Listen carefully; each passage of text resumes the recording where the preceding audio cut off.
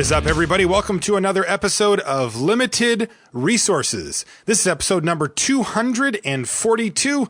My name is Marshall. I'm one of your Limited Resources, and joining me on the line, Brimaz. Some guy emailed us, Brian, and said, and he called me Marshmiss Titan and you Brimaz. Appropriately, I am a Windmill Slam first pick, and you're merely playable. Wow! But in the right deck, I'm slightly above mediocre. Exactly. And moving upwards with every week. All right, so you guys know the drill by now. It's core set. Yay! We get to do a little M15 set review time. And these core sets have been getting better and better. I loved M14. I loved M13. M12 was pretty sweet. Going back, they've all been really good, and they've all surprised me at how fun they are. It turns out Magic, even in a little bit more stripped down form, is still super, super fun and super skill intensive. We're going to be taking you through all of the commons and uncommons from M15 in this set in an attempt to get you ready for the pre-release. Of course, the release events and subsequent drafts and sealed tournaments that you will be playing after that. Before we get into the nitty gritty on M15, got to talk a minute about cardkingdom.com. That's right. They sponsor this podcast, and they have for a really long time.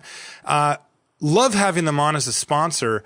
One thing that occurred to me a while ago. So Card Kingdom, they're based in Seattle, where both Brian and I live, and they're a big store here. In fact, they're building an even bigger one in the area as well, and a big physical presence. I mean, they're the biggest game store around physically and the most visible one as well. But also their website is huge, and they've been around for a really long time. I want to make sure that people understand that they're one of the big boys, right? We're not referring you to some, rinky-dink site that somebody made in their basement and, they're just sort of coming up with like their collection online or whatever. This is a big store that does a lot of volume. Yeah, it's a huge operation. They buy and sell tons and tons of Magic cards. And I get the sense that they're really focused on repeat customers. And the way that they show that is with the power of their customer service. Like if they have any issues, any problems, they make it right with you. And that's how they keep you. Not just a good price one time, but they really take care of you. They're a service, not just a store. I really like to look at it that way. But they have a giant selection, and they pay really good prices when they buy cards as well. You can get a 30% bonus if you sell cards to them if you take store credit. And I noticed if you subscribe to their email list, you get once a week you get a little email, and they have promotions in there. And this week the promotion is Journey into Nyx Fat Pack for $24, which is the lowest price I've ever seen a Fat Pack go for. That's insane. For a new set. That's incredible. They said that's at cost. So, and if you want that box and you want that guide and 9 packs as well and the spin down, $24, you can't beat that. Yeah, that's great. And you'll get deals like that in their newsletter, and also content. Like they'll have deck lists in there, some columns, some artwork. It's actually a really nice little newsletter. But whether you like the newsletter or not, the website is great. Cardkingdom.com. They have everything you may need, a lot of sealed product. They buy plus 30% if you're going to trade your stuff in. They have high buy prices anyway. And of course, you can just get cash for your cards if you want as well. And you can even buy a bunch of packs to draft with your friends, which is sort of what I would recommend. All right, guys, check out cardkingdom.com. Let's move on now to our main topic. No fussing around here. First things first, though, Brian, before we start actually talking cards, I want you to run over our grading system for people that maybe aren't familiar with it yet. All right, so we're going to give each card a letter grade, and it's similar to the way that you would get graded in school, at least if you grew up in the United States. So if you get an A, you're just like a stone cold bomb. You're going to be one of the best cards in the format. A B is a card that strongly makes you want to play that color. A C is a card that is mostly filler for your deck. So when we're talking uncommons and commons and limited, there's going to be a lot of C's. D's are cards that I consider playable, but I would prefer not to play. And an F is a card that I don't see myself ever casting over the life of the format. God help me. And then within each letter, we're going to give pluses and minuses just to give a little more granularity to the grades. God help you indeed, Brian Wong. As put on your seatbelt, kids. This is a big old core set, and we're going to be plowing through every single common and uncommon in the whole set. Remember, common as uncommons are what dictate the the archetypes that you can play, the type of decks that you get to draft, which colors are best, which colors are worst, is again a function of the uncommons and commons in those colors, not of the rares and the mythic rares, because those don't pop up that much. These are the cards that matter. These are the meat and potatoes of an entire set. That's why we start off with them. Deep breath. Mm-hmm. All right, let's go. We're going to start with blue this time. We're going to be just going in alphabetical order of the commons and uncommons together. And the first one is Aeronaut Tinkerer. It's 2 and a blue for a 2/3. Now, the first thing that I'm going to mention here is that we're going to be using something called the vanilla test, and we're going to use it a lot. And the vanilla test is a very simple comparison of the power and toughness of the creature to the converted mana cost, or actually to the actual mana cost. And what that does is it gives us a baseline. We know that if we see a 4/4 for 3 mana, that there's probably going to be a drawback on that card, and we need to start adjusting, well, how bad is this drawback? We know that if we see a 1/1 for 5 mana, that there's going to be some serious upside with that card, and we really have to figure out what our expectations are. So for a card like Aeronaut Tinkerer, 2 and a blue for a 2/3, that's pretty good, right? I mean, that's about what we would expect. That's a very reasonable starting point. Exactly. Now let's see what it says. It's a human artificer at common. It says Aeronaut Tinkerer has flying as long as you control an artifact. Yeah, so when I see that kind of tips me off, and I look through the spoiler, and I see that blue and red both have a minor sub-theme, which is controlling artifacts matters. Interesting. Right. There's a little sub-theme going on there. So if you take some Tinkerers early, you're going to want to pair that with red. As we said on the vanilla test, a 3 mana 2/3 is already very playable in limited. That's probably like around a C, kind of just an average card. But that nice little flying bonus, let's say you get up to 3 or 4 artifacts in your deck, that's going to have flying, I don't know, about half the time. That's going to be pretty useful, I think, for you. And now all of a sudden that's a pretty efficient creature. That would be maybe somewhere in the B range. But, as it is, it's conditional. So I would give Aeronaut Tinkerer like a C+. I think it's a solid card, and even if you don't have that many ways to give it flying, it's still going to perform for you. Yeah, I would give it because I think what you did is you sort of took the average. I think it's like a C or a B-, right? Like it's like if it has the flying, it's a B minus. If it doesn't, it's a C. And one thing I wanted to mention before we move on to the next card here is that ability that Aeronaut Tinkerer has is why we used the vanilla test originally. Right. Because people will often look at that and they'll be like, if I don't have an artifact that doesn't have flying, this card sucks. Right. But if we erased everything in the text box and just said 2/3 for 3 mana, that's actually okay. Like you can run that in your deck and not be embarrassed about that at all. And that's really important to remember, is that ability is what we call gravy. It's free. It's just, sometimes it's got this upside of being a flyer, and maybe you even build your deck around it and get a bunch of these. It is a common. So, yeah. All right, moving along. We've got M15 Pathmage, 3 and a blue for a common and this one's a 3/2. Not a great score on the vanilla test for that card. No, it's kind of what we would expect for a blue creature, but one of the baselines for 3 and a blue that comes to mind is a Snapping Drake, right? A 3/2 with flying. So let's see what this Salamander Wizard has. It's got 2 and a blue. So it's got an activated ability. You can pay 2 and a blue to make target creature can't be blocked this turn. That is pretty nice and very affordable. Like, I'm not going to be spending a lot of mana early in the game, but, reasonably, you get to that mid to late game, you can fire that off 2 times in a turn and do some serious damage to your opponent. Yeah. Remember, you can target the M15 Pathmage itself. So that's one way to, even if you don't have any other targets, you can do it. I could see this being paired with green as well, right? Like the kind of classic blue-green list where you get to play some big fatties at 5-drop and then untap, play your 6th land and get in with your Amphin Pathmage and your big fatty, give them both unblockable and kind of say, you're dead next turn unless you do something here. Right.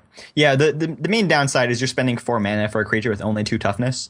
So it's going to have a really hard time fighting, at least early in the game, because you're not going to want to start spending mana right after you play it, most likely. You're going to want to keep developing your board. But, I mean, this is a pretty strong win condition. This is going to close out a game real fast. Yeah, I view this as a late game card for sure. And, of course, as a 3-powered 4-drop, if they don't have anything good on the blocks, it does get in a couple of times potentially, too. Yeah, and blue in this set has a lot of tempo plays. It's going to have a lot of ways to keep your opponent's creatures locked down or back in their hand or whatever. So you may just be able to get in some free attacks without even having to activate it. I like this card. I'd give this card a B-. Yeah, I'm right there with you. Amphin Path Mage B minus. Now, I'm going to be careful to make sure that my 2 and 3 drop creatures are going to pull their weight in combat, so the Path Mage isn't going to be fighting too much, if possible. Yeah, it doesn't fight that well in creature combat. Next, we've got Chrono Stutter. Really cool name. I'm going to read you the text first. Okay. And then we're going to talk about the cost and the speed and all that. It's a common, and it says, put target creature into its owner's library, second from the top. So that's pretty similar to a Grip Tide. It's like Grip Tide, right? From a card advantage standpoint, it's the same. But from a time standpoint, if that's a really good creature, they have to wait one more turn to draw it. So does second from the top mean that there's one card above it? Correct. I will never... Prediction. When we do the Sunset show for M15 and it's the card that you always had to read, Chrono Stutter. So with that being said, if it's Grip Tide like, right? Like getting that one extra turn may or may not be a big deal. It's probably not. It is an instant, so we don't have to, worry about, we can still do this as a combat trick or in response to a pump spell or an aura or whatever. But it costs 5 and a blue. It's 6 mana for Chrono Stutter. Yeah, Grip Tide is a pretty solid card. I would say you almost always play your Grip Tides. I'm not sure if I add 2 mana to that equation, I still am happy with it. I don't think it's a huge upgrade going one card deeper into their deck. That is helpful, especially if you're trying to buy time against a bomb to maybe draw into a counter spell or draw into your removal spell so you can deal with it later. But 6 mana just feels like a lot for this effect. It does for me too. It feels like a slightly better Grip Tide, but man, it costs a lot more. Right. Yeah, I don't like this card that much, to be honest. I think this falls down into the mediocre to bad removal category. And this is sort of what we'd expect from blue, but I would give this card like a D. Yeah, I think Chrono Stutter is a D as well. If you're really... have a sweet tempo deck, this could be like the last nail in the coffin for them, where it's just like you just lock them out of the game forever. But it just feels very overpriced. And usually when I spend 6 mana, I want to get more impact than that. Agree. All right, next is a Coral Barrier. It's 2 and a blue for a wall, and walls generally have defender. I think they probably all do. This one does. It's a 1/3 at common. Now, French vanilla test here. 2 and a blue for a 1/3 defender. Ugh. I've played worse things, but when I see those stats, I want a useful ability. Okay, so let's see what it says. It says, when it enters the battlefield, put a 1/1 blue squid creature token with Island Walk onto the battlefield. That's really strange. That's cool, right? It's hiding in the coral. Now, in the coral. Now, the thing is, if I were to now rewind and say 2 and a blue for a 2/4-ish, defender-ish creature. Now all of a sudden that's a lot better. Right. Now we're talking. Yeah, I like this card. I think it's sweet. Yeah. One thing that I've noticed just digging through this M15 spoiler is creatures with 1 toughness just get straight murdered. And oh no. Especially ones that live on the ground. It's so hard to attack. If you're trying to make an offense of 2/1 and 3/1 creatures, and your opponent plays a Coral Barrier, and they get 2 things that can block those profitably, you're so sad. Like, it's just, that's it. Your ground assault is done. So I think I'm going to downgrade everything with 1 toughness because stuff like Coral Barrier. Like, Coral Barrier is a pretty reasonable blocker if you're going to be trying to win the game through the air or through some other means where you can afford to have something that doesn't attack on your 3rd turn. And, worst case scenario, you can just chump block twice with it, against something big. Yeah, I've learned my lesson. Any card that gives you 2 bodies, even if they're both kind of mediocre for 1 card, and especially if it only costs 3, gets an upgrade for me. I think Coral Barrier is going to be quite strong in the right type of game plan. Yeah, and the token has Island Walk, and I'm not a huge fan of just 1/1 attackers, but hey, it's kind of free, right? I love that. Yeah, I love using Island Walk like this, right? It's like flavorful and it's sometimes relevant, but never game breaking. I think that's just great. All right. So what kind of grade did you give the Coral Barrier? I would give this a C+. Yeah, I gave it a C, but I do think it has a pretty good home. I think, if you're playing with flyers, you're going to want a couple of these in your deck. Yeah, you know how we always say, well, don't use 2 bad cards to try to make 1 good card. Well, this is like 1 card to make 2 kind of bad cards, right? It's like, It's better when you're going the other way. Yeah. All right, let's look at Diffusion Sliver. It's 1 and a blue. This is our first uncommon from blue, and it's a 1/1. Wah wah. It's a sliver, though, so if you've ever played with slivers before, you know that there's going to be some hive mind action incoming here. Whenever a sliver creature you control becomes the target of a spell or ability an opponent controls, counter that spell or ability unless its controller pays 2. All right, so we have a 2-mana 1/1. So there aren't that many slivers in M15. I think each color has one. So if we have a very limited amount of slivers, you know, it's pretty likely this is going to be our only sliver in play. If that's the case, this is really unexciting.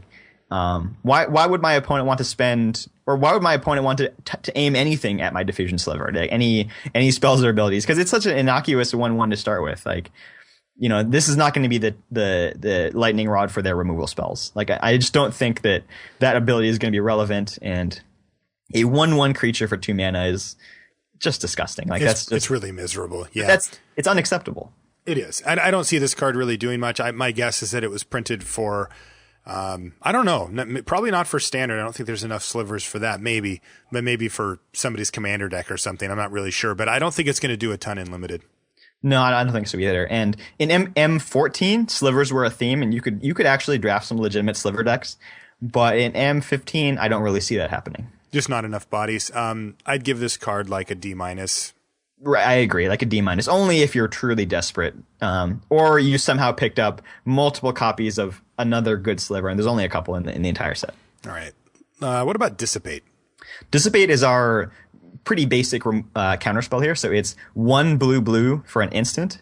Counter target spell. If that spell is countered this way, exile it instead of putting it into the graveyard. So it's basically cancel. Like, this is the most generic counterspell that you get nowadays. Just 3 mana, hard counter something. You know, in limited, this effect is, you know, usually okay, and not necessarily exciting. Right. And these, you know, we've talked about counterspells a lot on the show before. You know, these do not equate to removal. Don't make the mistake of thinking that, well, I've got a bunch of counterspells and removal. Those are two very different camps. The downside to counterspells being that if you draw them late in the game and your opponent has already deployed their threats, then you've drawn nothing. Right. Additionally, 3 mana counterspells are pretty clunky. You got to leave up 3 mana.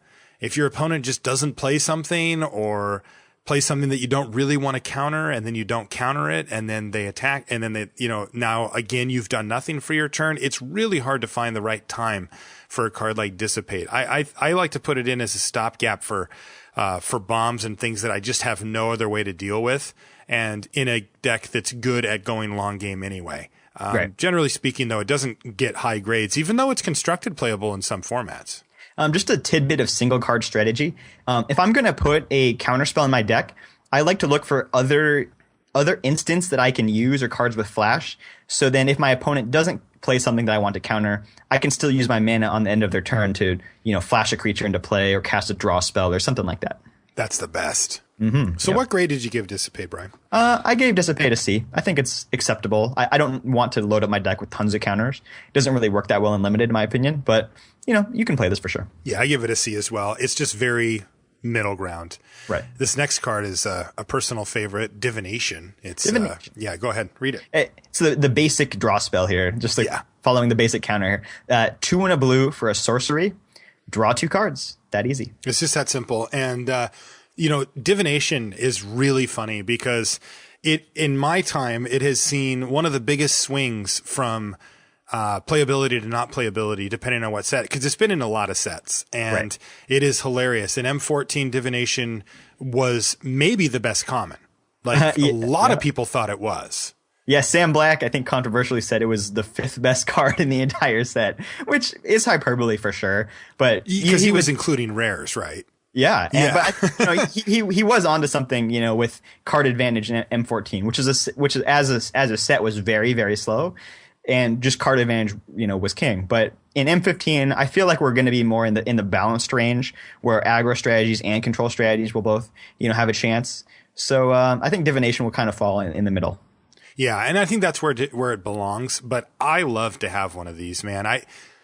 These things just help smooth out your draws. The fact that it only costs 3 and just a single blue means that even a clunky draw can play a Divination, as long as you're not getting like hyper punished. You know, you can find the land drops and the spells you need to stabilize the board even against a somewhat aggressive opponent. The downside to divination, and the reason why you don't just run 4 or 5 of them in every deck, is because it basically takes a turn to get the cards in your hand and you're not doing anything. So if you fall too far behind, you just won't ever find that gap to actually run out of divination and get the value out of it. Divination is one of the better late game draws, right? In a stalemate, when you've both got 8 mana on the table, you draw your divination. I mean, play it and watch what your opponent does. He will not be happy, right? It's a very miserable situation to be on the other side of.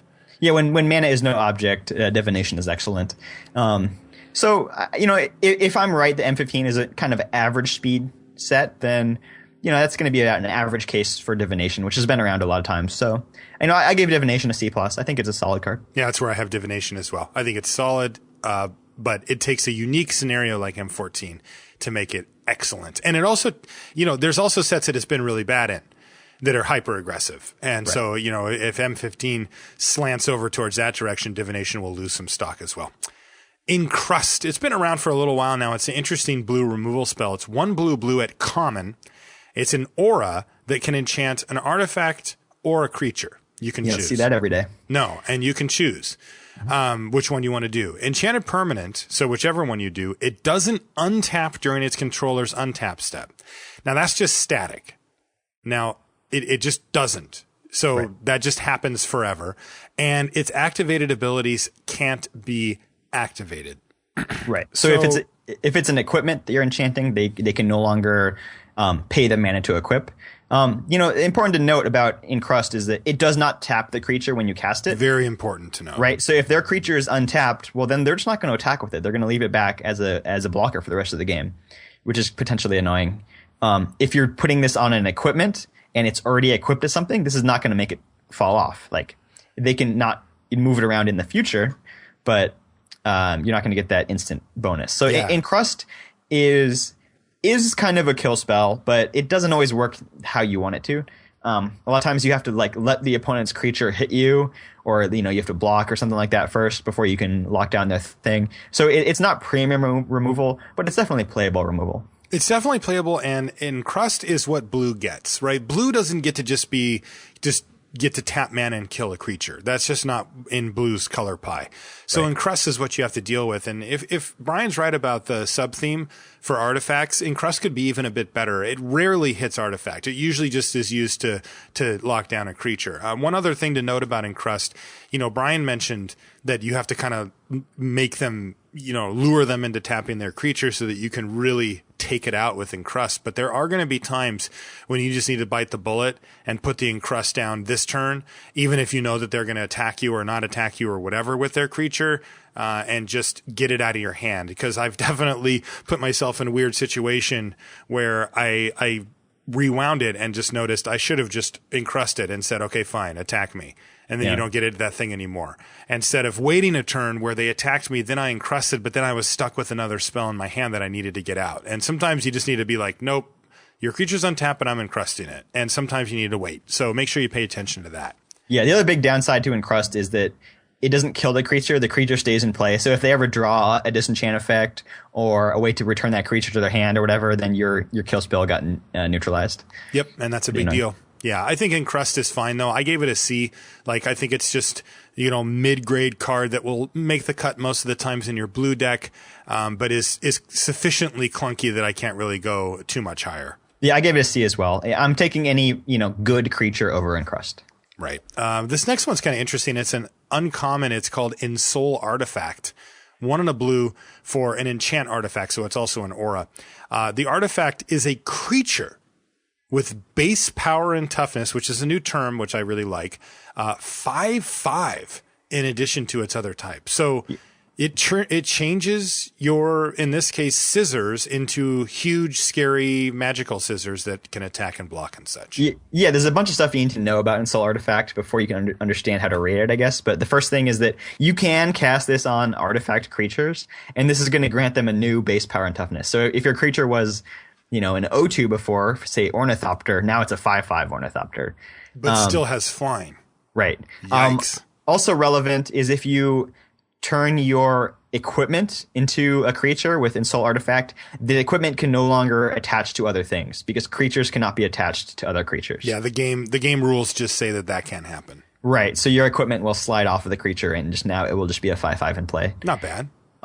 So, given that red-blue artifacts might be a strategy, and you might want to actually load up on artifacts, I could see this being a playable card, even though it seems very situational. It does for me too, but the one thing that really strikes me is that it's very cheap. It's only 2 mana, and that, as long as that artifact started play on your side, it has, it has haste speed, if you will, right? Like, boom, and hits for 5 now. It's like, whoa, wasn't planning on that.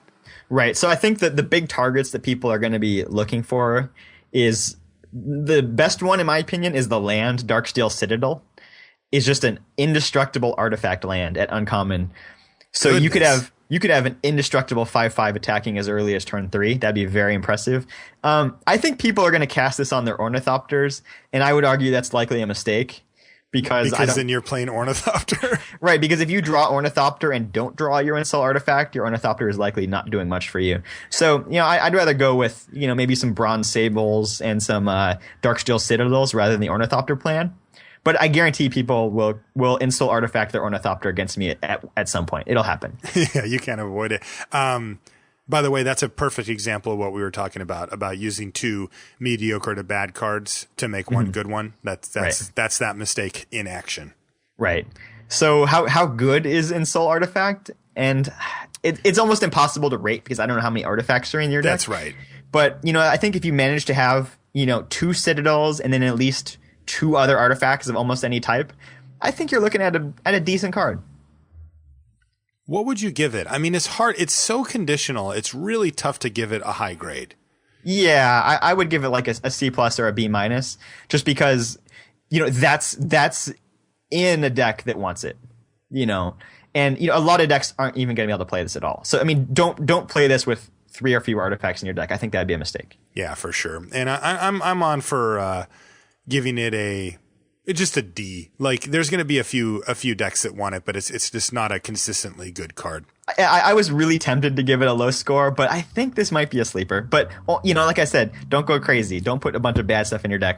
Only if you manage to pick up some Citadels or something like that. That's kind of low opportunity cost. Yeah, because I think the thing is, I think you're right, but it's going to be really hard to judge. It is, because for sure. When you kill your opponent because they're holding Insult Artifact with no artifact and they're just like, whatever, that never comes up, right? But then the time when they do put it on their Citadel and hit you for 5 out of nowhere, and you're like, wow, that card's really powerful, right? Yeah. So it's really tough to evaluate even when you're playing with or against it. It's going to be a great test for our results-oriented discussion, I believe. Yes. All right, this next one I'm super excited about, Brian. This is my kind of card right here, buddy. This is Frost Links. And people are calling it the new Mana War, and I'm not going to go that far, but it does have Mana War-like properties. It is 2 and a blue, and it's a 2/2, and it's a common, so that's all there.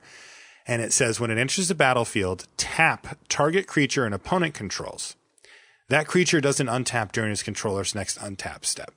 Yeah, so Frostlinks is awesome at just colding their blockers, as they say. It's sweet. Like, half the time, that's what Mana War does anyway. Right. So yeah, if you're using Frostlinks on offense, you get to lock down their blocker for 2 turns, essentially. If you're using Frostlinks on defense, you're only preventing 1 attack to yourself, which is still useful, but not quite as useful. So Frostlinks is really best on offense. But if you are on defense, it also just is a blocker. It is a blocker. That's right. Right. So, honestly, I would play Frostlinks in any type of deck, but I think it's best in a more aggressive, tempo-minded deck. Yeah, I agree 100%. I love this card. This is the front runner for my favorite card in the set for sure. I think it's sweet. Yeah, I'm giving Frostlinks I'm going to give it a B+. Okay. I was going to give it a B. I think B is probably fair, but I'm biased and I love these type of cards, so I'm going to give it a B+. Yeah, I think I can give Frostlinks a B. Blue looks very aggressive in M15, which is not always the case. But I think blue really wants to beat down, especially if it's paired with white, and you can get some sweet tempo decks. So I think Frostlinks has a lot of potential there, and I don't think it'll ever be a bad card. Yeah, I mean, I think my main basis for giving it such a high grade is I think I'm going to be first picking this card. Like, I think this card's first pickable. So, all right. Next, Fugitive Wizard. It's a 1/1 for blue mana, and it's a human wizard with flavor text. So on the vanilla test, it doesn't pass. And this is a tricky part about the vanilla test, because you'd think a 1/1 for 1, a 2/2 for 2, a 3/3 for 3, these all make sense. But the problem is a 1/1 does not affect the board enough, even if it was, heck, even if it's free. Like Memnite often didn't make the cut. Like, it's just not enough impact, given the fact that it takes an entire card, both in your deck and, of course, in your hand. Fugitive Wizard is an F. Yeah, I give it a D- because Sure. I could say if I really needed early blockers, I could pull this out of the sideboard. If I thought my opponent's deck was well matched up against it, like I just need to block a bunch of 3/1s. But I'm never main decking a Fugitive Wizard. It's garbage, and I would only sideboard it in an act of extreme desperation. Yeah, and I mean, and we can quibble about D- versus F, but I don't think we need to. Glacial Crasher. It's just huge for blue. It's 4 blue for a 5/5 trample. That's strange. Right? Like, did this get lost in the forest and find itself frozen or something? Glacial Crasher can't attack unless there is a mountain on the battlefield. Yeah, so because it's a glacier. Yeah, it has to slide down the mountain. Yeah. I just noticed that it doesn't have to be your mountain. It could be anyone's mountain. Yeah. So I mean, obviously it's best in a blue-red deck where you're going to reliably be able to attack. But, in that case where you just kind of need something beefy to block with, and the higher mana costs, there's a chance, 40% chance or whatever that your opponent is going to have a mountain in their deck. Sure. So this is a finisher. Yeah. I mean, this card is not great. Like, make no mistake. It's not great, but it does seem to serve its purpose. If you're in blue-red, especially, fine 6-drop. I mean, it's fine, right? Yeah. Like, I can't really say anything bad about it if you're in blue-red. Right. I'd say if you're in blue-red, that Glacial Crasher is like a C. Yes, it's like a C. And if you're in blue but not red, then it's like a D+.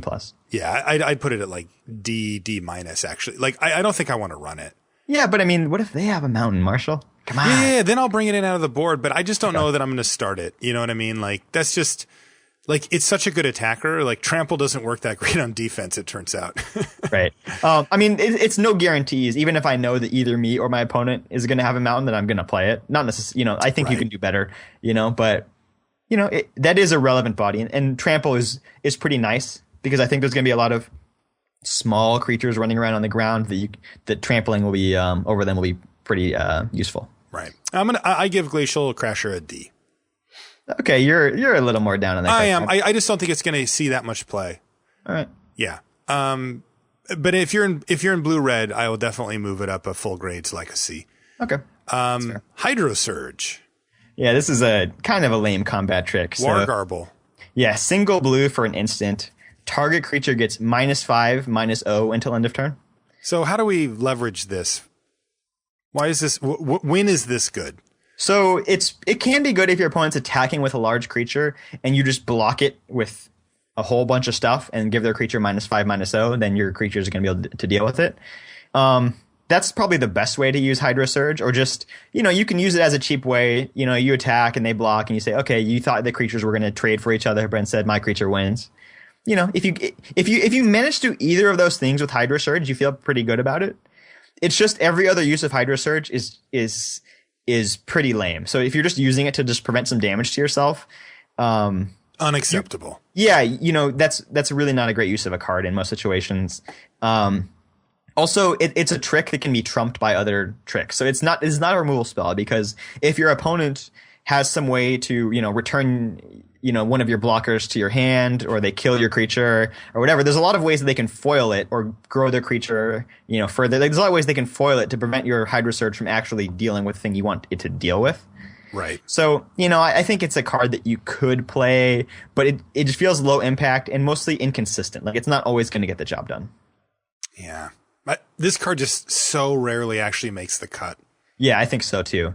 I think I wouldn't say it's unplayable. I wouldn't either. But if it's just hard, because if you draw it without other creatures, then you can't even cash it in for that card of value, because you don't have any ways to take down the thing that you're Hydro Surging. So a lot of times it's going to be a bad draw. I don't know. Hydro Surge, it's like a D, maybe 5% of the time it'll make my deck. Right. I mean, remember Lost in the Labyrinth? Hardly. Yeah, that was in Theros, and it was the same cost, but the creature got -3, -0 until end of turn, which is functionally pretty close. And it had Scry 1, and that card just never got play, right? And so, you know, and this is different as core set, but I think it's going to be the same story with Hydra Surge. It's just like I can make a case where this card could be good, just like anybody, but it also just doesn't make the cut. So yeah, I give it a D. Yeah, on the whole, it's just not reliable enough. Right. This next one's interesting. The artwork is really cool too. Illusory Angel. It's 2 and a blue for a 4/4 with flying. Yeah. So vanilla test, and in this case, French vanilla test, crushing. Like that is absurd, right? Like normally we pay 5 mana for that, and we're thrilled to do it. Right. Oh, yeah. Like we just can't wait to tap those lands and get that air elemental on the battlefield. What is going on here? Well, what's going on is you can only cast it if you've cast another spell this turn. Yeah. So this creates an interesting problem, you know, so you either need to have like a lot of cheap cards in your deck to kind of, you know, get it going, or you're going to have to hold it in your hand for late in the game. It could be a little awkward, you know, where you might be like, I really want to play my 2-drop, but I need to just wait a couple more turns to make sure my Angel's online. But you do get a pretty hefty reward. Like you actually resolve this Angel, and you're happy. Like almost on any turn of the game, a 4/4 is 4/4 flyer is a very good play on any turn of the game. So, you know, I'm not going to put Ornithopters in my deck to make it happen, most likely. But, you know, if I do have a couple of, you know, 1 and 2 drops in my deck, not necessarily creatures, but they could be anything really. This is pretty good. And if you do get stuck playing it on turn 6, it's not the end of the world. Now, I feel like that is the line, turn 6, right? Like if you've got some amount of 1-drops, a bunch of 2s and a bunch of 3s, you know, by the time you get to 6 mana, you could pretty reasonably be able to cast Illusory Angel plus something else. Yeah. If you've got a bunch of 4-drops and a bunch of 5-drops, or if your curve is weighted towards the top, I think the Angel gets a lot worse. Yeah, and also the problem is, you know, if you have an empty hand and you draw the Angel, there's no telling how long it's going to take you to draw another spell that's cheap enough to cast with it. Yeah, it's a sketchy card, this one. But man, you know, you and I are both very mana curve conscious, and I feel like this card rewards us. Exactly. So if you manage to get a couple of, you know, just cheap tempo beats, as I want to be doing in my blue decks in this set anyways, I think this is a reasonable way to, you know, cap off your curve. What upside too, man. Mm-hmm. How would you like playing like Divination into 6th land Illusory Angel or something like that? Just boom. Yeah, I'd be stoked about that. Yeah. So what did you give it? I gave tough one to judge. 3 Angel a B-. I think it has a lot of potential. I just think it, you know, sometimes it's going to underperform. All right. Well, I didn't have a grade for this, but B- sounds right. Yeah, like the upside is so high, and it's not asking that much, but man, you can't, like I could never give it a B. It's probably a C+ or a B-, and I'm going to be hopeful and give it a B- as well. I think I'm going to give this card room for growth, but we'll see. Like this is one where you gotta play with it, because we don't see a lot of cards that have this type of effect on them. That's right. All right, Into the Void is next. It's another uncommon. It's 3 and a blue for a sorcery, and it says return up to 2 target creatures to their owner's hands. Yeah, this is a tempo blowout. That's a blowout right there. Yeah. Yeah. So if your opponent, you know, spent their, you know, 3rd and 4th or 4th and 5th turns, you know, playing, you know, big blockers to help stabilize the game, a game that maybe you were a little bit ahead in, and then you Into the Void both of those creatures back to their hand. And if you have like maybe a Frostlink left in your hand or something like that, like they're done. Like that's it. They're done. Yeah, we're done here. Yep. Yeah. Into the Void is like the perfect card in the blue-white tempo deck that I want to draft. Now talk about Into the Void on defense. Yeah, it can buy you time, but unfortunately, you know, doesn't really get you anywhere in the long run. So, you know, I think Into the Void is a lot better in an aggressive deck than it is in a control deck. You know, it can potentially help buy you time. You know, probably in a control deck, I'm more using it to, you know, clear away auras from their creatures or kill token creatures or something like that, because you just don't get any lasting effect from Into the Void on defense. That's right. Now, remember also that a couple of things to remember. A, it's a sorcery, so don't try to do the thing where they're like attack with my 2 guys and you're like Into the Void them both. Whoops, I'm dead, I guess. Don't do that. And then also it's up to 2. So you can just return one if you need to just return one, you can do that. And then last but not least, you can also return your own creatures if you need to, right? Like maybe they cast a 6-drop and you've got a guy that's been encrusted the whole game. Bounce your encrusted guy, get that encrust off of there, and bounce their 6-drop and get yourself back into this game. Yeah, pretty useful. So it's just a very powerful effect, though it does require the right circumstances. It's not one of those cards that's rawly powerful, right? It has some setup costs that it needs to it, but once you pay that relatively easy setup cost, Into the Void's really strong. Yeah, and I want Into the Void to be in a creature heavy deck. I want this to be one of my few spells. Yeah, because I think in a deck with few creatures, like 12 creatures, Into the Void is no longer that great because it's hard to press your advantage. But in a deck with like 17 creatures, Into the Void is like the perfect spell. Yeah. Okay, so I gave Into the Void like a B. I think it's really gave it a good. B too. Yeah, same thing. Yeah. All right, this next one's not going to get a B. Spoiler alert. Invisibility, which I believe was an alpha. It was. Yeah. Blue for a common enchantment or enchant creature. Enchanted creature can't be blocked except by walls. Now, basically what we have here is a flavor home run, right? Like you read it, you're like, so what would an invisible creature be able to do? Well, it could run by other creatures, but being invisible doesn't mean you get to just climb up huge walls or walk through walls, right? So I love it. That's cool. Unfortunately, it's just not very good.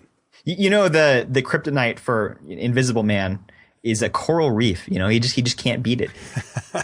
It's true. Just like the whole world, but just if there's one coral reef out there, he's stuck. Yeah. So invisibility, even though it grants a pretty nice, it basically makes a creature unblockable, it's still not worth a whole card, right? Most of the time, no. I'd say invisibility for me is going to be a card that I would mostly prefer to be in my sideboard. And then mostly in against decks that aren't going to be able to interact with it. So decks that don't have removal. Because if you cast removal on their creature with invisibility, you just got a 2-for-1. It's also, it doesn't grant any additional power or toughness. So, it doesn't put any more pressure on your opponent, per se. Because it's like, okay, if you put this on your 2-power creature or whatever, it's like, all right, that's fine. You use 2 cards that each deal 1 damage to me a turn. Like I can live with that. Yeah. It's just not that bad.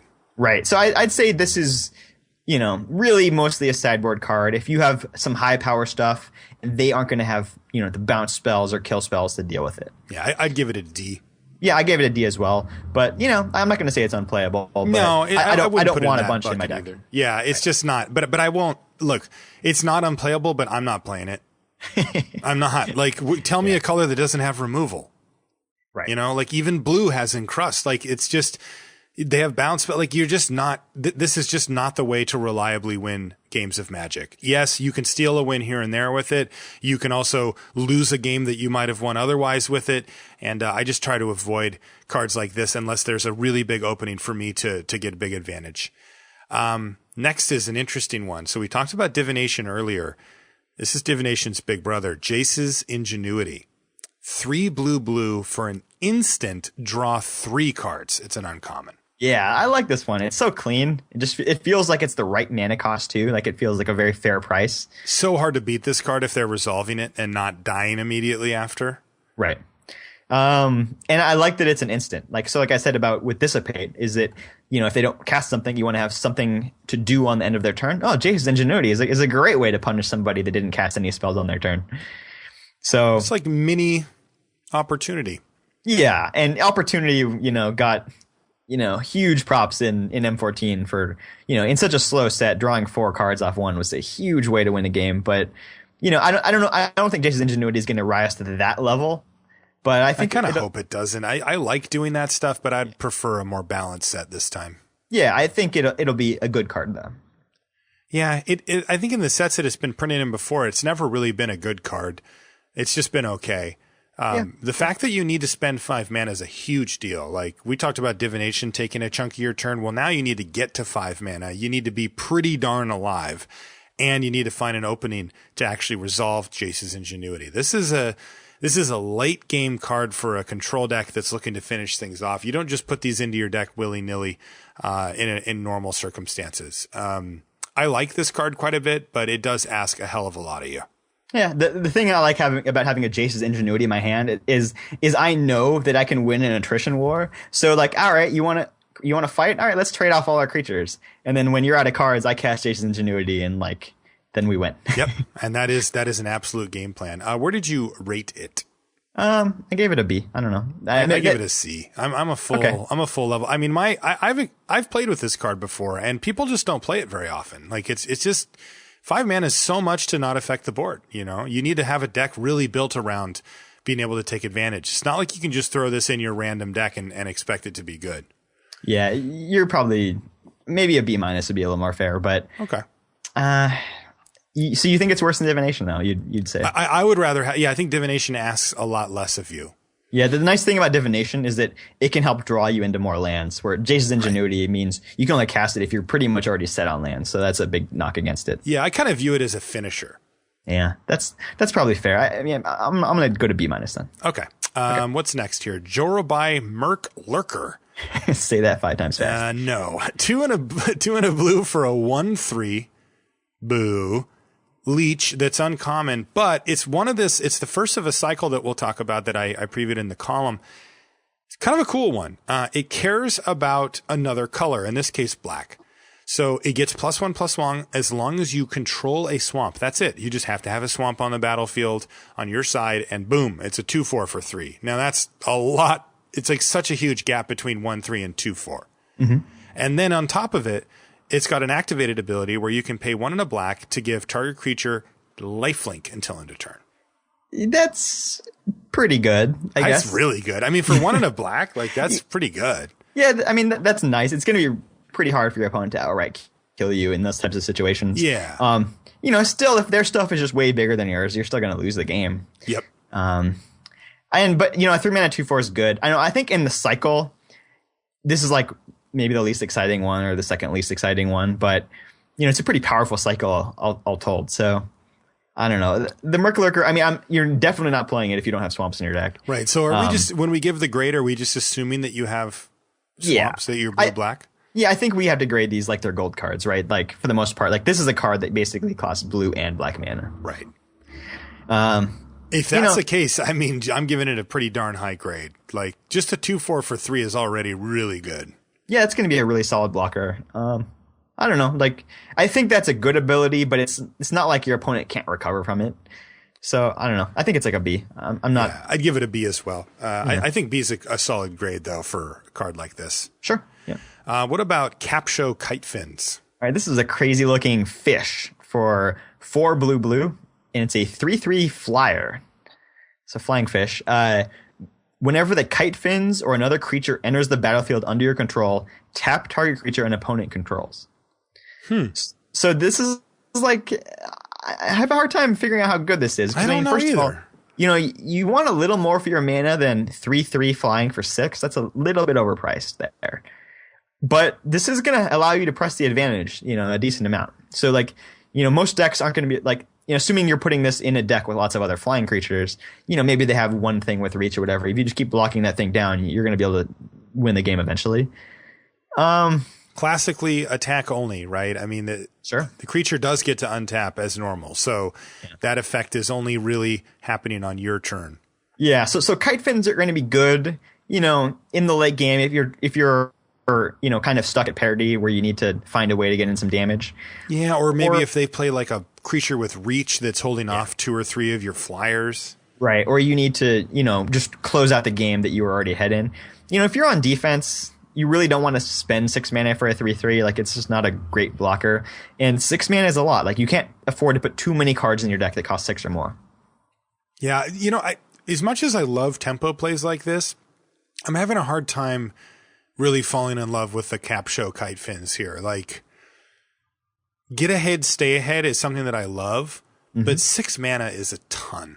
It is. Like, compare this to the Frostlinks, and it's just ridiculous, right? It's like so much better for the 3 mana to have that flexibility to cast it on turn 3 or, you know, cast it and something else later on. These Kite Fins, I feel like you make them 3 blue, and now you got a powerhouse, you know, a real strong 3/3 flyer with a nice side ability. But as it sits, not sold on it. I do want to try them out, though. This could be one of those things where they just fit that niche that you need exactly to get in for lethal a lot of the times. Yeah, I think I'm going to look for the kite fins as a way to top my curve in an aggressive deck. I think they'll pull their weight just fine in an aggressive deck, because for those decks, if the game gets to a situation where you need to be blocking, you're probably in bad shape anyways. But I think the kite fins will help you close those games out fairly reliably. I think so too. But if you're playing a control deck, you want to play something with your with 5 or 6 mana. It's going to come down and hold fort for you and be able to block really well. And I don't think the kite fins does that effectively. So no, I gave kite fins like a C. Which is weird because like 10 years ago, this card would have been insane. Yeah, no kidding. I give it a C also. Yeah, I think they've balanced out the game a little bit more to give aggro strategies a little bit more life in limited. All right, let's keep it moving here. Military Intelligence is 1 and a blue for an enchantment. It's an uncommon. Whenever you attack with 2 or more creatures, draw a card. This has a lot of potential power, like no doubt about it. If you were in a situation where you could already attack reasonably well, it's going to be so hard for your opponent to come back from a military intelligence, in my opinion. Yeah, this is another get ahead, stay ahead / the rich get richer type card. Somewhat. On the other hand, it's just like if you just have some kind of lame things with maybe high toughness or whatever, or just some random tokens that you're not that thrilled about anymore, you can just cash those in for a card. The interesting thing about military intelligence is that it doesn't help. You know what I mean? Like it itself can't attack. It doesn't trigger itself, right? It's like sometimes you needed that military intelligence to be that creature that could attack, and instead it just sits there and doesn't do that. Right. So again, like I said about the Into the Void, this is going to be a card that performs best in a deck with lots of creatures. If you have 12 creatures in your deck, you should not play military intelligence most likely. I think this card has a lot of potential, though. I really do. It's not that hard to trigger this card, and even in a game where it's it's kind of back and forth, or you're kind of just sitting around, you're going to be able to get some cards back from this really easily, and it's only 2 mana. So I have a feeling I'm going to give this a higher grade than you. You definitely are, because I'm not that high on it. Look, this is my kind of card. I love cards like this, but this is just not. Like, what about blocking? Have you ever played a game of Magic where you blocked? Yeah. I've done that too. If you're on defense, this card does basically nothing. I mean, this card needs such a specific circumstance and deck to make it really shine.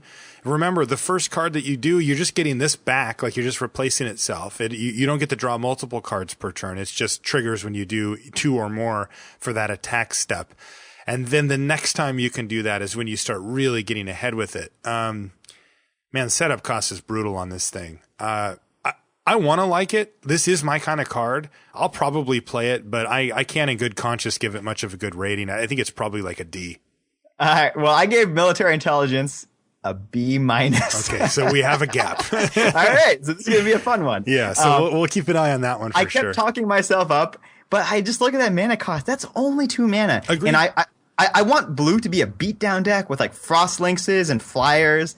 And in those types of decks, it feels like, like, I don't know if you played like Ophidian or Thieving Magpie or whatever. Once you connect the first time, it's so easy to keep connecting because you just draw more spells that enable you to attack. And I feel like that could work with military intelligence, where you just find more bounce spells, more lockdown things, more removal, whatever, and they're not going to be able to stop you once you get going. But it only works on offense, but I think it just creates such a snowball effect that could be hard to overcome. All right. I'm going to leave you with one comparison, and then we're going to move on to Mind Sculpt. Sure. Just compare it to Divination. One of them costs an extra colorless mana. That matters, right? But it also just for sure gives you 2 cards, whether you're behind or whether you're ahead. You can't get more. Right. But like, honestly, if you're attacking with more than 2 creatures, draw a card off military intelligence, attack with 2 or more creatures, draw a card off military intelligence. Like, you just attacked with 2 creatures twice in a row. Like, you're way ahead anyway. Maybe your creatures have small power. But here's the deal is, after your opponent casts the divination and you kind of deal with it and get the game back to parity. If your opponent draws 2 cards of military intelligence and you get the game back to parity, they still have military intelligence in play, which is representing a big threat for you going forward. So it does matter. I just think, man, this could provide good inevitability in an aggressive deck. Okay. Let's check out Mind Sculpt. Oh, it's back. 1 and a blue, sorcery, common. Target opponent puts the top 7 cards of his or her library into his or her graveyard. I'm not going to go too deep on this set this time, but I just want to say you're only putting Mind Sculpt in your deck if you're all in on milling your opponent. There's no value milling. Like, you're either saying, all right, I want 7 Mind Sculpts in my deck, or I want 0 Mind Sculpts in my deck. I'm not just putting 1 in my deck, because that's not going to have any effect. Because exactly, if you don't remove their entire library, you basically gain nothing. Yeah, I think the one way to view it as well is if you have Mind Sculpt in a deck in which you have creatures that can and will be attacking, you're doing it wrong. Right. Yeah. So basically, if you're going to build a deck that wants Mind Sculpt, you need to be very defensive, and you need to have a lot of Mind Sculpts. Now, the problem with that is that Mind Sculpts don't help you defend yourself, because they don't they don't deal with anything that's in play. They don't prevent your opponent from casting stuff or whatever. Yeah, the reason I like that this card exists in the set is because other people played against me sometimes, and I'm like, sweet. Right. you just like basically ripped up a card, spent 2 mana, and did nothing.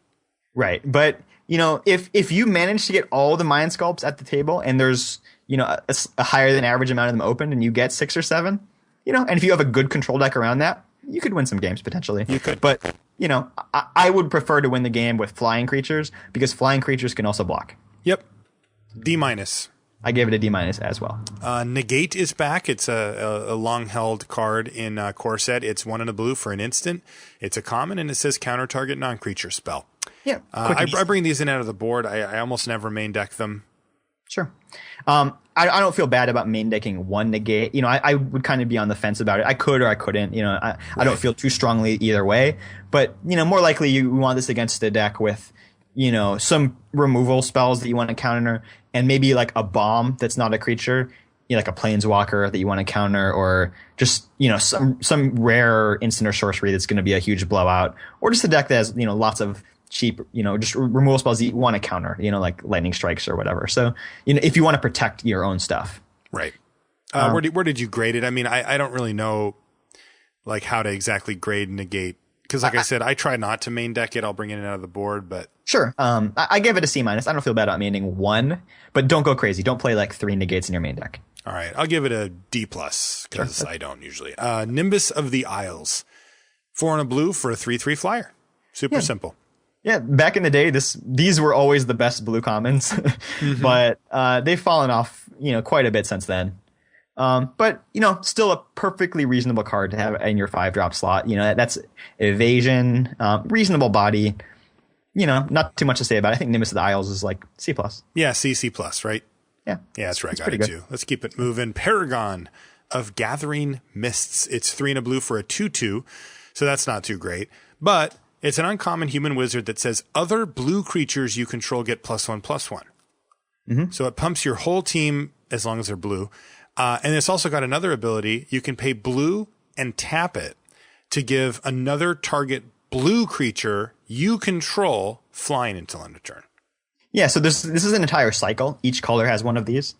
They all pump their own color, and they all tap and spend mana to give an ability to the creature. This is kind of an unfortunate ability because a lot of the good blue creatures already have flying. Yeah. But, on the other hand, you have Frostlinks and stuff like that, and you don't necessarily want to be attacking or blocking too much with your Paragon because you'd rather keep it out of combat. To me, the Paragon is interesting because in all of them, they actually feel more like an enchantment, right? It's like pumps your blue creatures and has a blue ability or whatever. And then it happens to be a 2/2 as well. Yeah. If you absolutely just need something to attack or block, you can use it. I think this is one of the worst ones in the set, although I think they're all strong. Okay. So where did you grade Paragon of Gathering Mists? I gave this one a B-. But I'm going to give some of the other ones a much higher grade.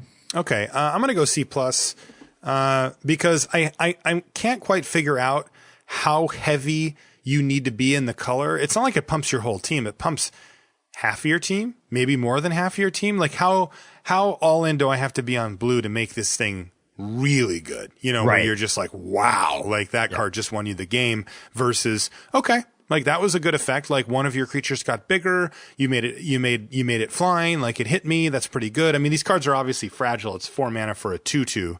So if your opponent wants to kill it, they probably can. Interesting stuff. Yeah. I'm really curious to see what a normal deck looks like if you can skew it over towards that, or if it just ends up pumping maybe 1 or 2 creatures when you play it. Yeah, one of the things about blue is that blue usually has low creature density, whereas colors like green and white have higher creature density. So that just makes, a lot of times blue is more of a support color in your deck rather than providing the bulk of your creatures. So that's really going to limit this Paragon. But I do think they're all going to be pretty decent. Okay. Peel from Reality's next. It's 1 and a blue for an instant at common. Return target creature you control and target creature you don't control to their owner's hands. This is an interesting bounce spell, but you can't just use it for pure tempo. You have to have... This is more of one you're trying to get the blowout somehow. Oh, yes. Right. So in response to your opponent trying to kill your creature with some kind of kill spell, you peel your creature, which you might have been wanting to do anyways, but you get the side effect of getting to bounce their creature. Just as a kind of a tempo bonus. And it's a big tempo bonus. Absolutely it is. Or the situations where it's like, okay, I wanted to bounce my opponent's creature, but I can also reuse my own creature that has a comes into play ability. Something like that. Links, you're right. Yeah, like Frostlinks or Coral Reef or whatever you want to do. So Peel from Reality has a lot of potential. It's a card that has a pretty high variance from how good it is from game to game, but usually you can find something fun to do with it. And it's cheap. I like it that it's only 2 mana. Absolutely. This is pretty easy to keep open if you just need to, protect one of your important creatures. 2 mana is not a huge ask. Yeah, I've seen people do simple plays too, like their opponent's attacking them and they just block something, bounce their biggest thing, and then bounce their blocker back to be able to replay it. Like that happens all the time. That you can use it to kind of fog your opponent out for a turn or whatever. There's a lot of flexibility with Peel, though. You do need a target on either side. Yes. That's really important, because if you try to just say, well, I'm just not going to bounce one of my guys, that doesn't work. Right. That's the thing, is you have to return your own thing and you have to return their thing, which could also be relevant. If they're trying to pick off one of your creatures with removal. The thing that Peel from Reality is going to return to its owner's hand more than anything else is Frostlinks. So many Frostlinks are going to be reused with Peel from Reality. God, that's nasty. Thousands of them, across the world. Especially because you can even do it in the same turn, right? Oh, easily. It's only 5 mana for that combo play right there. And that combo gets 2 of their creatures out of the way. Yeah. So I gave Peel from Reality a B-. I think it's a pretty nice utility spell. I like it too, B-. All right. Quickling, what does that do? This is a Fairy Rogue for 1 and a blue. It's a 2/2 creature with flash and flying. Wow. So that sounds great already, but it's got kind of a weird ability here. So when Quickling enters the battlefield, you have to sacrifice it unless you return another creature you control to its owner's hand. So this is both a drawback and an upside. Sometimes it's going to be a drawback, sometimes it's going to be an upside. So, ideally you're using it to either reuse a Frostlinks or something like that, or to save your own creature from removal. And as a bonus, you get a 2/2 flyer in play, which is a pretty nice reward. Huge, Yeah, for finding a nice situation to do it. Or, worst case scenario is you can kind of just use this with another cheapish creature and just pay. You're kind of playing an overcosted flyer in that situation, which is, you're going to do that sometimes as well. Now, the hard part about this card and evaluating it is that it's just not a 2-drop. Right. Yes, it does cost 2 mana, but you just can never, basically never just play it on turn 2. Yeah, almost never. So, this is really interesting, but for a card that is situational, you get a big reward. If you counter their removal spell and you get a 2/2 flyer, that is a very valuable 2-for-1, because you get 2 things that had major impact, which is countering a removal spell and getting a useful evasive creature. That's hard to recover from for your opponent. Yeah, and the same play that we mentioned with Peel from Reality. Sure. You can block with one of your creatures, then play Quickling. Yep. Put it back to your hand. Maybe it has an enter the battlefield effect. Maybe it doesn't. But there's a lot of shenanigans that you can do with Quickling. It's just you have to remember that it doesn't happen. These things don't happen until later. Yeah. But this, like I said, for a situational card, you need the reward for it to be very high when the situation does come up, and I think it's there on a card on Quicklink. So I think Quicklink is actually an excellent Magic card. Do you really? I do. I think it's at least a B minus and maybe even a B. I think it's very good. Oh, interesting. I was going to give it a C plus. You might be convincing me here. There is one downside to it, which is if you're just trying to cast it with one other creature in play, and they kill that creature in response, then Quicklink comes into play and just sacrifice it. Like, you just get screwed in that situation. Yeah, so, like, what about that? That's bad. That's bad. I'm gonna go C plus on Quicklink. All right, it's tricky. Yeah, I'll probably go. I'll stick with a B. I think this is a good card. Okay, we'll keep an eye on Quicklink as well. Definitely see some potential there. Research Assistant is a 1/3 for 1 and a blue. It's a human wizard at common, and it's got. Jeez, is this where we're at, Brian? 3 and a blue, tap, draw a card, then discard a card. So if you want to loot in M15, you got to pay 4 mana and tap this thing. Yeah. So what in the heck? Yeah, this is no Sigiled Starfish. However, as we found, Sigiled Starfish was an excellent card. And heck with Sigiled Starfish, what about Merfolk Looter? This is a 2 mana looter that costs infinite. Right. So the way that I want to look at Research Assistant is primarily as a 2 mana 1/3, which if you just need a couple of 2-drops in your deck just to shore up your early defense, that's a reasonable body for that job. Yeah. But usually the problem with cards like that is that if you draw them on any turn other than 2, you're very unhappy about it. And at least if you draw a Research Assistant in the late game, it actually has some potential. It's actually going to do something good for you. Yeah, that's true. And you do love that, and I do too, right? That flexibility of being an early play and having some impact late. Yeah, and I made the mistake of really underestimating that side of in M14 gnawing zombie or whatever it is, the black 1/3 for 2. That gives you something back. Where I just look at both halves of the card and I'm like, the body's not that great, the ability's not that great. But if you actually say like, okay, the cost for putting this in my deck is not so bad because I needed a couple of 2-drops in my deck anyways, and in the late game it actually does provide useful advantage, I think this card's actually fine. You're probably right. And the problem is that, I'm of course immediately comparing it to Merfolk Looter. Right. And this is way far off from a Merfolk Looter, but this is a brave new world that we live in, and we don't get Merfolk Looter like that. And I think everything you said is true, Brian. I think this card's actually decent. Yeah, I gave Research Assistant a C. I think it's actually fine. I give it a C as well, and I'm a little disappointed and bummed that I have to do that, but there it is. Statute of Denial is 2 blue, instant counter target spell. If you control a blue creature, draw a card, then discard a card. I'm just going to say no. I'm not saying that there's no spot to play it, but generally speaking, 4 mana counter spells are kind of when you cross a line where the format has to be some kind of ridiculously slow format to make that a thing. Right. I think, if I'm going to play a very, very expensive counterspell, it's not just for value to counter whatever they're doing. It's because they have some specific, very expensive card in their deck that I just can't beat. There's 9 mana, destroy all of target players' creatures. And it's like, okay, if they have that in their deck, I may look to, bringing in one of these out of my board. There you go. I'd much rather have something like Negate. But, the Statute of Denial, at least, does provide some long game power by allowing you to loot when you cast it. That's not nothing. It's something. But, overall... Sometimes loot when you cast it. Sure. Yeah, you gotta have a blue creature, too. They couldn't just give you a loot. Yeah, so, you do gain some advantage in a longer game. If you're both playing off the top and you cast this, it's a little bit better than average. Yeah. So but generally speaking, I don't think we're going to see this in the main deck of many decks. No, I gave Statute of Denial a D+. I think it would be not in too many main decks. Yeah, I'm going to give it a D. It's just for me, it's a textbook D. It's not a card I'd want to play, but occasionally it makes it in. Yeah, I think that's fair. Turn 2 Frog.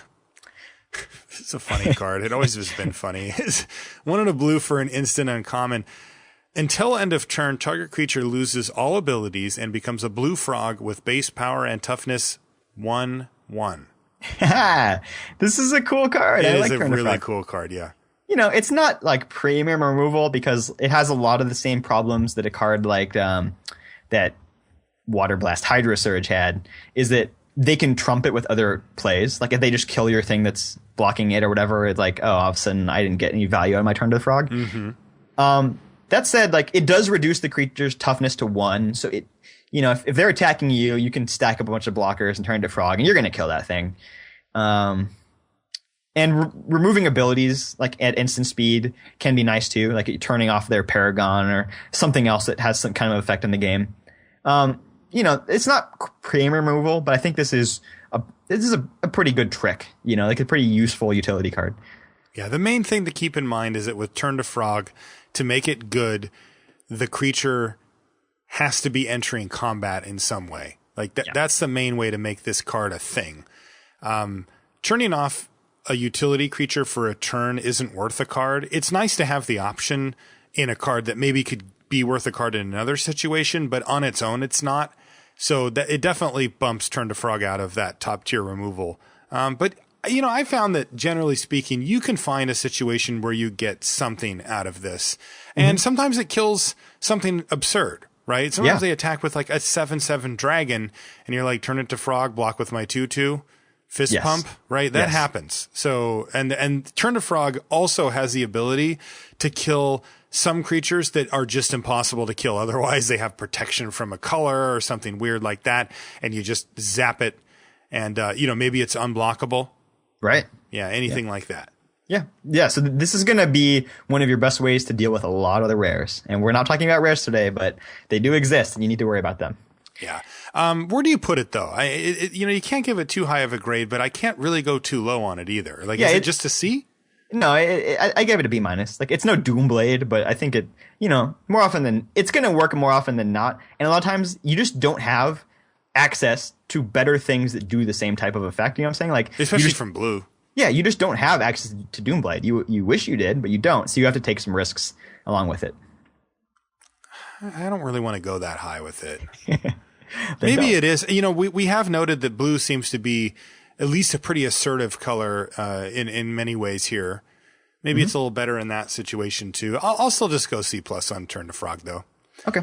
I have high standards for, air quotes removal spells, and it doesn't meet a lot of those. Well, you're going to have to lower your standards if you want to live in post Theros, post M15 Magic, Marshall, because removal is really taking it in the shorts. I know. I wrote about that in the column for next week actually, and basically I still view the world under the same thing because they will occasionally give us really what we used to consider premium removal, but it changes the lens under which you view the whole set. Right. Void Snare is blue for a sorcery. Now, put a little asterisk next to that. It's a common. It says return target non-land permanent to its owner's hand. Yeah, so this is a very cost-efficient way to do something, but you lose a lot of the utility by having it be a sorcery. You just can't use it to counteract removal spells. You can't use it to foil when they double block your creature to bounce one back to their hand. If you're beating down or you're using it to like remove auras, then it's okay for that. But for the most part, other than that, like it's not very good. Right. I mean, think of, what was it? Silent Departure? Yeah. Like you use that in a beatdown deck just to get something out of the way. This doesn't have flashback or anything, but I think that when you're trying to kill your opponent with small creatures or when you're trying to keep them off balance with flyers and some small blockers, I think Void Snare is going to see some play. But you lose a little bit too much utility for the reasons you stated, Brian, to keep this like in a really good spot. Yeah, I don't think it's that great.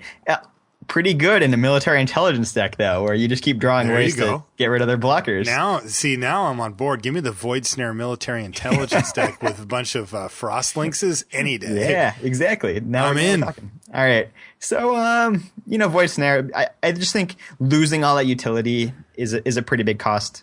It can't be that good of a card. I gave it like a C-. Yeah, it's a C-. Yeah, not that strong. Next card is moved up for me over the years. It's Wall of Frost. It's 1 blue for an 0/7 with Defender. It's an uncommon, and whenever it blocks a creature, that creature doesn't untap during its controller's next untap step. Especially in a world with worse removal running around, I've just found Wall of Frost to be really good. Yeah, and Wall of Frost is interesting because it actually can kind of work in an aggressive deck because it just allows you to win a race. It's just so hard to attack through Wall of Frost that many times. I've seen people try it. Yeah, and usually, doesn't work. Creatures with 0 power aren't that great at dissuading attacks, but Wall of Frost has additional bonus to lock down the creature. So, if they have 2 things out, it can actually be really annoying, just even against them. It's just really solid. Like, it doesn't ask a lot of you. And the thing I like about it is that even if they use a removal spell or they use a trick to get through your Wall of Frost, like, you're not that shook up about it. No. And a lot of times if they had to use a pump spell, you still get value because the thing won't untap next turn. That's right. I like it. I think it's a good card. I think it's a good card too, especially in that Skies deck. I think that's where you really want to be, right? You want to be casting cheap, efficient flyers, getting in the air, and just being like Wall of Frost, hold down your 5/5, right? Like that thing is good.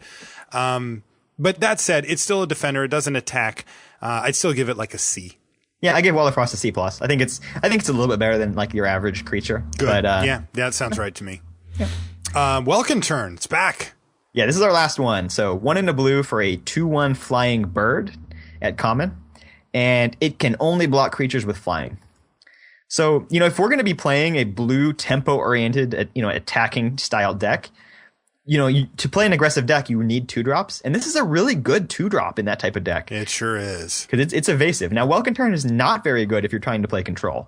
So don't get it twisted. But Welcome Turn is kind of a premium card if you're playing aggressive. This is like the perfect 2-drop for you. Now, I don't know if I want to like bend my whole worldview around military intelligence, but this is pretty good with that. Yeah, absolutely, it is. So. Yeah, I don't know. I think, like I said, blue is more aggressive in this set than usual. So if you do like turn 2 Welcome Turn, turn 3 Lynx, that's a really good start. You're gonna get a lot of damage in. I don't know. I gave Welcome Turn a B- because I think blue is a little bit more aggressive than usual. I think this card may get a C+ in most sets, but I'm looking to beat down. All right. Well, I don't know as much about the set as you do yet, so I'm going to give it that C+ because that's just kind of where I think it falls generally. And after having played the set a few times, I'll freely adjust it from there. That's fair. Blue looks pretty good. Yeah, I am really excited to be playing blue. Blue's been very balanced. Yeah, it feels like blue has really been on the controlling side of Magic for the last couple years, and just not very powerful. Like we had a lot of beatdown sets where blue was just kind of stuck. I'm control, right? And all these sad blue-black decks. I think this is a time where blue gets to flip the script on your opponent and hopefully kill him. Sad blue-black decks, like that's bad or something. Yeah, I mean, blue used to be the best color in Magic, like bar none, and that's no longer the case. So I'm excited whenever blue gets to do something good. All right. This set needed one Scroll Thief to make it just stupid, but I'm kind of glad it's not there given the tools we have in this set. Military intelligence is your Scroll Thief, Marshall. Yeah, see, you can start to see the difference there. All right, let's move on to black. All right. Accursed Spirit is a reprint. It is a 3/2 with Intimidate for 3 and a black. It's a common. Yeah, that's your Blade Tusk Boar. That's your Phantom Monster or whatever. Like this is your 3-power evasive creature for 4. Just really good. This is going to be a better than average card in your deck. Like you're very happy with these. Yes, and I have found this card to be very solid in the set that it was printed in before too. I'd give it a C+. I gave it a B-. I just think sure. I mean, it does have downside. If your opponent is playing black, you may have to leave it in your deck, but it's not very good. It's merely okay in those situations. Yeah. But a lot of the times, they have to kill it or die. Yep. And it can sit there, especially if you set up a defense and kind of peck away. I like Accursed Spirit. Black Cat. This is a funny one. It's 1 and a black for a 1/1 zombie cat. And when it dies, target opponent discards a card at random. Yeah. So Black Cat. A lot of good flavor there for new players too. Yeah. Why is Black Cat a zombie cat? Can't it just be a black cat? But anyways. I don't know. Yeah. Black Cat is not a very good attacker, because they can mostly just ignore the 1/1 that's attacking them until they empty out their hand. And then they're like, okay, now I'll block it. And it's also like it's not usually that scary to just, lose that random card and just eat the cat for free. That's kind of a 1-for-1. Now, if you are playing on defense against a deck that has lots of 1 toughness stuff, Black Cat's actually pretty good in that situation. Because it might trade for a real card. Yeah, because if Black Cat actually just trades for their 2/1 and makes them discard. It's a 2-for-1. Yeah, that's. I mean, it's not the best 2-for-1 in the world, but like that helps. I'll take that, especially out of a card that ends up being a pretty late pick usually. Right. So Black Cat for me is just a sideboard card against a deck with 2/1 and 3/1 attackers. I don't like to main deck Black Cat. People love main decking this card. Yeah, well, not me. No, I'm not saying that it's correct. I'm saying they love it. And the reason is, again, it's the results-oriented thinking thing. It's sort of like what we're keeping our eye open for like military intelligence and the other cards we've talked about is that, when you do get somebody with Black Cat, it feels real nice, right? When you have to discard the land they needed or their big bomb or whatever, and you're just like, boom. And people get kind of hooked on that and then don't realize that a lot of the time it just doesn't really do enough. Oh, and it's just like the worst draw, like when you're playing off the top. Oh, yeah. Terrible. Yeah. And I don't see a huge sacrifice theme in the set. So it's not like I'm going to drop the Black Cat and then cash it in for that random card, and get some sweet effect out of it too. So what do we give it? Like a D. Just a D, right? Sometimes makes the cut, usually doesn't. Yeah, for me, it's a sideboard card. All right. Blood Host. What does that do? This is a vampire for 3 black. It's a 3/3, and it does not fly, which is a little sad. That's a little disappointing. But it does have a cool sacrifice ability. So 1 into black, sacrifice another creature, put a 1/1 counter on Blood Host, and you gain 2 life. Sack a different creature, and then it gets bigger, and you gain some life. So you're basically just feeding it. Yeah, exactly. I kind of think that this card is not so bad. Like it's gonna have the ability is gonna be a little more relevant than you think, and it's not so much that my plan A is just sack all my creatures to Blood Host, and now it's big. That's a pretty bad plan A. But, Magic doesn't always work out right, and your creatures get encrusted, and your creatures, they use a combat trick, and your creature was going to die anyway, so you sacrifice it. And all of a sudden, your Blood Host is up to a 5/5, and you've gained some life, and now you attack with it, and they, maybe they try to do some blocks or whatever, but they can't block that well because you can now sacrifice more stuff and get it going. I'm with you, man. I think, one thing that I've learned to respect a lot more than I used to when I first started playing Magic again is a sacrifice outlet. Yeah, a lot of times just being able to sacrifice your creature for no benefit at all is useful because they were going to get some effect from your creature. It happens so much more often than you think, too. That's the thing. It's just like all the time.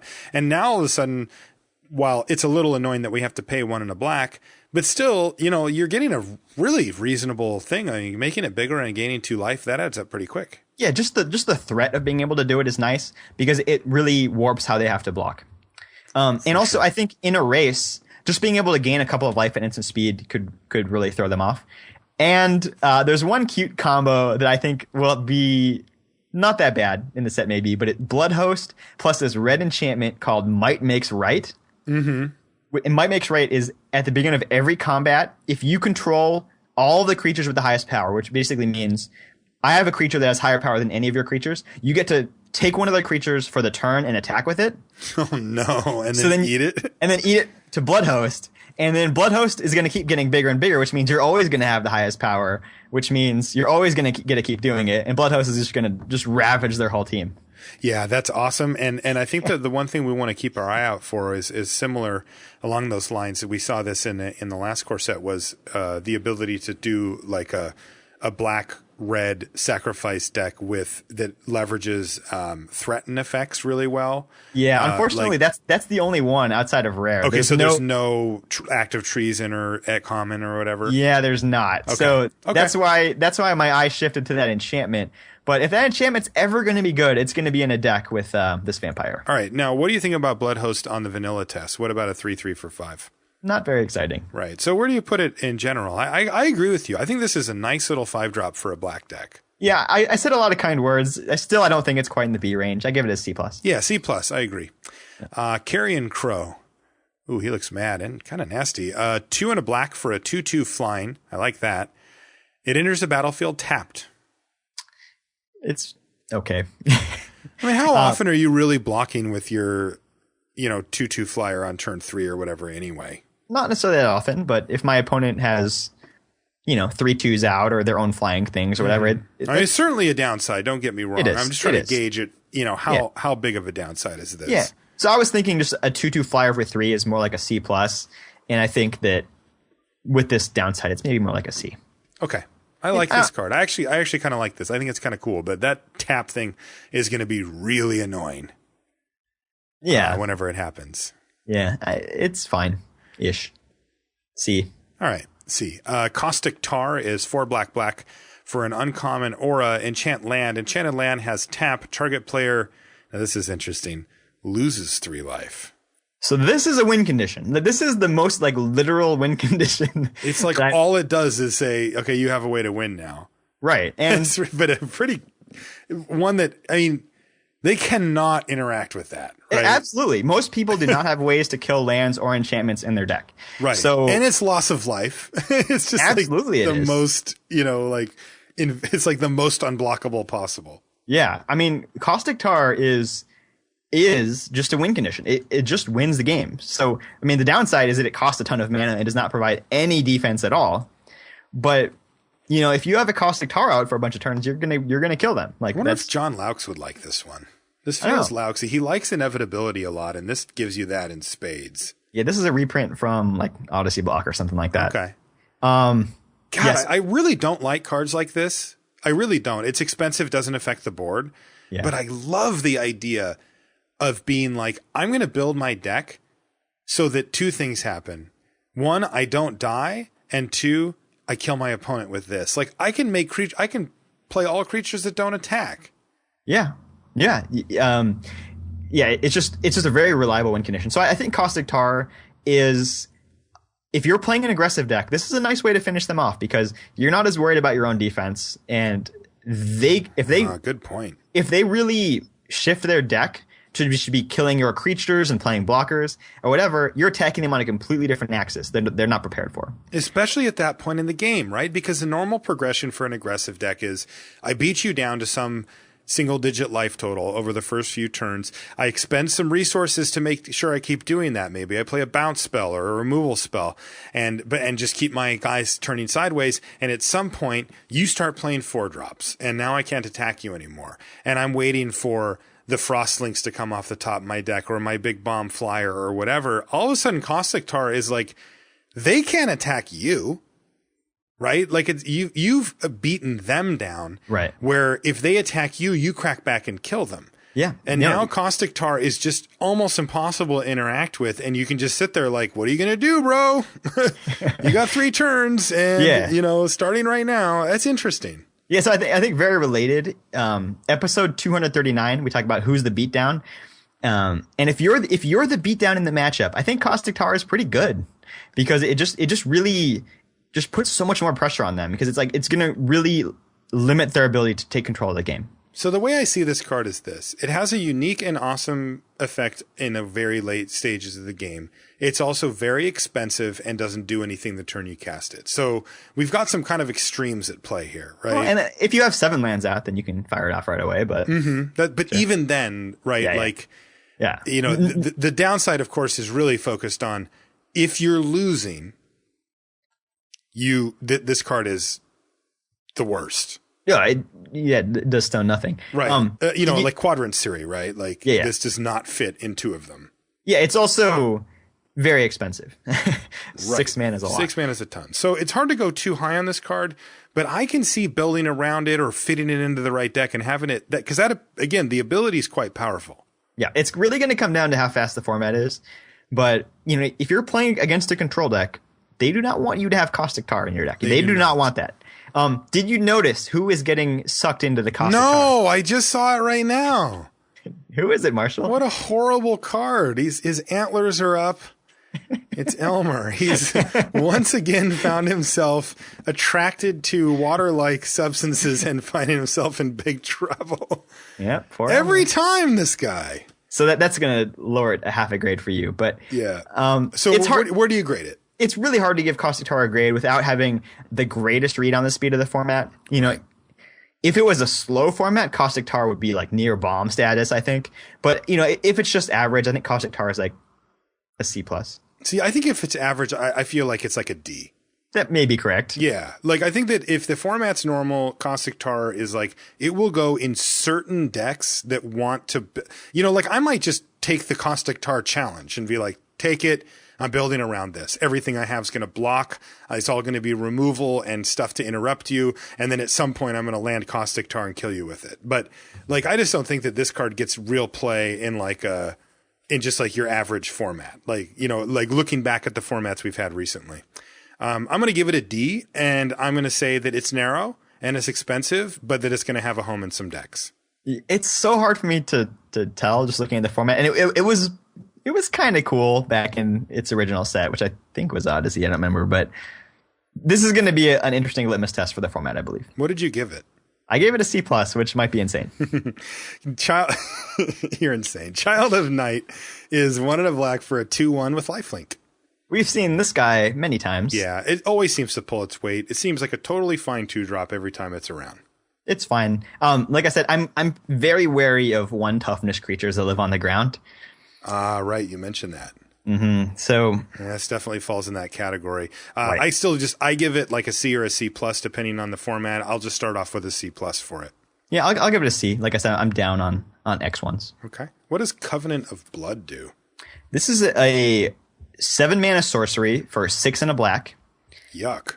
And it deals 4 damage to target creature or player, and you gain 4 life. Okay, that's a big swing. That is a big swing. And it also has Convoke. So this is the first Convoke card we've had. Is that right, Marshall? It is. Yeah, so Convoke... Blue must just not get Convoke. Yeah. I didn't know that. Anyway. So Convoke is an ability that goes on any spell, and you can tap your creatures to help cast the spell.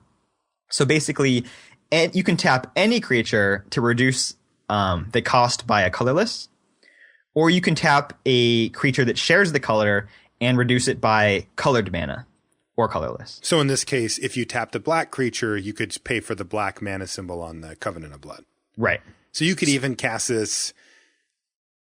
Well, I guess it would be hard to have a black creature and not have black mana, but. Yeah. So let's say you had like 100 white creatures and no black creatures. You couldn't just cast it with purely Convoke. Right. But if you had 100 black creatures, you could just tap 7 of them to cast it. Okay, there you go. Yeah. So basically, so this deals 4 damage to a creature or player, and you gain 4 life. That's a pretty nice effect.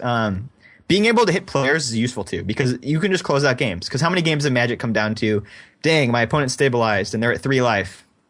I just need, there's no way I'm going to get in any more attacks. I just need to draw something that'll help me win, and that's a way to win if you get them low enough. Yeah, that happens all the time. Now, those cards usually have downside because they just, if your opponent has 20 life, they don't do anything. But this card also kills creatures. So it's really nice to have that versatility to be able to deal a lot of damage to creatures or players. Those cards are rarely bad. Now, how many lands do you think? Look, I've never played with Convoke outside of Cube or something, right? Which only has maybe 1 Convoke card in it.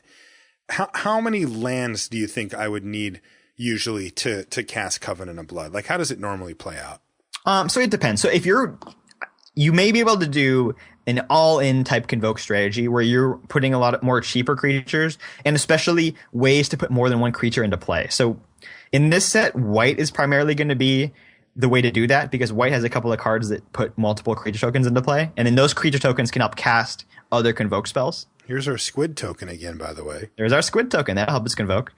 But, you can kind of just look at it. Okay, if I have 2 creatures and 5 lands, I can cast this. That's not too unreasonable. And, any kind of tempo you lost by having to tap those creatures, you get back with the 4 life you gain. Right. I think Covenant of Blood is okay. I think it's not bad. For a card that costs 7, it doesn't really cost 7 all the time. I wish it was an instant. That would be, Convoke cards having instant is really nice because you don't have to tap your blockers. You can do it on their end step, which is really valuable. Yeah. So this one doesn't, though. So you need, and that's the thing that kind of concerns me about it, is that since it costs 7 and you're not often going to have the 7 mana, you're going to have to tap some of your creatures, and they're not going to be able to block. And that's brutal. It is. But like I said, 8 life swing is huge. Right. Most of the time you're probably going to use it to kill their creatures. Mm-hmm. But, like I said, it's a really nice bonus to be able to say, all right, you're at 4, now I can kill you. Okay. So where do you give it? Is it a C? Is this better? Are these Convoke cards? Should we be more aggressive with our grading on them? I think some of them are pretty sweet. I think Covenant of Blood is like maybe a C+. Okay. I'm going to give it a C because I kind of don't know, to be honest. And the first time I play with or against it, I'm sure I'll be adjusting that grade. Crippling Blight is a card we've had in the past. It's black for an enchantment, aura, enchant creature, and the creature gets -1/-1 and can't block. Right. So either you use it to pick off their 1 toughness creatures, or you use it in a more aggressive style to just eliminate their creature entirely if you don't care about it attacking you. You just you can attack freely through their thing. So in an aggressive deck, this is a great sort of piece of removal. It is. In a defensive deck, it's just kind of situational. Yep, I agree. I would probably give Crippling Blight a C or a C+. Yeah, I give it a C. But like I said, if you're playing aggressive, and the more aggressive you are, the better it gets. Yeah, and that's the huge thing. The first time that you play that card in an aggressive deck, it feels so good. You're like, I paid 1 mana to effectively take your creature completely out of the equation. Right. At least out of my equation. Endless Obedience.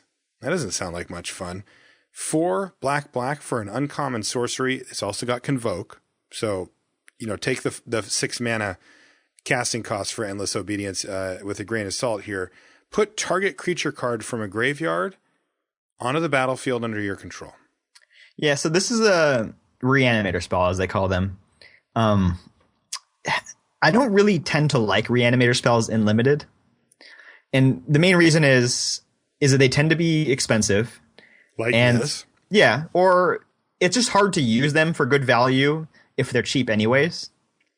So given that I need to cast this card in a pretty late game scenario when I actually have 5, 6, 7 lands in play, I would just prefer to put an expensive creature in my deck. Even if it's not quite as good as the thing I'd be getting back, that thing is going to perform more consistently because sometimes you're going to draw Endless Obedience, and the best thing in your deck is like that stupid crow or whatever. Right. And then, you can get stuff from out of any graveyard, but just all the time, it's not going to be consistent. Sometimes you'll get a dragon back. That's cool. But sometimes you just get something kind of lame back, and I'd rather just put something expensive in my deck that fills a similar role, but more consistently. I agree. There are certain decks that want these type of cards more, the ones with a lot of removal, so that you can really open up your opponent's graveyard as well. Yeah. It can be a big deal to be able to get a bomb from them. But yeah, like you said, it's just not quite consistent enough to be in a really high power level of tier. Yeah, I think being able to get your opponent's stuff does make a fairly significant difference. But still, I don't think it's ever going to be a great card because it's just not abusable in limited. In constructed, it's like, oh, I got this huge angel in play on turn 4, but in limited, that's a pipe dream. Exactly. Where do you put it? Is it like a D? No, I think it's like a C-ish. C, because it can hit their graveyard. If it can only hit your graveyard, I probably wouldn't ever play it. Okay. But the fact that you can hit their graveyard and you're in black, so you might be able to kill their stuff, like a C. So is this always making the cut for you if you're in black? Not necessarily. You know what I mean by always. If I'm on the aggressive side, I can probably replace it. But if I'm playing on the defensive side, then I probably want it. Okay. I'm going to give it a C-. Yeah. Eternal Thirst is 1 and a black for an enchantment aura at common. This enchants a creature. The creature has lifelink. Nice start. And whenever a creature an opponent controls dies, you put a +1/+1 counter on this thing. This is a weird card because does it turn it into a vampire? Yeah, that's what it's doing. I wonder why it doesn't say on the card the creature becomes a vampire. I like that because this is an angel drinking somebody's blood. So yeah. I can see why this card could be appealing. I just don't know. This sucks. It's not good. I just said I could see why. Why are you trying to be such an optimist? Part of our job here is to tell people that maybe don't know as much yet that these cards are bad. This card stinks. Yeah, I'm always super wary of any auras that don't give any power and toughness innately. Yeah, that's the thing, right? Right. Because they just don't make your creature into more of a threat. Now, I guess, giving your thing lifelink does make it something more, somewhat more threatening. But if it wasn't going to win combat before, it's still not going to win combat. That's the problem. Is it like, look, of course it makes your creature better. Like they wouldn't print a card that didn't do that. The question is, does it justify the card slot? And I think in the answer of Eternal Thirst, the answer is no. Right. I would also say no. But, that said, I might lose to this card every now and then. If this is on an Accursive Spirit and we're playing kind of a back and forth game where lots of stuff is killing each other, like that could be really annoying. Yeah, this is a classic card that I will for sure lose to, but that I will win a lot more games by not playing it than I do by playing it. Yeah. If you really wanted to play it, it's really only for evasive creatures, I think. But yes, because it does make racing difficult. Yeah, and this feels like a very corner casey card where it's like, if they have removal in their deck, I don't want it. Right. And what limited deck worth its salt doesn't have some way to interact with your opponent's creature? Oh, I do it all the time. But so this card is just excellent against you? I mean, like, remember Mark of the Vampire? Yeah. Like, that card was pretty good. And it asked quite a bit of us too, right? But it ended up being like, I don't know. I remember that card, like, leading to some pretty big blowouts. Now that gave +2/+2 and lifelink, but of course it costs 4 mana instead. This one only gives lifelink, and it makes you work real hard to get those counters. Exactly. I don't like this one at all. I give it a D-. Like, I'm not going to call it an F. Like, I'm not saying that there's literally never a chance to play it, but it's just not a card I'm looking to play. It's going to go late in the draft. You're not going to be picking these highly. You're not going to be looking to play these. Yeah, I'll give it a D, but The Eternal Optimist. And I'm going to set the over-under on number of times that you put Eternal Thirst in your main deck at 0.5, and I'm taking the under. You will board it in against somebody at some point because there's some extenuating circumstance, but Brian Wong is not playing Eternal Thirst. Yeah, I think Eternal Thirst is You need to keep it real with the listeners. You're giving these higher grades, but I'm holding your feet to the fire. You're not playing this card. This card sucks. All right, a D is not a very high grade, but I think this is a card that it's like, all right, you cast this, now you can win 30% of the time. But sometimes I'm going to lose to it. I'm going to lose to this card 30% of the time. Yes, you will. 70% of the time I will humiliatingly defeat them. But sometimes I will lose and I will be frustrated. It's true. And then you'll tell me, I'll make you feel better. Feast on the Fallen, 2 and a black enchantment. At the beginning of your upkeep, if an opponent lost life last turn, interesting, put a +1/+1 counter on target creature you control. So this is kind of like the black version of military, what was it, training or whatever it's called? Military intelligence. This is like a way worse version of military. Yeah, what I mean is it has the same vibe that it's absolutely. like if you're winning, you're going to keep winning more. Yes, if you're on defense, it does nothing. Right. This card stinks too. I don't like this one at all. Yeah, this one's really bad because it just has such limited upside. Because I mean, with military intelligence, you don't even need to connect with your opponent to get a bonus, and you get the bonus right away. This one has like a delayed bonus, and it's already like in a situation where you're actually dealing damage to your opponent, which is usually an okay situation. And the bonus isn't that great. Yeah, all you get is a 1/1 counter. Like, how many 1/1 counters you need before you start to be like, oh, okay, that was worth it? And the answer is like more than 2. And even then, it's like, man, I just wish I had cast a creature here instead, because likely that creature would have been able to attack them profitably anyways. Like if this card is good, like how much better would that stupid crow have been in that same situation? Right, exactly. That stupid crow. So if you compare unfavorably to the crow, then I don't think you're a very good card. No, I think this is just an F. Like, I'm not playing this card. Yeah, I'm not playing Feast on the Fallen either. I am no sirring that one. Fester Gloom. 2 and a black for a common sorcery. Now, this is a common. You're going to see these around. Non-black creatures get -1/-1 until end of turn. So it's a mini sweeper, if you will.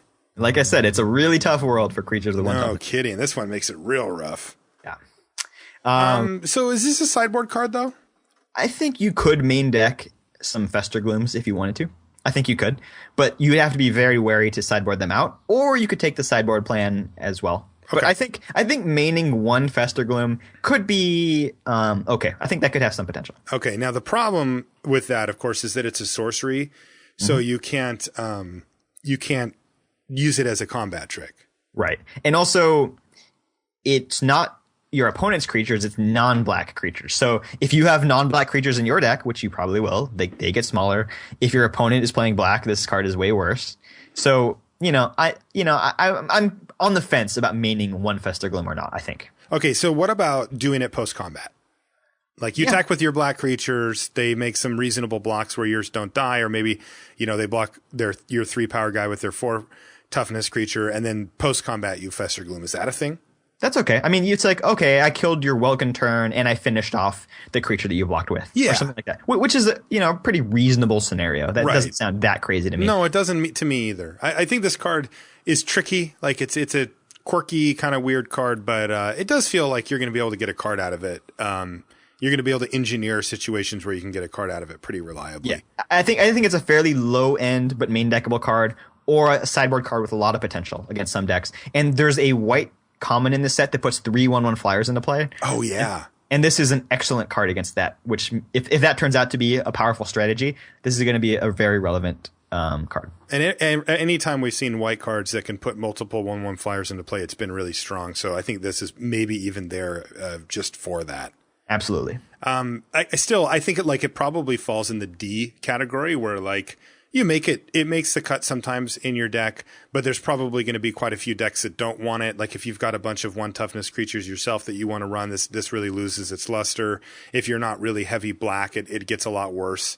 But yeah, I can see decks where you're like, no, my deck's pretty resilient to this. Most of my creatures are black, and the ones that aren't don't die to it. And I could probably get at least a 1/1 off of this, and you could consider maining it. So I'm going to just give it a D.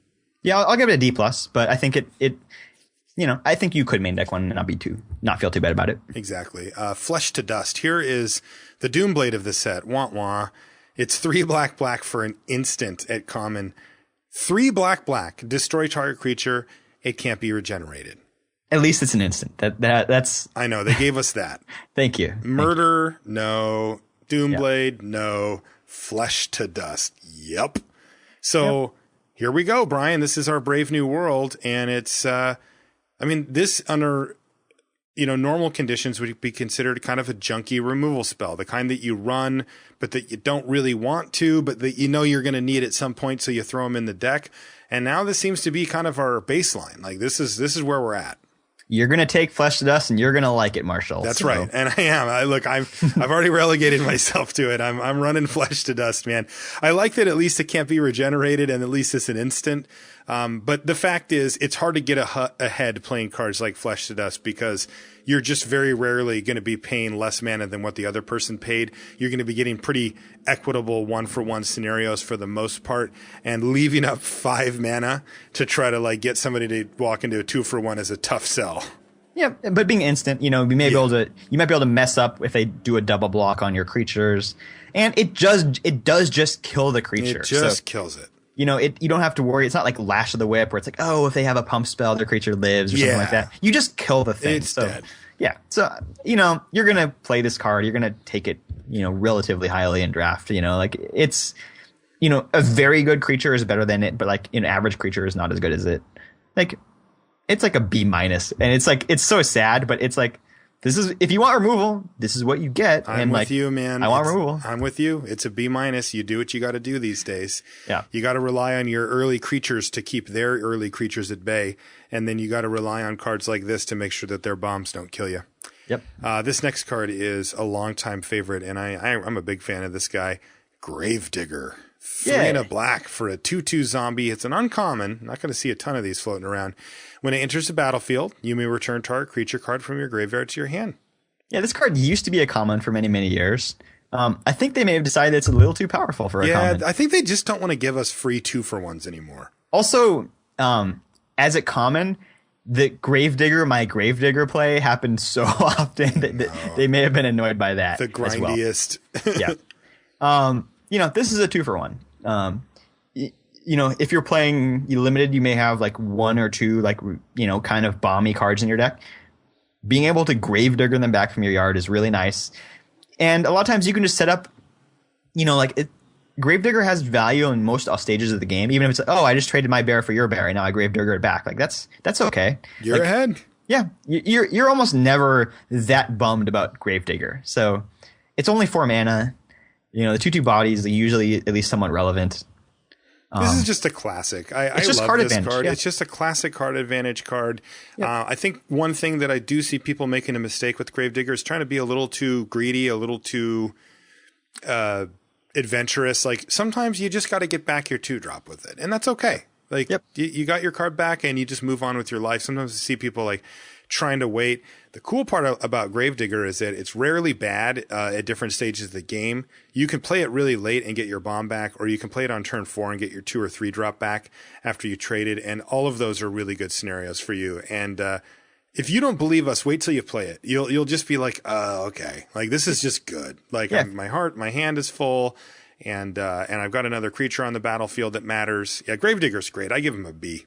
Yeah, I gave it a B as well. It feels good to play this card. Yeah, that card's sweet. What about Leeching Sliver? Is this one any better than the blue one? Unfortunately, the answer is yes, but the answer is not by much. So okay. This is Boo. A 1/1 for 1 and a black. It is a uncommon sliver. And whenever a sliver you control attacks, defending player loses 1 life.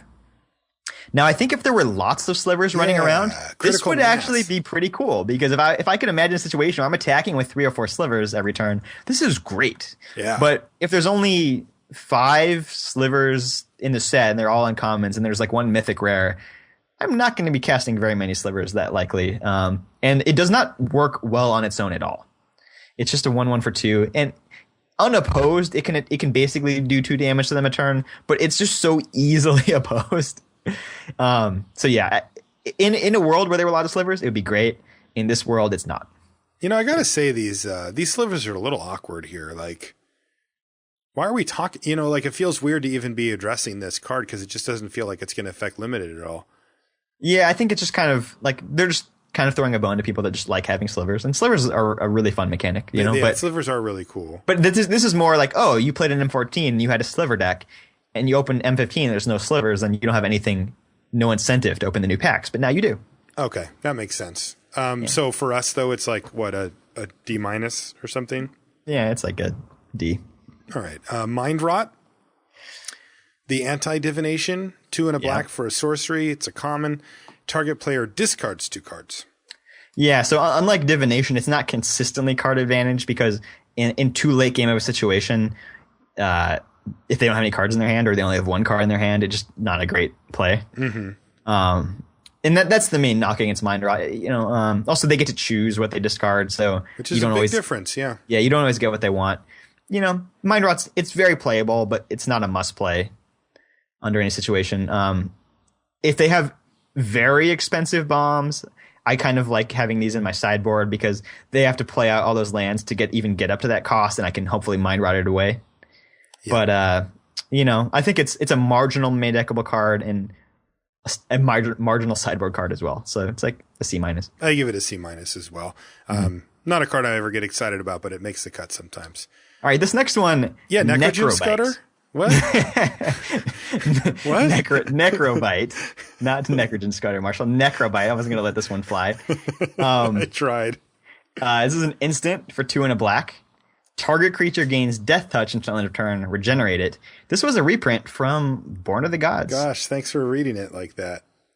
You're a real sweetheart. Well, I'm not going to make you read it. I'm not going to rub salt in your necro-bitten wound. Yeah. Now, so is this going to be as good as it was previously? No. It's going to be worse now? Yes. What's the reasoning? I loved Necrobite and Theros Block because in Theros Block, it was all about building up to sweet, powerful creatures, destroying theirs and protecting yours. Whereas I feel like M15 is a more conventional set where you're just making regular stuff. You're not like building up one giant thing, right? So Necrobite is an expensive trick. 3 mana is a lot to pay for a combat trick. And this is a combat trick that doesn't always work. It can get trumped by other tricks. So, like, Necrobite was pretty bad in Avacyn Restored, and I think it's going to be pretty bad here too. Like, I just don't think that it's the right world for Necrobite. That said, you can play it. It's not like you shouldn't. It's not like you can't play a Necrobite. So B plus. I gave Necrobite a D plus in this set. And what did you settle on it? It was C plus in. I gave it like a C in that set. Okay. Yeah. And I ended up on D plus in that set, and then Right. but then I moved it to C minus after realizing that it was better than I gave it credit for. Yeah. One of the big knocks I have against Necrobite is that in Theros block, a lot of times it would trump your opponent's trick, where they play a pump spell and your Necrobite just wins that combat, right? Yes. And there's so many tricks there too that happen pretty often. Absolutely. But in M15, I was looking at which other common tricks are people going to be using, and a lot of their tricks actually trump your Necrobite. So there's a very cheap way to make a creature indestructible, and that does not that interacts very well against Necrobite, right? Or giving a creature +1/+1 first strike can frequently just beat the Necrobite too. Also, flesh to dust. Yeah, can't be regenerated. Exactly. That's not necessarily. Well, yeah, that's just a straight up answer as well. Yeah. So, Necrobite loses a lot of value for those different reasons. I don't think it will be as much of a blowout. If you're playing a green black deck with big creatures that incentivize them to double block, then it gets a little bit better. But it just in your average case scenario, I don't think it's a great card. But that said, you can play one. It's like a D+. All right, I'm going to follow your lead. You were right last time, and I'm going to assume you're right this time too. D+ it is. All right, now Necrogen Scudder. Reprint from what? Scars? This is 2 and a black for a 3/3 flying. That's a great deal. Yeah, it's a good deal. It's going to have some pain with this, and it turns out when it enters the battlefield, you lose 3 life. One shot deal enters the battlefield. It's an uncommon. You get a 3/3 flyer for 3, but you are going to take a hit. What do you think? That's a good deal. Now that's a deal that I don't want to make a whole bunch of times. Not in the twice. same game. Yeah. Right. Necrogen Scudder is usually pretty darn good. Sometimes it's very bad. If you're playing against like a blue deck that keeps Peel from realitying your Necrogen Scudder, you just feel terrible. Like it's real bad. However, this is the type of card that has enough power in most games. You just take your lumps and you say, all right, it's not going to be a great card in every game, but more often than not, it is going to be good. And it's a tremendous turn 3 play. It's a ridiculous turn 3. Like you go from 20 to 17. Yeah. You don't care at all. And you got a 3/3 with flying that blocks everything that they've done and attacks really hard too. Yeah, you need to consider that the going rate for a 3/3 flying creature, which is good, is like 5 mana. Yeah. That's the going rate for a 3/3 flyer. You get a 2 mana discount. So you lose 3 life, but you get to attack basically 2 more times than that 5 mana one would have. You make up that difference and more. Yeah. But Scudders, yeah, it has a significant downside, but its upside outweighs it for sure. Absolutely. So this is a good card. Now, that said, it's not always going to be good. Some games it's going to be very frustrating and kind of bad, but more often than not, it pulls its own weight and more. What do you give it? I give it a B-. Good. I actually give it a B when I look at my notes, but I'm going to go B-, but I'm going to give it a B. Yeah. All right. I'll stick with my notes. B. This is a card that makes me want to play black. Absolutely it does. Yeah. This is a weird name for a card. Necromancer's Assistant. Don't they have like lackeys or, yeah, it's Igor, right? Assistant to the regional necromancer. Yes. 2 and a black for a 3/1. Man, Igor's mean. So that's not too bad. A lot of power. Very low toughness, so as you mentioned before. When it enters the battlefield, put the top 3 cards of your library into your graveyard. Yeah, so this is kind of continuing the theme that black decks have of, mill myself and then get some kind of value out of it. Maybe I Gravedigger something back, or I put it back into play with Endless Obedience or something like that. Right. I saw like green-black has like a little bit of some stuff you can do. Sure, you can do that. I think the real question is vanilla test, right? Because I think the middle part is, I think a lot of people will view that as a downside when it's actually an upside, but it's a marginal upside. So let's just say we erased the whole middle box and just said, 3/1 zombie for 3 mana. Like, how do you feel about that? You said you felt like it was hostile environment for that type of card. Yeah, normally I would rate that body as like a C, maybe. But in this, I think it's worse than that. In this, I give it a C- because I just think 1 toughness creatures on the ground are just under assault. Like they're, people are coming for them, and yeah, it's going to be a rough world. Okay, yeah, I like this card. I think it's cool. I think it's fair. I don't think it's doing anything really exciting, but at the same time, like I said, that middle ability matters in a few spots without being too powerful. I like cards like this. Yeah, I just give it like a C, C minus. Yeah, normally I might give it a C, but for me, C minus in this set. I think it's a rough world for those guys. Dude, Nightfire Giant is nasty. Yes, This guy's, finally. Yes, he's 4 and a black. That's appropriate reaction, by the way, for a 4/3 zombie giant at uncommon. And this is the air quotes gold card that we were talking about before. So you need red. You need mountains, and you need the ability to make red mana here. If you have that, though, it gets +1/+1 as long as you control a mountain. So we're talking about a 5/4 for 5 mana in black. Very powerful. And the activated ability is gross. It's 4 and a red, and it deals 2 damage to our creature or player. That's huge. That's huge. Yeah, it's kind of like Caustic Tar on a stick that freaking batters you for 5 damage. Like a really mean, ugly stick. In fact, Yeah. Nightfire Giant looks like he's carrying a very mean, nasty stick there too. Like this card is the kind of card that you play on turn 5 and it's demanding an answer. Now, again, we're putting this under a filter of you are playing red-black. If you're not, you can play a 4/3 for 5 and not really cry yourself to sleep about it, but we're talking real unexciting here. Yeah. You were in red though, and this thing's darn exciting. I mean, this card's scary as hell. You can start shocking stuff for 5 mana. I mean, that's going to kill creature. Like, the first time you activate that, it's going to kill a creature, like a real card out of their hand that they had to pay mana for is going to die to that ability. And failing that, you're going to hit them for 5 and then start firing it at their face and kill them really quickly. Yeah, also, it's a pretty big dude, 5/4, and usually they have to block with multiple things to take it down.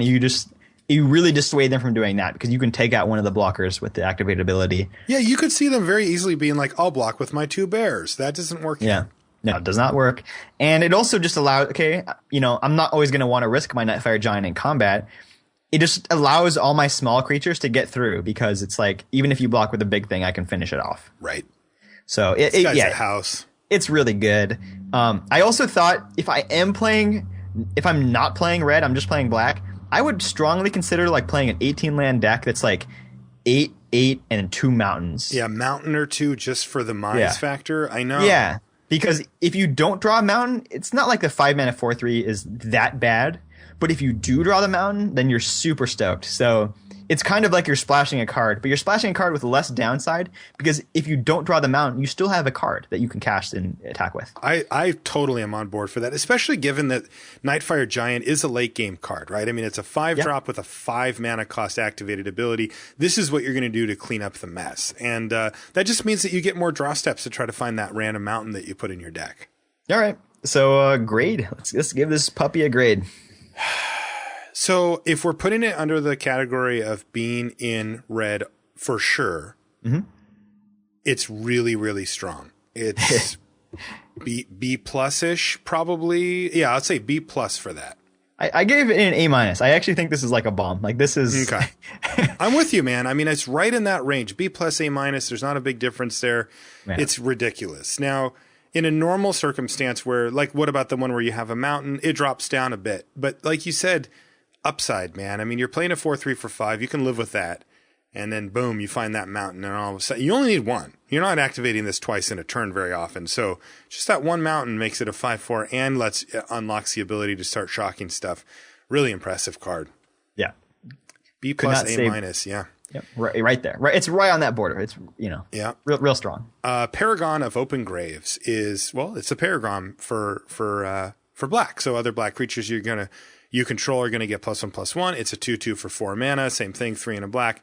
Now this one's ability is 2 and a black. Remember the blue one only costs blue. This one costs 3 mana. So 2 and a black, tap it, but it's nice. Another black creature you control gets Death Touch until end of turn. Right. So like I said before, like the blue ability was kind of lame because most blue creatures already had flying. This one's pretty sweet because this is more of like a threat of activation, but it just makes their blocks a lot worse. It's a really big threat of activation. Like it makes it so that they can't realistically block in a good way. Right. Because it's so many times it's like, okay, either like how do you want to block when someone's attacking you? It's either, okay, I want to put something bigger than your thing in play. So I can, just kind of stone your guy. Or I want to put like 2 things in front of it where one of my things will die, but you can only kill one of my small things. right? You can only kill one of them. You can't kill both. But now I activate Death Touch, I can kill both. Or I can kill your big thing or whatever. So it just really puts them in an awkward situation. Not that you're going to be activating it all the time, but just the fact that you have the option really messes with their ability to block. And when they're trying to attack you, it's real ugly for them. Yeah. Because whatever your worst creature is trades for their best creature, assuming it can be blocked. Yeah, we didn't even mention the actual better part, which is other black creatures you can control get +1/+1. Right. Which is just the great. I think that's the better half because you don't have to do anything. It just works, right? So it's like you don't have to spend any mana or whatever. Like that's really useful. So all the Paragons I think are good. I think this one's one of the better ones as well. Like just nice all around. I think one thing I want to add about all of them as well is that you have to remember that if you've curved out reasonably, maybe you go 2, 3, 4, and then you top out and you're like Paragon, it has that haste-like feel, right? Like all your creatures get bigger, or all your black creatures get bigger right now, and now they can all attack, and they're probably bigger than what their counterparts are on the other side of the battlefield, and that can just be a big tempo play in and of it. Even, let's say your opponent's tapped out. You play your Paragon, attack them for a bunch. Even if they untap and kill it, you still got quite a bit out of it. Yeah, and any blocks that they were intending on making are no longer valid. Yes, it's a lot like putting like mini auras on all your black creatures. Yeah, I think this thing's pretty solid. Yeah, I think it's good. I gave Paragon of Open Graves a B. Yeah, sure. Give it a B. I like the ability. I like the fact that its ability is good on defense and offense. It's a little expensive, but yeah. Rotfeaster Maggot, gross, is 4 and a black for a 3/5. So the shields, they are up. That definitely passes a vanilla test, though. If you're looking to block, it's good. If you're looking to attack, 3/5s can eventually start getting through. I like a 3/5. And it's got a nice little ability here, too. When it enters the battlefield, you have to exile target creature card from a graveyard, which can certainly matter as a benefit. It also can be bad, but whatever. You gain life equal to that card's toughness. Yeah, this is not a very exciting card, but it's gonna do work. Like I have a feeling that do work. I have a feeling that Rotfeaster Maggot is gonna win the did work award. Agree. I honestly I can see it too. Like it's all upside. The card's solid. It's a 3/5 for 5. It has this life gain thing that's gonna matter. I mean, I can easily see situations where you're getting the crap kicked out of you. Mm-hmm. They go 2/3, you play a 3, they kill it. You play a 4, they tap it down, they hit you, and you're just like, oh my God, I'm falling so far behind you guys. And then you're like, boom, Rotfeaster Maggot. And now they're like, they cannot attack you. You gain 2 or 3 life back, and all of a sudden your board is stabilized. And it's only 5 mana. It's easy to cast too. Yeah, all that said, I don't think it's a great card. It's not a great card. But I think it's going to do serious work. Yeah, we both have our eye on this. There's something to this Rotfeaster Maggot. I'm already like, man, I'm going to underrate this card, aren't I? Yeah. You're just saying that to yourself right now. I know. I'm sorry, Rotfeaster Maggot. I apologize in advance for how much I'm going to underrate you. All right, what are you going to give it? C+? C, just a C. I'm going to give it a C+. That's I think C+ is probably right, but I want to start with a C so I can say it was underrated. I like that. What does a Shadow Cloak Vampire do? All right, this is 4 and a black for a 4/3. Okay. So not a great start, but that's playable. Yeah. And you can pay 2 life to give it flying until end of turn. I like that. I do too. Man, anytime I can pay life to do something without having to pay mana, I feel like I'm getting ahead. Yeah. I mean, if it just was a 4/3 flyer all the time, that would be somewhere in the B range. B. Yeah, it'd be like a B, pushing B plus, depending on the format, but it would be like at least a B. Probably a B. But, yeah. I mean, paying 2 life a turn is a cost. Like, I mean, obviously you don't always have to do that. And it's like a lot of times you'd be surprised. It's like, well, they're just going to attack with their thing anyways because they're like, well, I mean, he can always just pay the 2 life. So you're going to get in a lot of free attacks with it without having to pay the life. Yep. It's like 1 turn ahead threat of activation. Right. But, you get in that situation where, you got a stalled board. This is, that's a nice way to get ahead. Yeah, I think this card's fine. Like you said, the 2 life is a lot, though. But even then, if you're getting beaten down, it's a fine blocker, too. Man, that's a big glut of 5-drops with the Giant, the Maggot, and the Vampire. No kidding. 2 out of 3 of those are common as well. Yeah. But still, I don't think the Shadow Cloak Vampire is like a really high pick or a really great card. I just think it's a nice utility card that's flexible. I'd give it a C+. I gave it a C+ as well. All right. Sign in Blood. It's back. Black sorcery. Common. Target player. That's of note, by the way. Draws 2 cards and loses 2 life. Right. So this is Black's Divination. If you're playing a lot of swamps in your deck, this is pretty comparable. You know, obviously, like if you're playing like 7 swamps in your deck, you're not always going to be able to cast it early, which is one of the big draws of it. The losing 2 life is not that big of a deal unless you decide to play a whole bunch of copies of this. Right.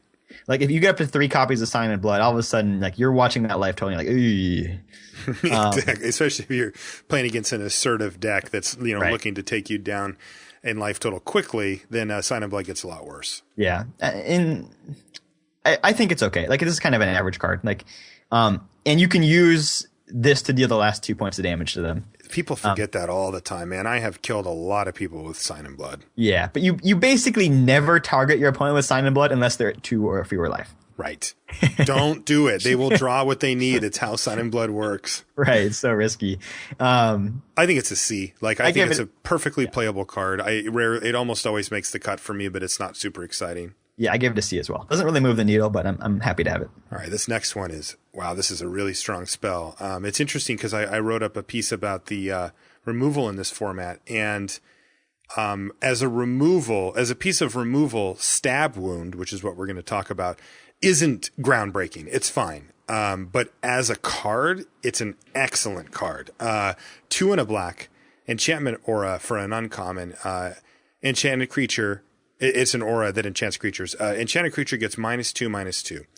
Again, sorcery speed, it can be dealt with later. We're not talking about like premium, but certainly playable, gets the job done. But here's the great part. At the beginning of the upkeep of enchanted creature's controller, that player loses 2 life. It's Stab Wound is just the worst way to lose a game. It is a win condition. Like it is removal that is also a win condition. That is so unique and so awesome. Yeah, you put Stab Wound on their Wall of Frost or something like that, and just watch them squirm. I hate losing to Stab Wound. So this was a common in Return to Ravnica, and they properly moved this thing up to an uncommon because it can create some pretty unfun games of Magic because it's a pretty darn good way to win a game. It is. It's like the best Caustic Tar ever. Yeah. I love this card. I think that this is a first pickable quality card.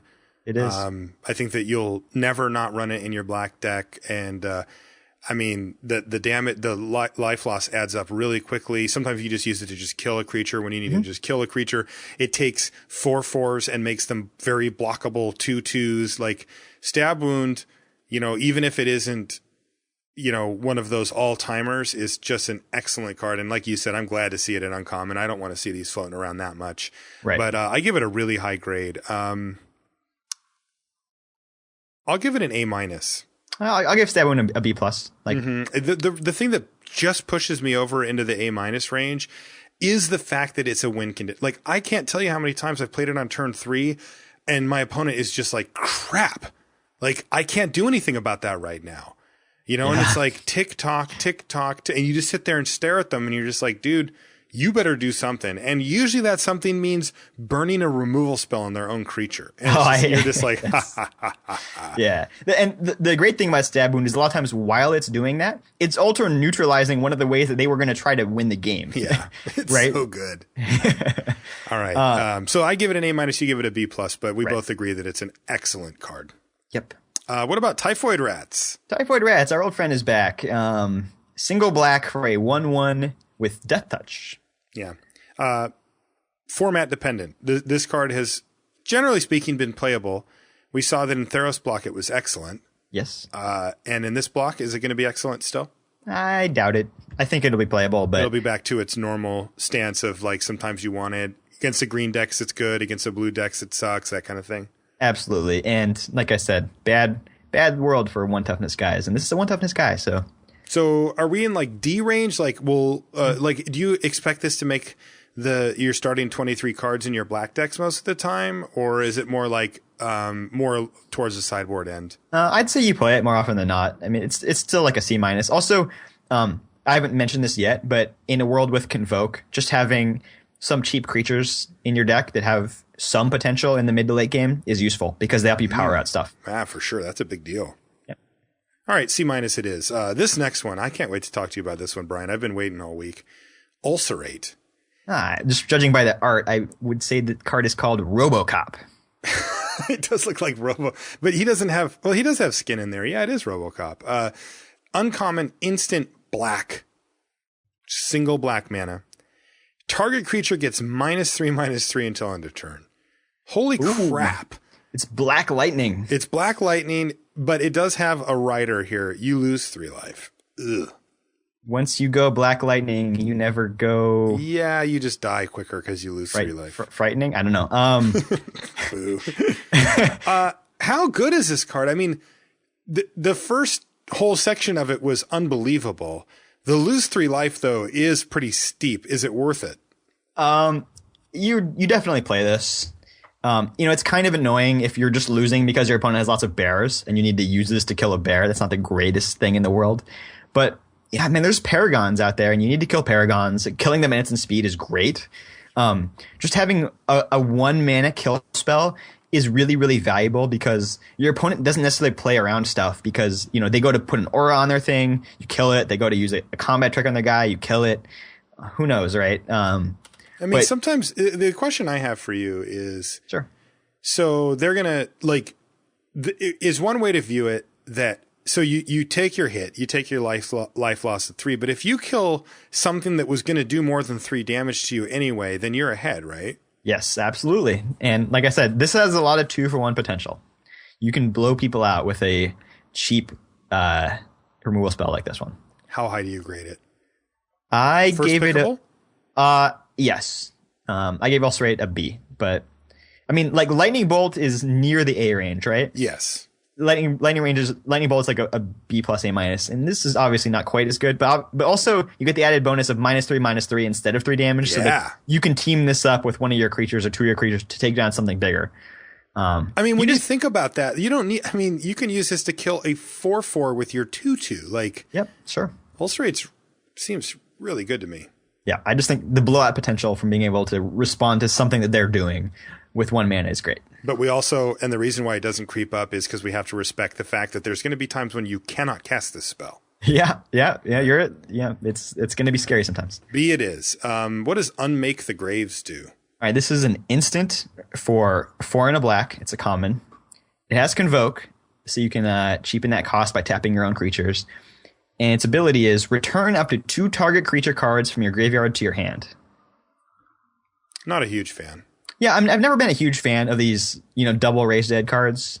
I like the fact that it's card advantage, but I always feel like you really do need a specific build for these, like a deck that's really designed to go long game, that stuff's going to be trading and dying. Like I don't ever play these just straight up for value. Like they're too big of a tempo hit for me to justify it. I'd rather just play another creature. Yeah, usually I would as well. I usually view these cards kind of as sideboard against decks that have a lot of removal. Mm-hmm. Exactly. And the nice thing about this one is that it is an instant, which has some value because maybe you're sitting on that Flesh to Dust, that 5 mana kill spell, and it's like, oh, all right, they didn't do with the thing that made me want to cast that, so I'll do this instead, and now I gain some advantage. So rather than having to tap out and kind of give away all that potential, you can keep that and then end of turn Unmake the Graves. Yeah, I think being an instant is a non-significant rider on this. So it is a significant, you mean? Non-insignificant. Non-insignificant. Gotcha. I give it a D. I'll give it a D plus, and I think it's mostly a sideboard card though. In holding with limited resources tradition. Wall of Limbs. Yuck. It's 2 and a black for an 0/3 defender at uncommon. It's a zombie wall. Whenever you gain life, it gets a +1/+1 counter. That's interesting. And you can pay 5 black and sacrifice it where, oh, this is interesting. Target player loses X life where X is Wall of Limbs' power. Yeah. Oh, wow. This is... This thing's asking a heck of a lot of you. It's you play an 0/3 defender for 3. That's asking quite a bit. And then you got to have some type of life gain to get it pumped up. And then you have to get to 7 mana. And then you have to sack it. And then it's its power that does the life loss. So it's like you really need like sort of recurring, repeatable life gain to make this thing just go off. Yeah, it's not very good. No. I like it, though, as a neat card, but it's not very good. Yeah, I imagine, occasionally I'll play some stupid Soul Mender. Occasionally. Very rarely. And if I had maybe a Johnny's Pride Mates or some actual good reason to do that, maybe Wall of Limbs could come along for the ride. But Wall of Limbs is not the card that is driving the I want to put life gain effects in my deck train. It's just not at the front of that train. No, it's not. It's in the caboose. It's just somewhere sleeping in one of the nameless cars. Right. But, I wonder if they could have tweaked this and made it not a defender, or just made it, some zombie or whatever. Kind of be interesting there. That would be better than Umezawa's Jite, Marshall. You got to be very careful. Oh, come on. So what grade do you give Wall of Limbs? A D. Yeah. It's a D- for me. Okay. Which is familiar. Big frog. 2 and a black for a 2/3. Done. Sure. It's C. That's almost like the defining C. Textbook C. You can put it in your deck, but that is not the card that you're telling your friend was in your deck. Like, right. That's just there. And again, that the grading scale says that in order to be a B, you have to be a card that makes you want to play that color, and this is definitely not that. Nope, I'm playing that color. I need to pick 3 more cards to add to my deck. This is going to be one of the last 3. That's right. Zathrid Slyblade is next. This one's actually, I think it's kind of bad. 2 and a black for a 2/1 hexproof. Okay. I'm not really sold on that. Like, I don't think that's bad, but the hexproof doesn't really get me going on a 1 toughness creature. And you could pay 3 and a black for until end of turn. It loses hexproof, but it gains first strike and death touch, which is a really nasty combination, right? First strike and death touch basically means that anything it interacts with dies, even 2 things. Yeah. So, I mean, if you're attacking your opponent with the Slyblade, they have to just take it, right? For the most part. It basically says unblockable. Yeah. Because they need to put at least 3 things in front of it to deal with it. And even then, you still get to kill 2. Now, the problem that I have with it, though, is that whole loses hexproof thing. So let's say you attack with it, and they've got a 3/3, and they're like, and you've got 4 mana, and they're like, block. It's like, oh, well, this stinks.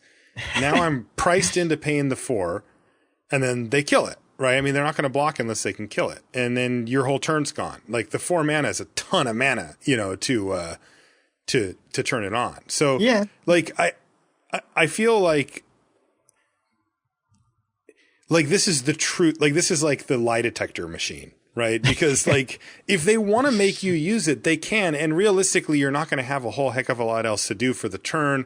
And you're going to be kind of all in on making them do something, right? Right. But at least they had to tap some of their own mana and use that spell on this. Like, it's true. I mean, it's still a 1-for-1. I just hate the idea of tapping 4 mana on my turn and getting nothing out of it. Like, that just, makes me very nervous. That said, there's, you're playing against green or something. They can't do anything.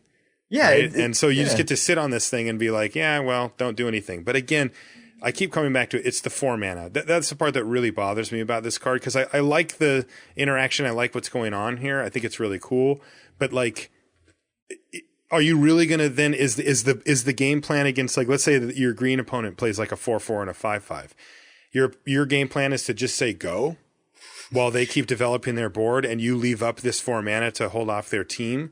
Like, that's not a great game plan. I mean, you might be happy you had it at the time because you maybe had nothing else going, but like, that's not really going to get the job done in the long term. You're probably still going to lose that game. So I don't know. I think this card's pretty cool. I don't think it's ultimately like a big powerhouse, though. I'm going to put Eternal Thirst on my Slyblade, then, Marshall. I'm going to make you cry. I mean, I can't do anything until you pay the mana, and then I just get you. But yeah, but I mean, there aren't that many like cheap kill spells in the format. Like, there just aren't. Why do they have to be cheap? Well, I'm just saying, like, if you're leaving all your mana open, maybe I'm not going to attack with it. Okay, sure.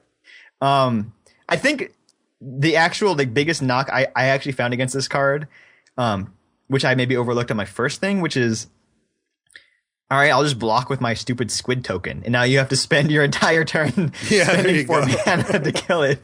Right. And you're gonna be like, dang it! Like, I wish you just took the damage so I could cast this thing instead. Yeah. That's kind of annoying.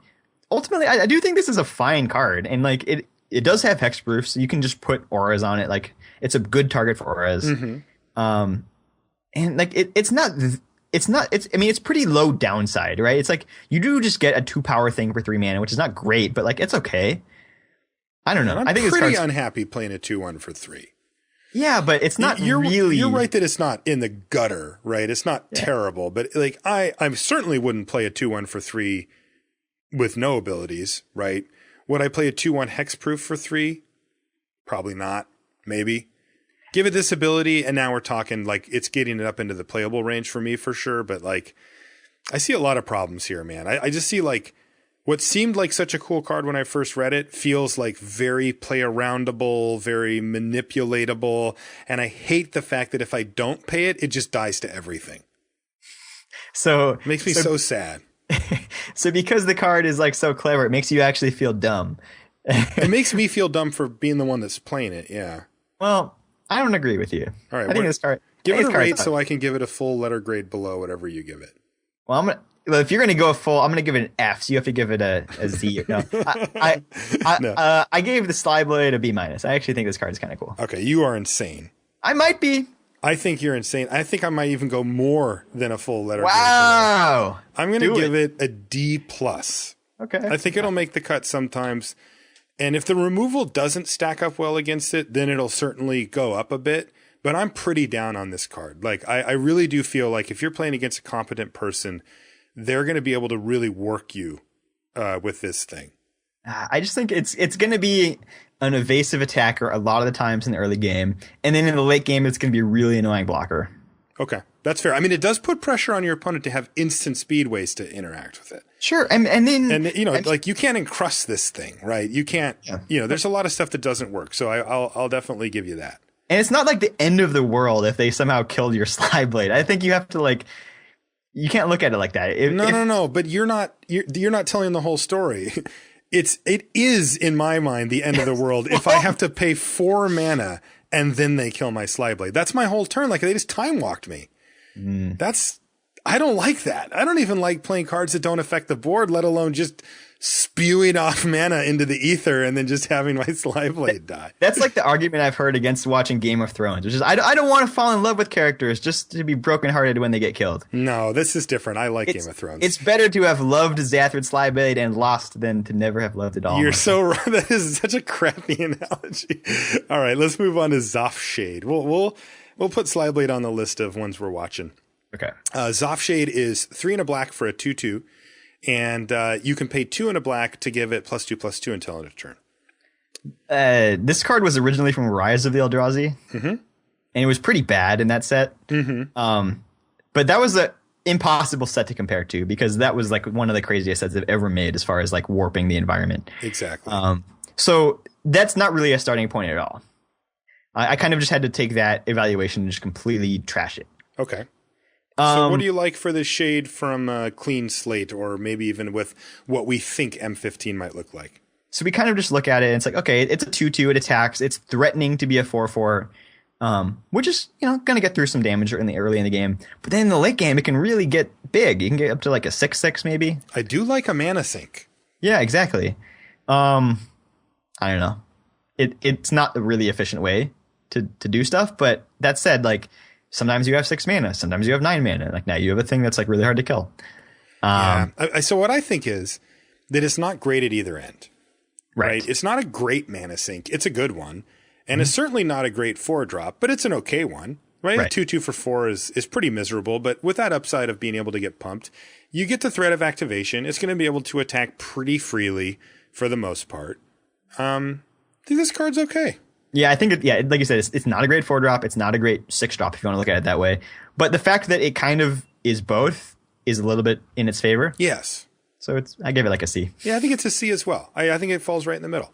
All right, black looks pretty good. Some controversy there. We'll have to keep an eye on some of those cards. I'm excited to see what ends up panning out on some of those. Red. Yes. You like the artwork on Act on Impulse? Sure. I mean, I wouldn't want every Magic card to look like that, but that's like a high def photo right there. Yeah, I don't like it. I don't know. I think it looks cool, but like I kind of don't want my Magic cards to look like that. Two in a red, sorcery, uncommon. Exile the top 3 cards of your library. Until end of turn, you may play cards exiled this way. I'm glad there was a second sentence to that one. Yeah, I kind of gave a little pause for effect there. So this is Red's version of divination, but it's so much harder to use than just divination. It's so much harder.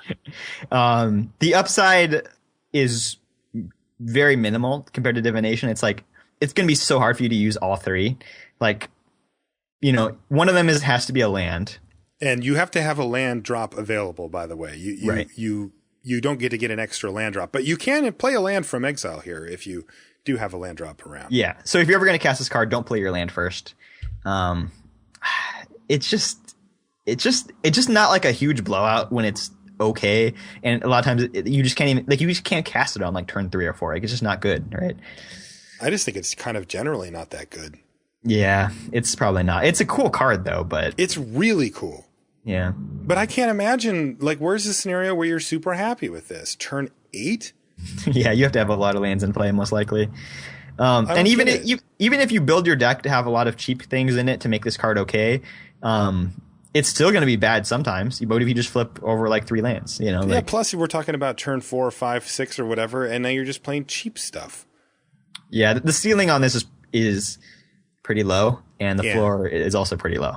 Floor's kind of high, or low as well. Yeah. So not a big fan. I don't think we're going to be playing this very much. I don't see how you can get enough mana to really make this card great. Yeah, I think I'm going to start on the not playing it side of things and see if people are getting you with it. Yeah, and it might move. I mean, if this format's as slow as M14, you can totally play this, but it's probably not. I'm going to give it a D. And that's a speculative D for me because I don't think I'm going to be playing it at all. But anytime that you have weird interactions with cards and card drawing, there's things that sometimes it's hard to see. And so I want to make sure I give it a chance first. But I'm going to say generally not going to make the cut. Yeah, I'll give it a D as well. You know, it's like, it's like turn 5 and I haven't played my land yet. And I hit a land and a 2-drop. Like, is that really even that great? Like, that's okay. Yeah, it's really not that great. Yeah. Altac Bloodseeker. Brrr. Yeah, this guy's kind of scary. 1 in a red for a 2/1 human berserker at uncommon. Whenever a creature an opponent controls dies, it gets +2/+0 and gains first strike and haste until end of turn. What in the world? I tried to make a berserker sound, but it's more of an I'm cold sound. Yeah, so I mean, first of all, you just get a 2/1 for 2, which I said is probably not the greatest in this set, but it's still like playable. Mm-hmm.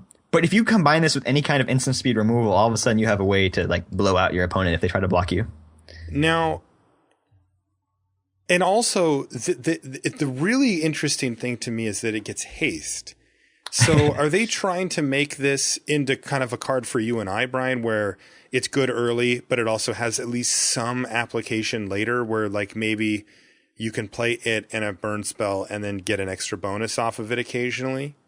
I mean, I don't think you're going to be activating the haste part of this too often. Yeah, what is it there for? I think it's just a little additional upside. It doesn't unbalance the card in any way. And, you're not. I don't think you put this in your deck with the intention of getting haste. So they are pushing it towards us a little bit.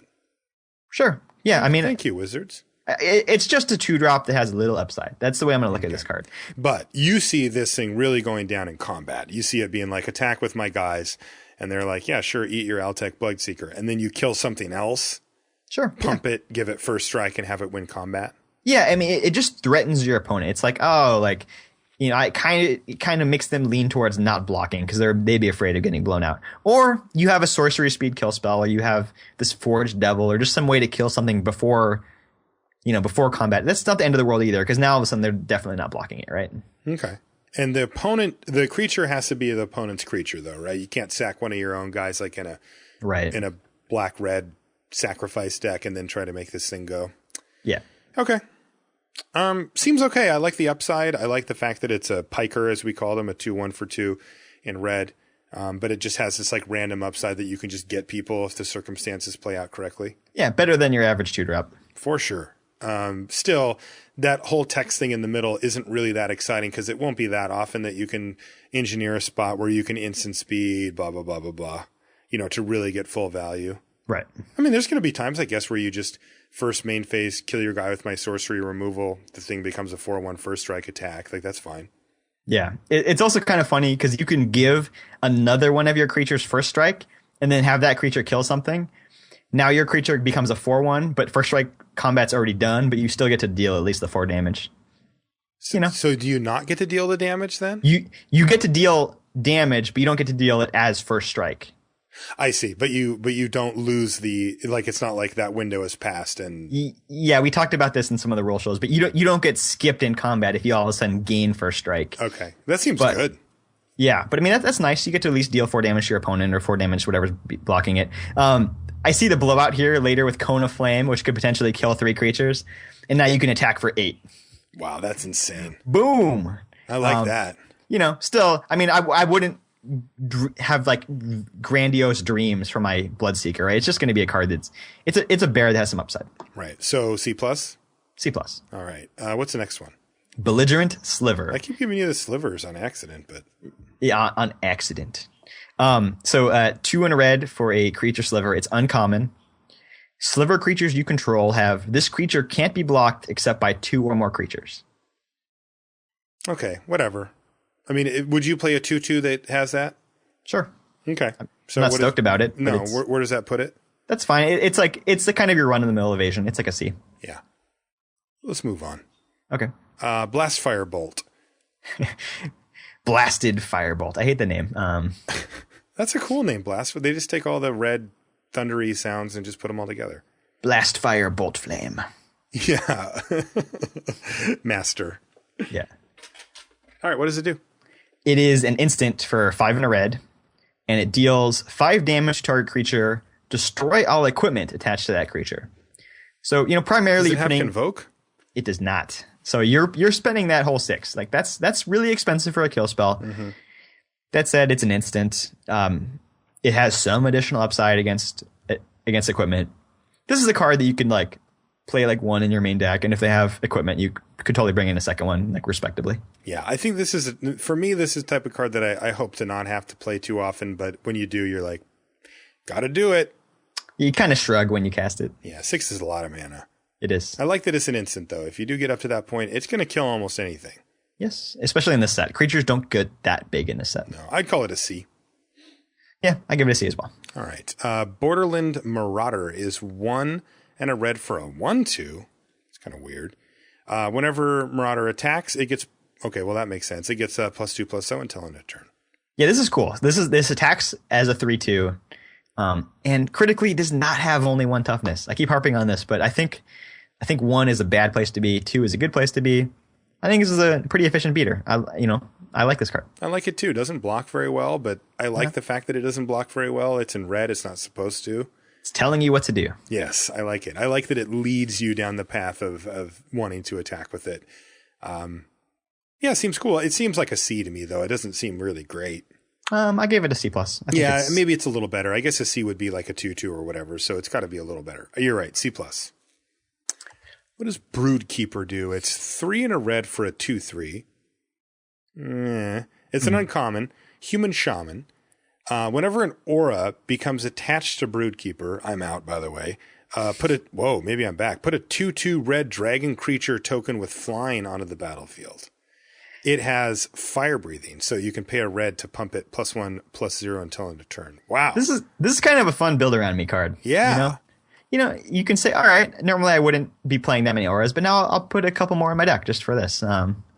Because the thing is, it still carries the same risk because it doesn't say when it becomes the target of an aura. Yeah. It actually has to resolve. But that just means that you need to make sure that you find that opening when your opponent's tapped out or tapped down enough so that you can feel safe to resolve Broodkeeper. And it rewards you. My God, a 2/2 red dragon with fire breathing, that's a full-on card. I mean, you're getting a card out of it.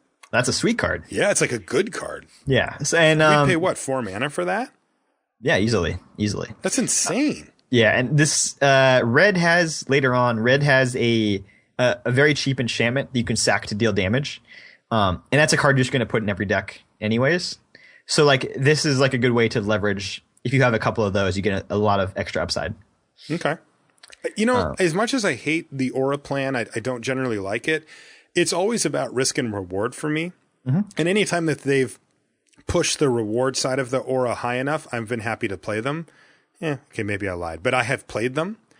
And this seems to push that risk reward high enough so that I would actually want to try to go off with Broodkeeper. Right. I'm not going to put bad auras in my deck to make it happen. By the way, the auras we're looking at common are like +2/+2 in vigilance, invisibility to make it unblockable, eternal thirst, that's the lifelink, become a vampire thing. Divine favor +1/+3 and gain 3 life, not that great. Hammer hand, we'll get to that later. And this red Inferno Fist, like I said, there's one that you can slap on your creature and then sacrifice it. It's kind of a utility enchantment, and that's a great way to use Broodkeeper. So there's not that many good ones. And green has one crappy one called Vine Weft. But so like the 2/2 vigilance and the Inferno Fist are the only ones that I'm really interested in. Yeah, so that's actually not great then. Right, but Inferno Fist, that's going to be a staple common, and you have 2 Inferno Fists. Hey, I'll throw that Broodkeeper in my deck. No issues. I think so too. That upside is really high. That said, as just a standalone, magical card here, it's not really that great. It's probably CC minus range. Like it demands quite a bit of setup to be able to be good. A 2/3 for 4 is kind of miserable. But I like the upside, so I'm going to give it a C minus. Yeah, I give it a C plus, but obviously, like that's only in the right deck, and even in the right deck, I don't think it's like a bomb. Yeah, I mean, like the thing is, we have to be careful, right? Because if somebody listening to this walks away and says, "Well, Brian Wong says Broodkeeper is a C plus," well, I think I'm more worried about the spreadsheet people than I am worried about the people listening. You've skewed that hard towards the spreadsheet people. Yeah, the spreadsheet people are gonna be like, "Oh, he said it's a good card," but my actual words are, hey, if the deck is right, then it's good. Fair, good point. Which is, of course, why we worry more about the listeners in general, because they actually take the time to listen to what we're saying. We love the listeners. Yes, we hate the spreadsheet people. No, we do not. With a burning passion. No, the spreadsheet people are cool. Circle of Flame has always been interesting, and man, talk about what you were talking about, Brian, about 1 toughness creatures having a rough time. 1 and a red for an enchantment at uncommon. Whenever a creature without flying attacks you or a planeswalker you control, Circle of Flame deals 1 damage to that creature. Just blanks, a bunch of creatures. Yeah, poor creatures. Circle of Flame to me feels like a strictly sideboard card. Me too.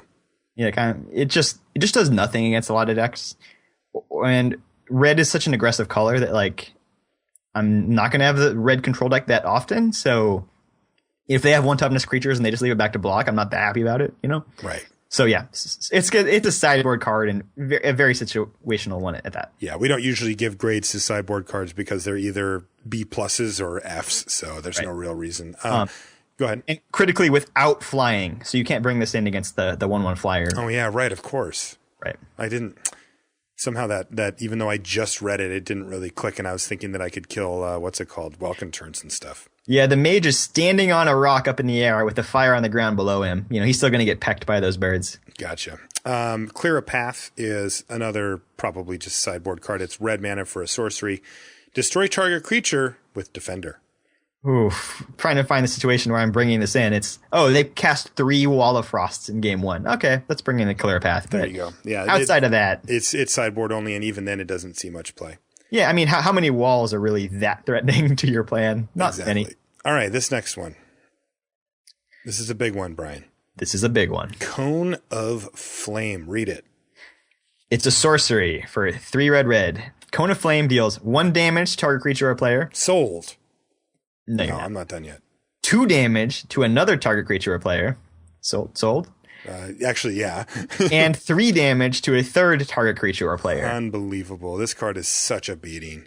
Yeah, it really is. Like, you can just kill 2 or 3 reasonable things with it. I mean, that's the thing, right? Like, we're talking about a 3-for-1. Right. Like a potential card that can just deliver you a 3-for-1 without any crazy circumstances. Yep, and has the potential just to do 3 damage to their face if they're at 3 life.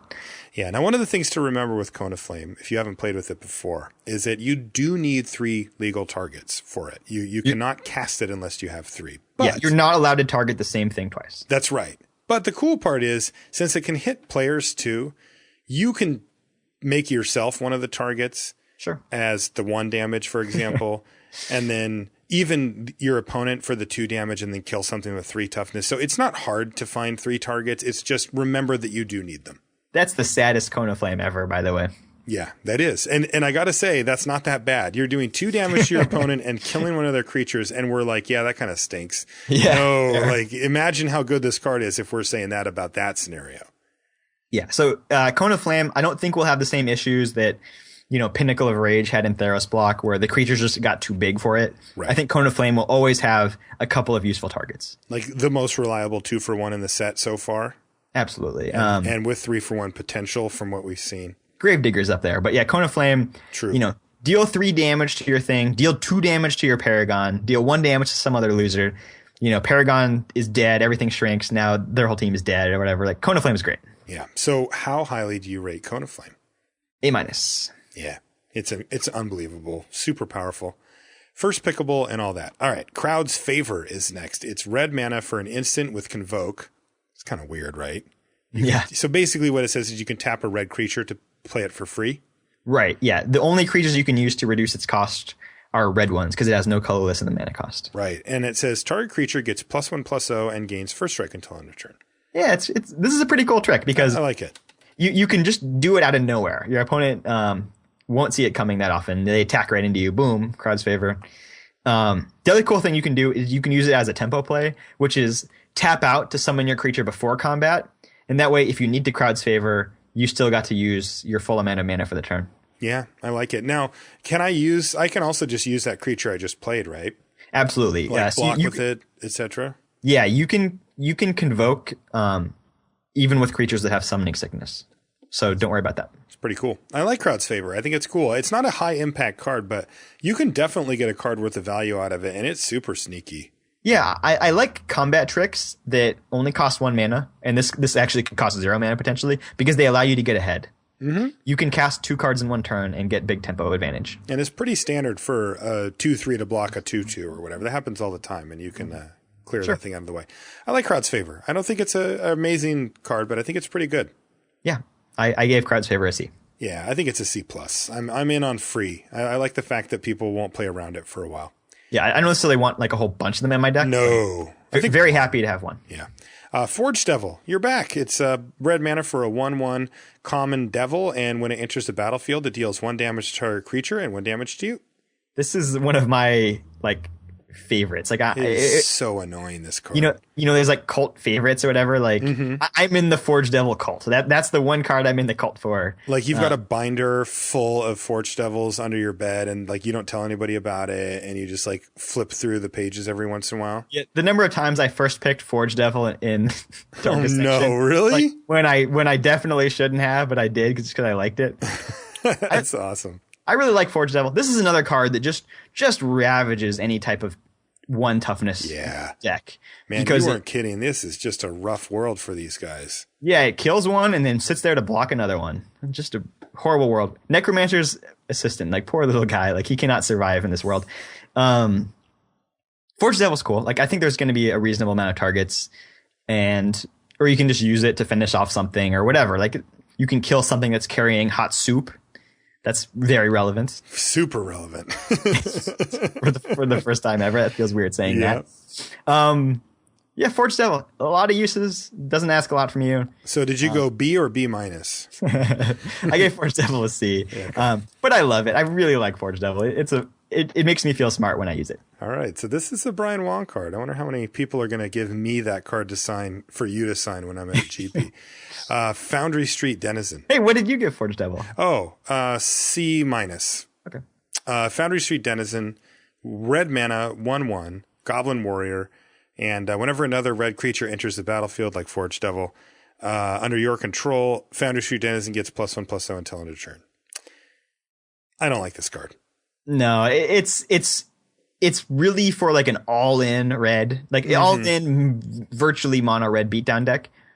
That deck might be here. I don't know. It could be. Yeah, if that deck's here, then you can play this. But if you're not playing that then deck, it's still not that good. Like it struggles to be a 2/1 for 1. No, I mean it's merely playable in a deck. It's not like it's great. But I'm just saying, if there's a home for that for this card, that's the deck. And if you're not that deck, don't play it. Agree. And I think that deck doesn't come up often. So I think Foundry Street Denizen is just kind of junk. I don't think the upside's there. No. Like, that's the thing. Like, I think that it's easy to say, well, if you're the mono red deck, then you want a Foundry Street Denizen. I don't even know if you do. Like, a conditional 2/1 that's only good if you cast it like the first turn of the game and if you curve out. And even then, it loses its ability, like, after a turn or two to be really good. I'm just not interested in Foundry Street Denizen. I don't think it's very good. I'm going to give it a D-. I'll give it a D. Circle back to Forge Devil for 1 second. Mm-hmm. Worth noting that if it's the only, like, if there's no creatures in play, like, you just kind of can't cast it because it'll kill itself. Oh yeah, good point. Yeah. You ever done that? I've done that. No, but it's relevant, especially in a world with Convoke, where you're like, oh, I want to get going on this, and you just can't. So right. Frenzied Goblin. All right, so here's another potential hint towards an all-in red weenie type strategy. 1 red mana for an uncommon 1/1, and whenever it attacks, you may pay red. If you do, target creature can't block this turn. You can only do that once, right? Right. Still, making their best blocker go away, in your eyes, is pretty nice. Yeah, it's pretty nice. And also the fact that they may not want to use their second best blocker on your stupid 1/1. Right. But they kind of have to. So putting them in that bind is one of the better parts of the card. Or if you pair this with removal or other effects to get blockers out of the way, you may just be able to remove their only blocker, a couple turns in a row. Yeah. These are the type of cards that I see overperform in Cube, but they don't do as well in normal limited because sometimes your opponent just goes like Grizzly Bears. Yeah, or your opponent plays Coral Reef and now you just want to die. Doesn't do anything. Yeah. So I'm another card that I think has hidden power but just doesn't fit that well in this type of set, and I don't think it's going to do a ton of great work. I'm going to put Frenzy Goblin at D. Yeah, I'll give it a D+, but if there is a really good aggressive deck, you'll put this in there happily. Yes, that is for sure. And more as a spell than a creature, by the way, like just as a sit there and make your thing unblockable and make you block it at some point. Generator Servant is 1 and a red for a 2/1 elemental, and it's got an activated ability. It says you can tap it and sack it to add 2 colorless mana to your mana pool. If that mana is spent on a creature spell, it gains haste until end of turn. That's kind of cool. Yeah, that's kind of cool. I mean, I like this card. Mostly, I don't know if I'm putting it in my deck to like accelerate out something big because that feels risky to me. But, I want some creatures in my deck at lower mana costs just to prevent myself from getting run over. And if this, outlives its welcome in play, and I can use it for mana. Yeah. That's not a downside. Just the fact that that's not a great ability doesn't mean this is a bad card because that's right. You put it in your deck as a creature. That's right. And that's the thing to remember. It's a vanilla test here. It's a 2/1 for 2, which passes, maybe not excitingly, but it certainly passes, and it's in. I think Generator Servant's probably C+. Yeah, I'll give it a C just because I'm a little wary of the X ones. I mean, the 2 mana is a lot, dude. It is. I mean, you pay it on turn 2. On turn 3, you untap, make a hasty 5-drop. Oh, you get haste too. Yeah. Oh. And it doesn't take any mana to do that. You just tap it and sack it. All right, we'll move up to a C+ then. All right, we got there. Goblin Rough Rider, vanilla all over the place here. Is 2 and a red for a 3/2. This is a reasonable 3-drop. Yes, 3 power's good. Yep. It beats down. It usually will trade with something. It's perfectly fine. Yeah, it has more than 1 toughness, which is nice in this set. I like that too. It's a C. Yep. Hammerhand. What does that do? Is this one you were talking about? No, this is a different one. No, this is a different one. This is a weird card. So this is Messenger Speed on crack. So this is an aura for a single red mana, enchant creature. Enchanted creature gets +1/+1 and haste. And when Hammerhand enters the battlefield, target creature can't block this turn. All right. Well, this is my early front runner for I will not run this and I will lose to it occasionally. That I'm comfortable with. Yeah. This would.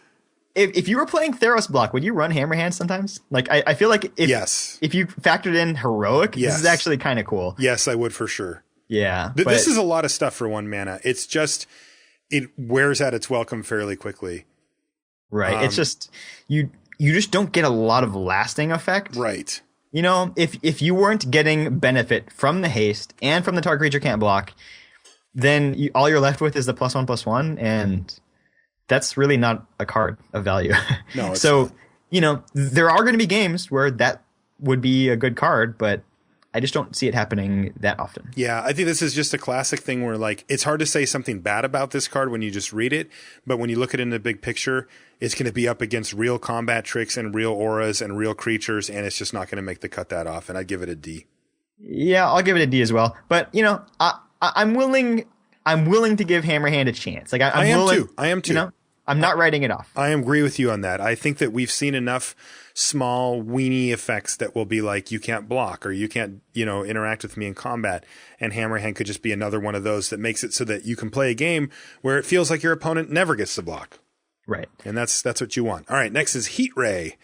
It's X red for an instant, uncommon, and it deals X damage to target creature. No players can be hit with Heat Ray, just creatures. Yeah, and it's never going to be that efficient of a kill spell. Nope. You're probably going to have to spend more mana to kill the thing than they spend on it. That's right. That said, I'm never cutting Heat Ray from my deck. That's correct. So the deal with Heat Ray is that it keeps itself out of the premium removal discussion because of how expensive it ultimately can be to cast. But it keeps itself firmly in the tier below that by being instant speed and by being relatively easy to cast in the sense that it's just 1 red mana plus any colorless. So yeah, I mean, Heat Ray, again, is always going to make the cut. It's a relatively early pick.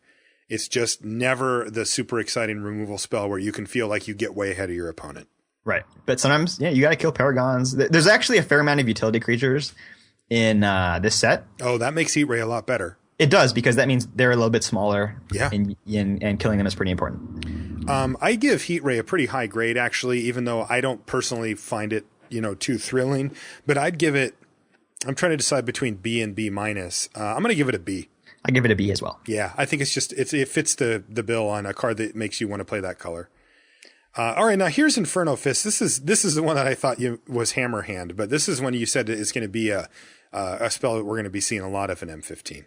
Yeah, instead of Hammerhand, it's Inferno Fist. Yeah. So Fire Fist, don't get it confused with Earth Fist. So this is an aura for 1 in a red, enchant creature. Enchanted creature gets +2/+0. Okay, I'm in. That's kind of cool. But it also has a nice fallback ability of red, sacrifice Inferno Fist. Inferno Fist deals 2 damage to our creature or player. So it makes it into a shock. Makes it into a shock. I like this. I've mentioned it before that I'm not a big fan of auras in general, but 2 mana auras definitely are way more castable than their 3 and 4 mana counterparts.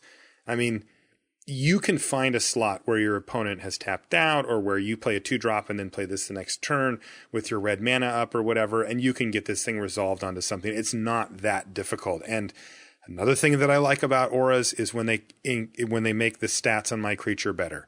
The ones I don't like are the ones that don't. And this one makes it +2/+0. So that's a big hitter right there. And then, yeah, shock is great. I mean, this card's pretty impressive. Yeah, it is. And I just like the ability that, I'm primarily putting it in my deck as a kill spell. One of the downsides is it's enchant creature you control. Oh. So you can't avoid some of the risk by casting it on their thing and then sacking it. That would have been sweet. Yeah, that would have been nice. But what you do get is the upside of +2/+0, which means I'm going to slap this on, if you're tapped out, I'll get in some damage for free, or potentially put this on a flyer or some other evasive creature and actually make you deal with it. And when you do, I'll just sack the Inferno Fist and deal 2 damage to something. Yeah.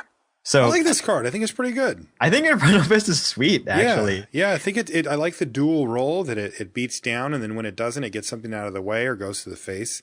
Right. Or you can just use it, 1 red for a thing that's basically deal 2 damage to a creature or player, which is certainly playable. And this does have to be the premium one to put on that uncommon, right? Absolutely. Yeah, because this is the one. You get the flyer, then you get it doesn't matter. You can just sack the Inferno Fist after. Yeah. Makes it a 4/3. Yeah. Yeah. And it can hit players. Like Inferno Fist is cool. So grade it. I give it a B. I think this card's cool. I think it's good. Jesus, a B? I mean, it just is a shock. I mean, kind of, right? But I think Inferno Fist is really good. It is not just a shock. No, you're way off with that. But it does have shock-like properties. It's more than it's better than a C+. Yeah, it is. It is. I can't not do that. All right, I'll give it a B minus. Yeah. I think you have to. Yeah, on I this think card. you're right, man. I like that. I am also having just visions of just putting this in a blue-red deck and just, putting it on with frost links and locking down your stuff, or putting it on a flyer and attacking you. And all of a sudden, this deals 2 damage to your face, and then I sack it to deal 2 damage or whatever. Yeah, that adds up really fast. Like if they're tapped out, you can do 1 red, deal 2 damage to your opponent, and deal 2 damage to a creature. Like, that's really good. That's really good. Right? Yeah, I like it. Card's cool. I love that it costs 2. All right, so this next card is creature type ape, and it starts with Kurd. I'm in. But it's not Kurd ape. It's Kurd chieftain. It's his boss. And it is very powerful. 3 and a red for a 3/3. And this is, of course, our pseudo gold card. So if you control a forest, it gets +1/+1, just like Kurd ape did. So it's a 4/4 for 4 if you've got a forest, which is really nice. The activated ability is kind of insane too. 4 and a green, target creature gets +2/+2 and gains trample until end of turn. Oh man, this is a great way to just make it so they can't block you Ever, right? Like, Yeah. how in the heck do they enter combat with you? Yeah, or even if they could, this is a great way to just be like, all right, well, you can't block everything with high toughness. Now I just deal a bunch of damage to your face by making my, pretty big thing have trample. Exactly. And this is a prime, I mean, it can target itself, and it would be a 6/6 with trample if you did so. Yeah, this card's sick. This card's really sick. It's just going to mess with combat in such a huge way. And it's really, I think it's just going to be one of those cards that must be dealt with. You got to kill it. You don't kill it, you're going to fall way behind. They're going to have a great mana sink to just run you over. Your chump blocks don't do anything anymore. Your regular blocks don't trade anymore. It's just nasty. I feel like I would play Kurd Chieftain even if it costs 6. Yeah, it kind of does feel like that. So this card is It's way a finisher, undercosted. right? I mean, it's also just a great turn 4 and play. it's just a ridiculous, a 4/4 for 4 is such a beater. Yeah. Yeah, I think this card's fantastic. Yeah. So minimum it's a B+. Agreed. Minimum. It's a finisher. It's efficient. It hits on all cylinders. There's nothing you can say bad about this card. Now, again, I have to reiterate, that's if you're red-green.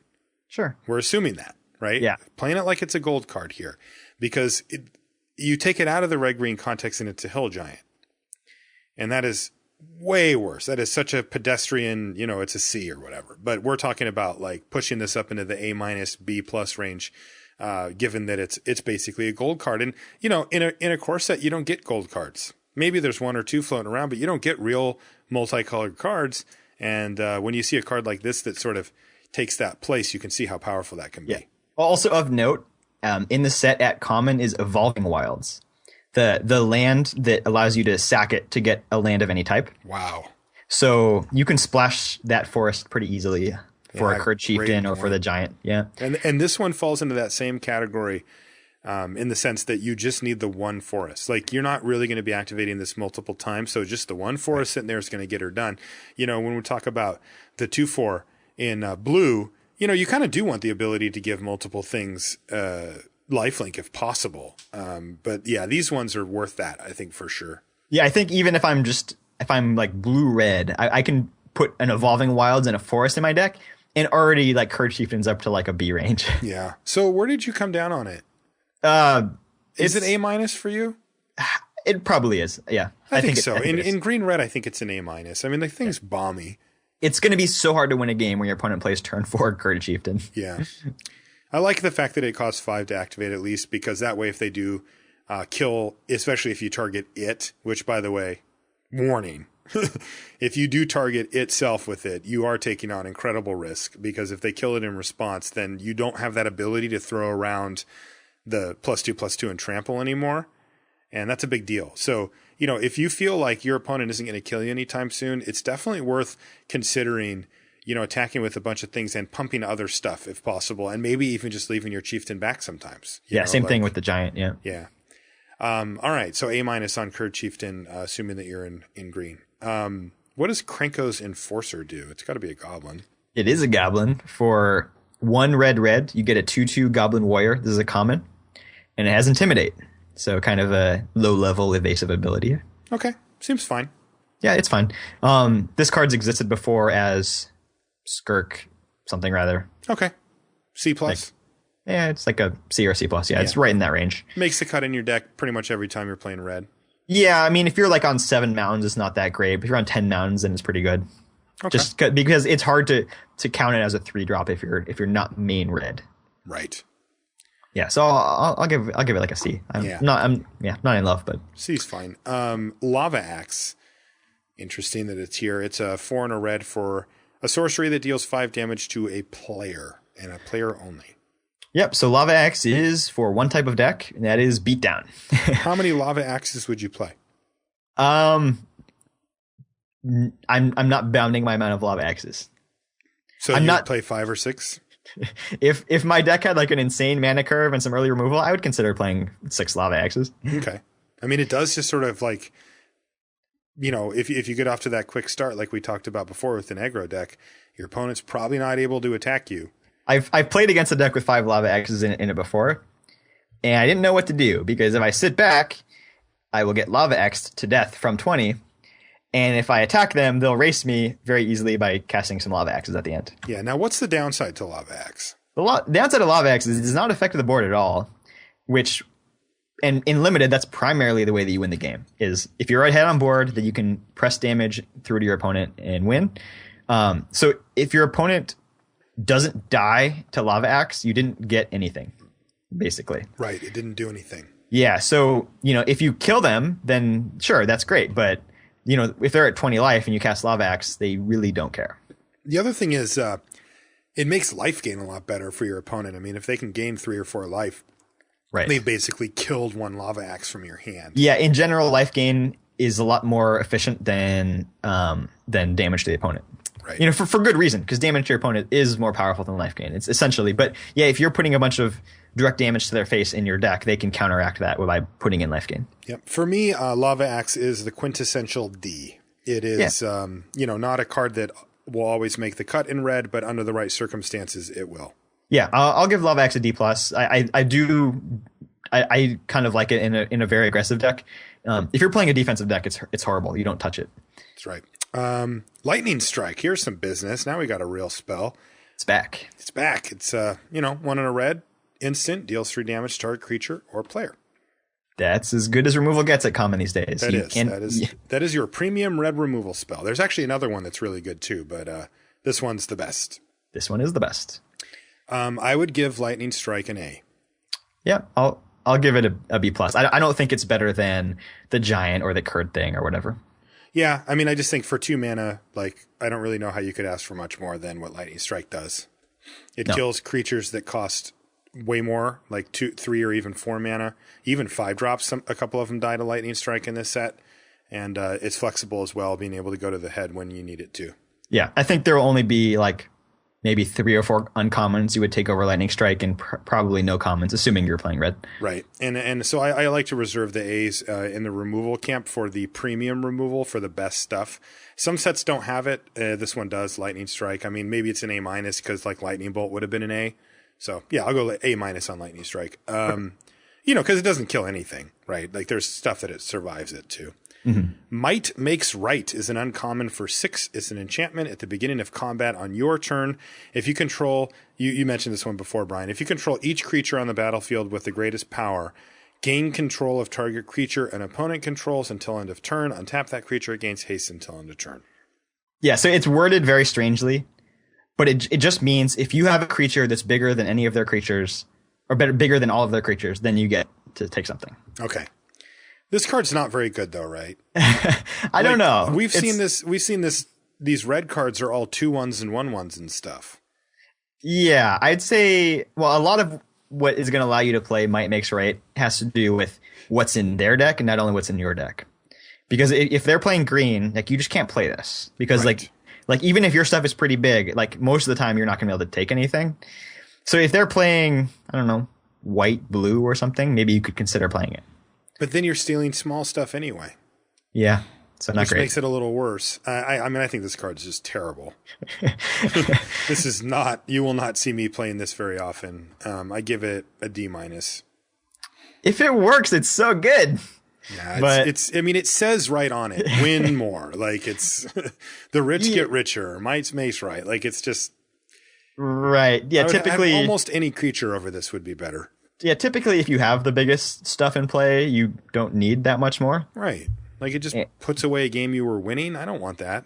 I want a card that helps me win a game I wasn't winning. Yeah, and it costs 6.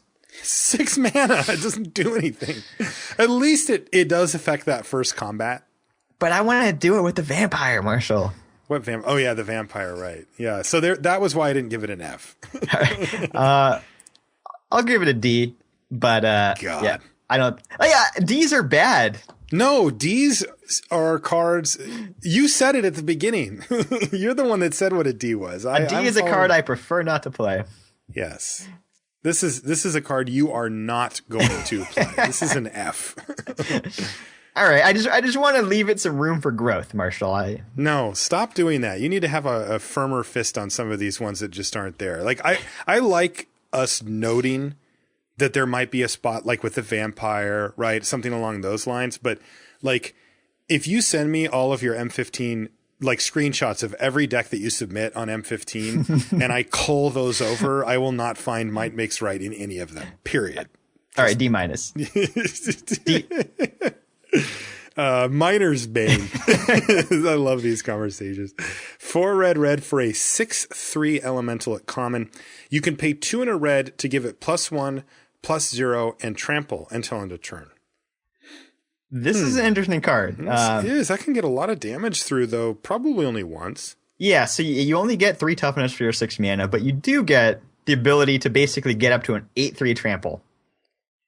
Which right. that's a big game. That's going to deal a lot of damage to them. That is. I mean, that's interesting. Yeah, I think if you're, I don't think you need to be super aggressive, but if you're on the aggressive half of the spectrum, you could put a Miner's Bane in your deck and feel okay about it, I feel like. I think so too.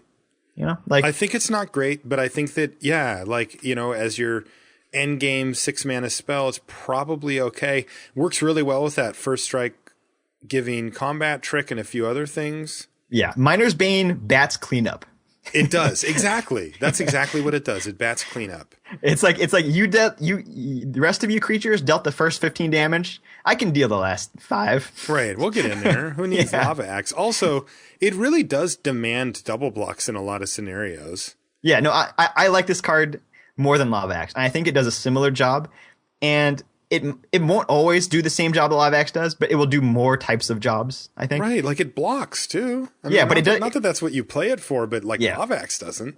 Yeah, I think it does an interesting Lava Axe impersonation if required to, but while being more consistent. So that's why I like it. That said, I don't really like this card that much in general. Like I wouldn't really be excited to play it. I think this is like a D+. This is a card that will make the cut occasionally, but a lot of times I expect to see this in my sideboard. Yeah, I gave it like a C-. I think I'll play one. Okay. You'll play the first one. The red Paragon is here. It's Paragon of Fierce Defiance. And it's 3 in a red for a 2/2. We know that. Other red creatures you control get +1/+1. We know that. What's its special ability? It's red, tap. Another target red creature you control gains haste until end of turn. That's scary. Because that can be very scary. Yeah, if you have your opponent down to a lowish life total, it's going to be hard for them to not leave back blockers. Right. I think that's a pretty cool ability on a Paragon because you don't want to risk your Paragons in combat that often, but only having to spend 1 more mana, you're going to activate that a fair amount of time, I believe. I think so too. And remember, it can only target red creatures, so that creature is going to get the +1/+1 from the Paragon as well. Right. So now you've got a hasty, under costed creature coming in potentially the next turn after you play the Paragon. Yeah, I think this one's pretty cool. I think that's pretty good too. I think it's right in line with the others that we've seen. I think it's reasonable, and I think you'll play it, and I think I think maybe red might have one of the best creature setups to make the Paragon good. Right, I've seen a lot of cheap creatures. Absolutely. Yeah, you're gonna curve out and then play this, in the mid to top of your curve, and then any other weenies you draw get a little extra bonus because you can haste them out there. Yeah, I think Paragon would be a nice curve topper for a heavy red or maybe even a mono red deck. Yeah, for sure. What'd you give it? I'd give it a B. Yeah, I like it. B. Rummaging Goblin, he's back. Who needs Merfolk Looter, right, guys? Boo. 2 in a red for a 1/1 Goblin Rogue. Tap it, discard a card, draw a card. Yeah, so rummaging is not as good as looting. Beggars can't be choosers, though. Nope. Late game, pitch those lands, draw more spells. That's useful. It is. This card's fine. I'll usually play one. Sometimes I don't. I give it a C minus. I give it a C. I think it's also. I think you can play it in an aggressive deck because, all right, it'll draw you to that Lava Axe if you need to. Sure. And if you got your Paragon out, it's a 2/2 or whatever. It's a Goblin if that matters. It's kind of interesting. Yeah. This next card is how I describe you when you play Magic. Yeah. Scrapyard Mongrel. Boom. 3 and a red for a 3/3. So we've got a Hill Giant on our hands here, Brian. It's a common. As long as you control an artifact, now you mentioned this earlier, it gets +2/+0 and has trample. Wow. Yeah. If you get that on turn 4, you are way ahead of the curve. You are way, way ahead. That's nasty. Yeah. This also goes with the theme of red. Red just can throw damage at your face. Like, it gets a lot of trample, it gets a lot of haste, it gets high powers. Like, it can be really hard to defend against red decks in this set, I believe. So I don't know. I believe you. This card's scary.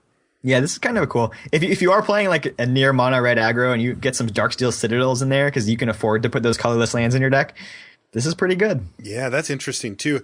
I think one of the things that you could do as well is to play it as normal, but sandbag that Citadel or that random artifact that you have, and your opponent is kind of like trying to figure out how to plan around their next turn, and then on your first main phase on your next turn, you just play your Citadel or play your thing, and all of a sudden they've got a whole new set of problems to deal with. Yeah, and all that said, you don't draw your artifacts. You still get a Hill Giant.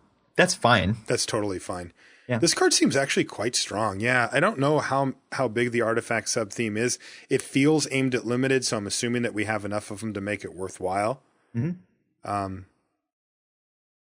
I think if is it crazy to go B- on this thing? I think if you're really going for it, it's like a B-. If you just have like kind of incidental artifacts, like maybe 1 or 2, then it's like a C+. Okay, I like that. That makes good sense. Shrapnel Blast, speaking of incidental artifacts, 1 and a red for an uncommon instant, but as an additional cost to cast it, you got to sack an artifact. It's a big deal. Yeah, so this is the test. If you're all in on this artifact sub-theme, you can play a Shrapnel Blast. If you're not all in on it, you should not play Shrapnel Blast. That's at right. all. And it rewards you, though, for being all in. It deals 5 damage to a creature or player. It is ridiculous. Yeah, so this is a Lava Axe to their face if you need it, which you'll do that a lot. But also just being able to get rid of almost any creature is pretty valuable sometimes. For 2 mana at instant speed. Yep. Now, is the best thing to pair with this the Citadel? Probably, yeah. Yeah, there's some okay stuff. We'll get to artifacts later, but there's a fair amount of like playable uncommon ones as well. Okay, but Shrapnel Blast it's almost in the sideboard category. It's so polar, right? Like it's like not that you would sideboard it in, but it's like it's either an A or it's an F. Yeah, I have a really hard time grading it. Can't really like If you took the additional cost part out of it, it would be an A. Right, one of the best spells ever. Like you would need minimum 3 artifacts to even consider playing it. How many would you be comfortable with? Like 5. Okay. All right. Let's not grade it under those circumstances because it's just too polar. Right. I mean, generally speaking, it's an F. Like you can't play it. So there you go. Sure. Stoke the Flames. This is a good one. Another great burn spell here for red. It's 2 red for an instant Convoke, and it does 4 damage to target creature or player. This is fairly efficient even without the Convoke, but adding that on is real nice. It's really nice. Yeah, and I like is a lot. I like you could sandbag it where it's like, oh, they're tapped out, they have no lands, and you just have like 4 guys on defense, and they attack in, and they're like, pump spell, and you're like, nope, tap everything, stoke the flames. Right. It's pretty cool. Stoke the Flames, and it's a finisher as well. Like this, from what we've seen, like Lava Axe has plummeted for me. It's just like you just don't need it. Like you've got all these other ways to go to the dome.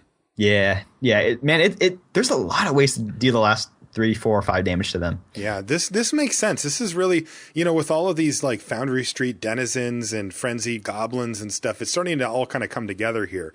You get in with a bunch early, and then you've got these kind of go to the dome finishers for late. Yeah, and this is a reasonably costed way to deal with those Kurd chieftains and the giants and just those really annoying cards. And you're going to need those, and being able to get one that's actually good is nice. Yeah, I mean, this compares somewhat to Chandra's Outrage from the past, where it's 4 damage. That one, you got to do extra damage to the player. This one, you get to do this for cheaper sometimes, which can really be cool. I think this card's great. I think it's a B. Yeah, I'm going to give it a B+. Yeah, you know what? I'm with you, B+. I wanted to go higher, but I was too scared. All right, Thundering Giant. Yeah. This is another reprint from Urza's Saga. This is a 3 red for a 4/3 giant with haste. It's common. This guy's just okay. It's just okay, right? Yeah, I'm not super stoked about Thundering Giant. Usually, I would rather forego the haste for something a little bit beefier. Like just make it a 4/4? Yeah, something like that. Would you trade haste for +1 toughness? You know, a lot of times, yeah. I think it could play okay in the way the red wants to do it, though. In the set, like red seems like all about just dealing damage to your face, trying to ignore your stuff, and haste is really good for that because it's like, oh, you didn't leave back a blocker, now you get punished. Yeah, I like that. I give it like a C-. Yeah, I'm C- on that too, but yeah, you could. It's definitely playable. You can totally play these. All right, next we have Torch Fiend. What does that do? Torch Fiend, 1 and a red for a 2/1 devil. This is a common. And it has the ability red and sacrifice it to destroy an artifact. Now, this could be more relevant. This is a type of card that they just put in core set so that they have it around for standard in case they do something dumb with an artifact on accident or whatever. Yep. But, you know, this is a perfectly playable red spell out of the sideboard for constructed or whatever. But this is interesting here because we've seen artifacts mentioned multiple times now on a couple of different cards. And it makes me think that what you were saying before is right, that there's some type of a little sub-theme going on. And if that's the case, you know, Torch Fiend might be more main deckable than normal. Right, yeah. So you have that potential main deckable option because there are a couple of good uncommon ones. And also just the ability to like, okay, this is in my board, and I want to bring in something to deal with your rare bomb artifact. Well, I can do it without offsetting like the balance of my deck. Right, I don't have to put in cards that are only good if you draw it, because this card is at least a creature if you don't draw it, which is really valuable in a sideboard card, because a lot of sideboard cards are so situational that if you don't get the right situation, it's just a blank, and this card will never be a blank. That's right. I like this card. I've always thought it was good. I don't main deck it generally, but I have many times just for curve considerations. It's probably a C. Yeah, I'm going to give it a C- because I don't like X ones. But right. I think, you know, we'll have to wait and see how many of these uncommons artifacts are good. And if a bunch of them come up into the pretty good territory, then I might upgrade this. Okay. Wall of Fire. Not quite as good as Wall of Frost in my experience. 1 red for an 05 defender. And it's got fire breathing, which is a little awkward on a wall, but it can matter. You can pay red to give it +1/+0. This card has problems. The main problem is that it's red. It's red. It just goes in the face of everything that red is trying to do in the set. Yeah, I mean, even if it was the best wall ever, it's like why does the deck that has Foundry Street Denizen want Wall of Fire or any wall? Right. Yeah. If this card was like maybe blue or black, I would say it's playable. But as it is in red, most of the time I'm not going to want it. I'd say it's like a D. Like it's. Also, just the fire breathing on defense sounds cool, but in practice, you almost never use it. That's right. I'm going to give it a D-. I just don't plan on playing it. God, I like red here. I like what they did with it. It feels like they kind of push things towards the end. So there's like a bunch of really cheap, low-end kind of go stuff, and then there's some finishers. And there's not a ton in the middle. Yeah, red. So red is beat down. Blue is beat down. Black is kind of in the middle. Man, this could be a very aggressive set. Yeah, we got to be careful that we don't assume that it's not and then have it actually be that way. Right. Let's move on to green. Ancient Silverback. 4 green for a 6/5. It's an uncommon ape. Don't let Louise see it. And you can pay green to regenerate it. Believe it or not, this card used to be a rare. Did it really? Yeah, from like... Holy crap. Urza's We've come a long way, man. Yeah. I mean, this is a powerful Magic card. Yes. Very chumpable, right? It doesn't have trample. It does not have evasion. But that being said, it kind of demands chumps. And you, like, if the longer the game goes, the better this thing gets. Absolutely. I mean, I like it. Yeah. You got to Frost Links this thing or something like that because it's hard to deal with in a conventional way. Yeah. Encrust it. Yep. I like it. I think for a 6-drop in a green deck, this seems like very solid to me. I'd give it like a C+. Yeah, I'm gonna give it a B minus. I think this is a win. But the black one has the can't be regenerated thing. Ouch. Yeah, that's a bummer. I forgot about that. I mean, I'm just gonna say, like, if you're gonna play a 6-drop, like outside of rares, you can't do better. I just pictured the ancient silverback, the ape on the artwork, screaming "whammy" because like when he gets hit with that stupid black spell, because it's like, dude, this is what I do. Like I was brought to this plane to not die, and now I'm dying anyway. Poor little guy. Whammy. C. I'm on C now. All right, I'm holding firm with B minus. I hold out hope. Okay. Back to nature. One and a green. Yeah. Back to the set review. Back to the set review. Back to nature. 1 and a green. Instant. It's an uncommon that says destroy all enchantments. So sideboard card. Sideboard card. That's about that. I would like to note that if you're going to sideboard in a card to kill enchantments, it's because you saw more than one enchantment, right? You're not going to sideboard in a card just to deal with one specific thing most of the time. So like you saw 3 enchantments from them, right? Or something like that. That makes this actually have a lot of potential, because if they draw more than one of those enchantments, you can just get a giant blowout against them. So the situations where you're playing this card, it has a ton of potential. So, it's a good sideboard card for that reason. Yeah, it really is. Getting a 2-for-1 or a 3-for-1, especially when a lot of the removal comes in the form of an enchantment. Yeah. You're freeing up, you're getting real cards worth of value out of that. Yeah. Unfortunately, there's no pacifism in the set. So that really limits how much value it has. But there's Encrust and Stab Wound that we've seen already. Right. Yeah, there's Encrust. So, I mean, I could imagine a deck with multiple Encrusts in it, or who knows. But yeah, if you see multiple good targets, you can totally bring in this and hope for the blowout. Or just the 1-for-1, which could be okay. All right. Carnivorous Moss Beast. One of the coolest names of the set. It has to be. So oh, never mind. Go ahead. I was going to say, I thought it was cannibalistic moss beast, and I was like, that's not very exciting. But it's carnivorous moss beast. That would make it a vegetarian as well. But yeah, it's carnivorous. It actually is not a vegetarian. Isn't moss a fungus, or is it algae? Wait, what is moss? I think it's just a plant. I'm not so sure about that. Well, I can look at the creature type and it says plant, elemental beast. It's 4GG for a 4/5 common, and it's got an activated ability that costs 7. Has to be really good. So it's 5GG. You get to put a counter on it. +1/+1 counter. Oh yeah, moss are plants. You're correct. Okay. So this card's not very good. Unfortunately not, right? Like, this doesn't really give us the inevitability that we want. No, not really. Like, it's just so clunky. Yeah, it doesn't really start off in a great place, and it doesn't really go into a great place either.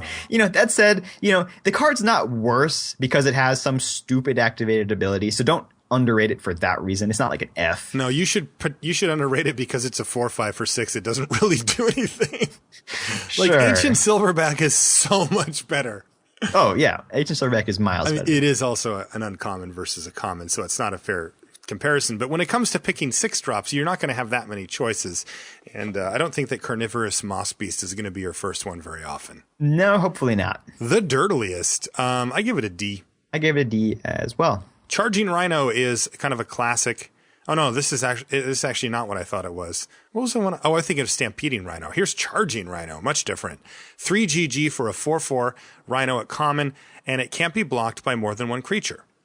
That's pretty useful, because if they're not playing green, they may not have something with enough power to deal with it. Yeah, pretty common that this thing is bigger than any one creature that they have. Right. It also makes this a great target for any kind of auras if you're so inclined. Mm-hmm. Like lifelink auras. But still, it's just a pretty run-of-the-mill 5-drop, right? Like, you can't really say anything bad against it, but at the same time, it's not like, oh man, he had a Charging Rhino. Couldn't win.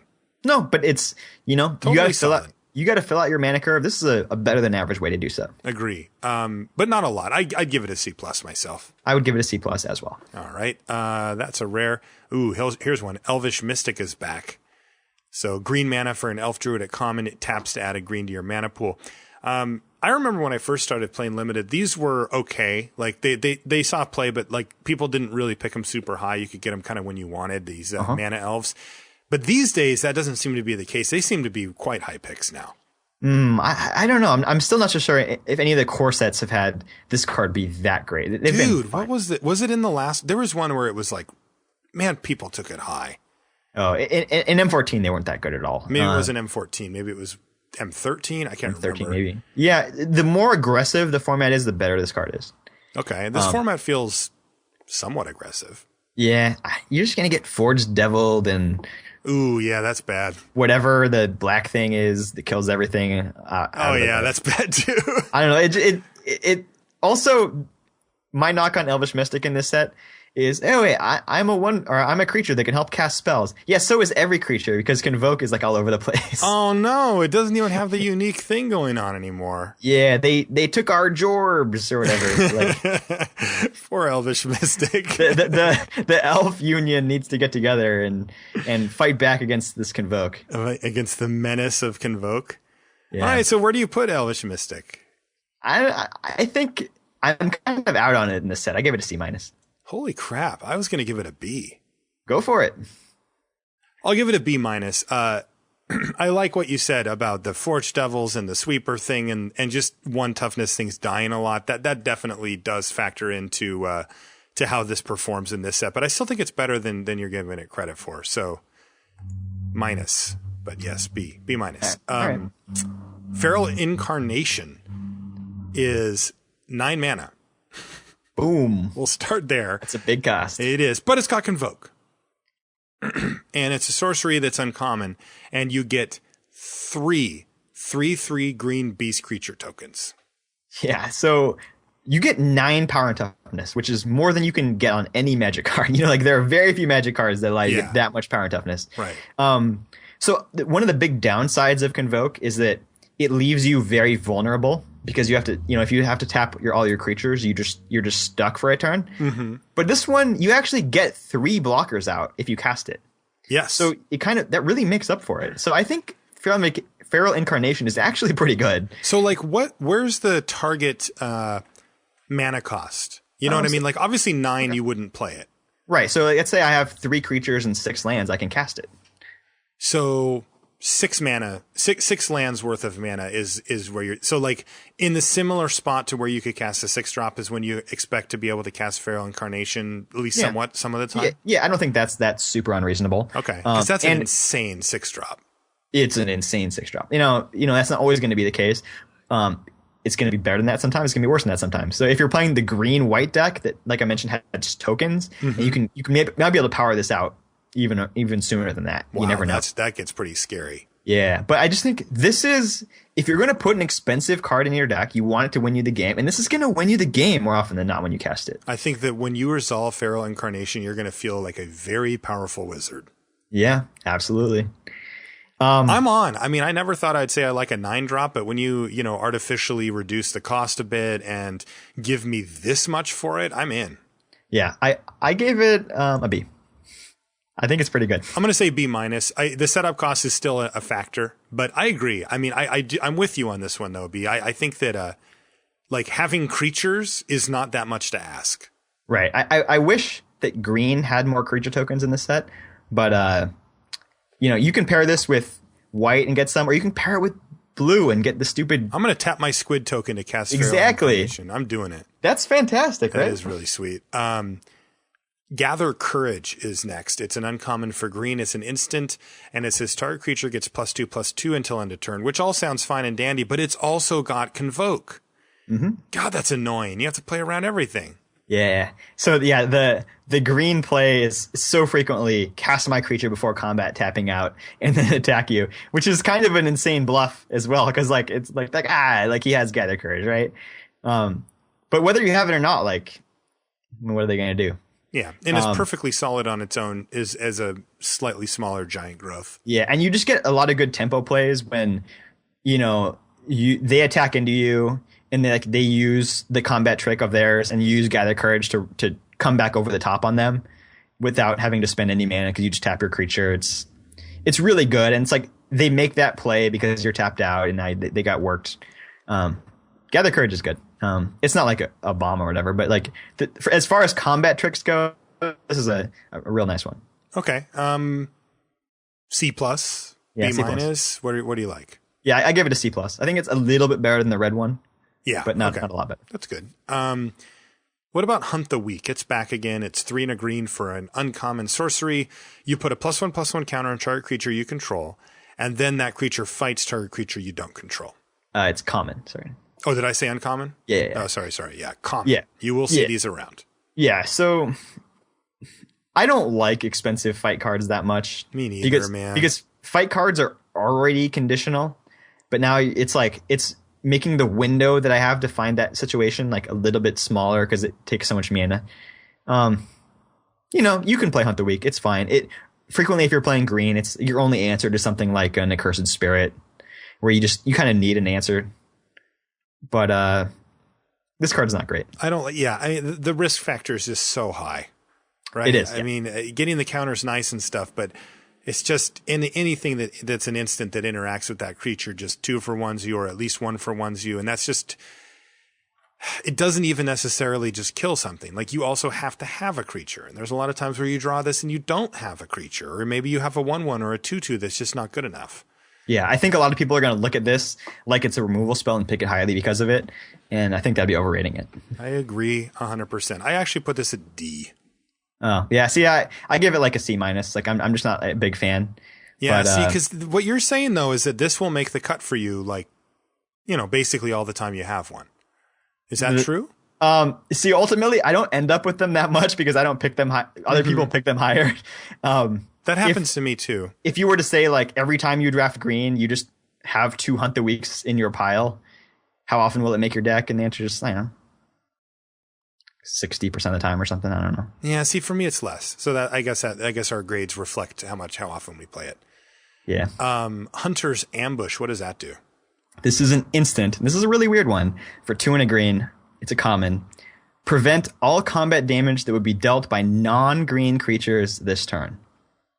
Great, another fog. It kind of is, but this is way better than a fog, right? Yeah, because you can use this in your own combat step while attacking your opponent. No, so what this says is that green creatures still get to do damage and everything else doesn't. Right. Ooh, that's actually really scary.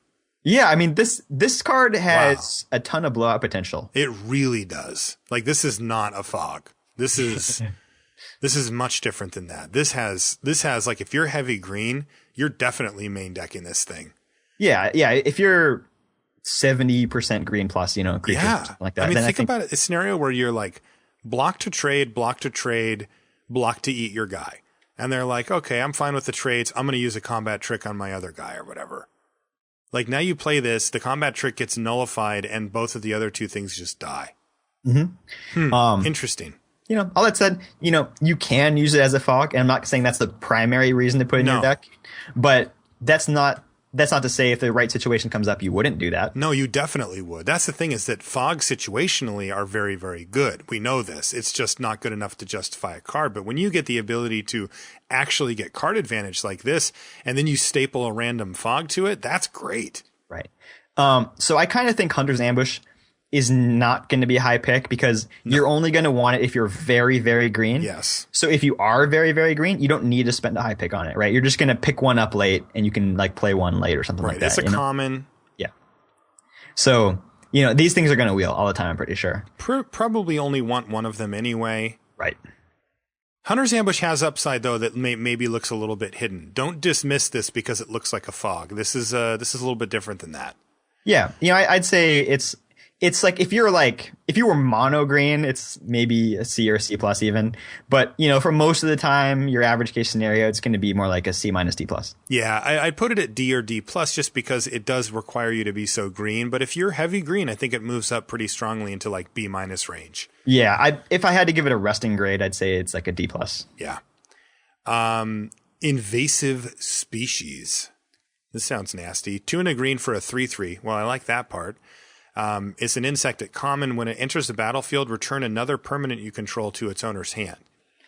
So you will get no Centaur Courser for free here, sir. Right. So most of the time, I would guess this is going to be a downside. If you cast it on turn 3, it's like pretty rough. But you can use it to basically bumping your land back, right? That's basically, yeah. You can use it to like remove, encrust. Like you get your creature back from encrust. So this has additional upside in the late game.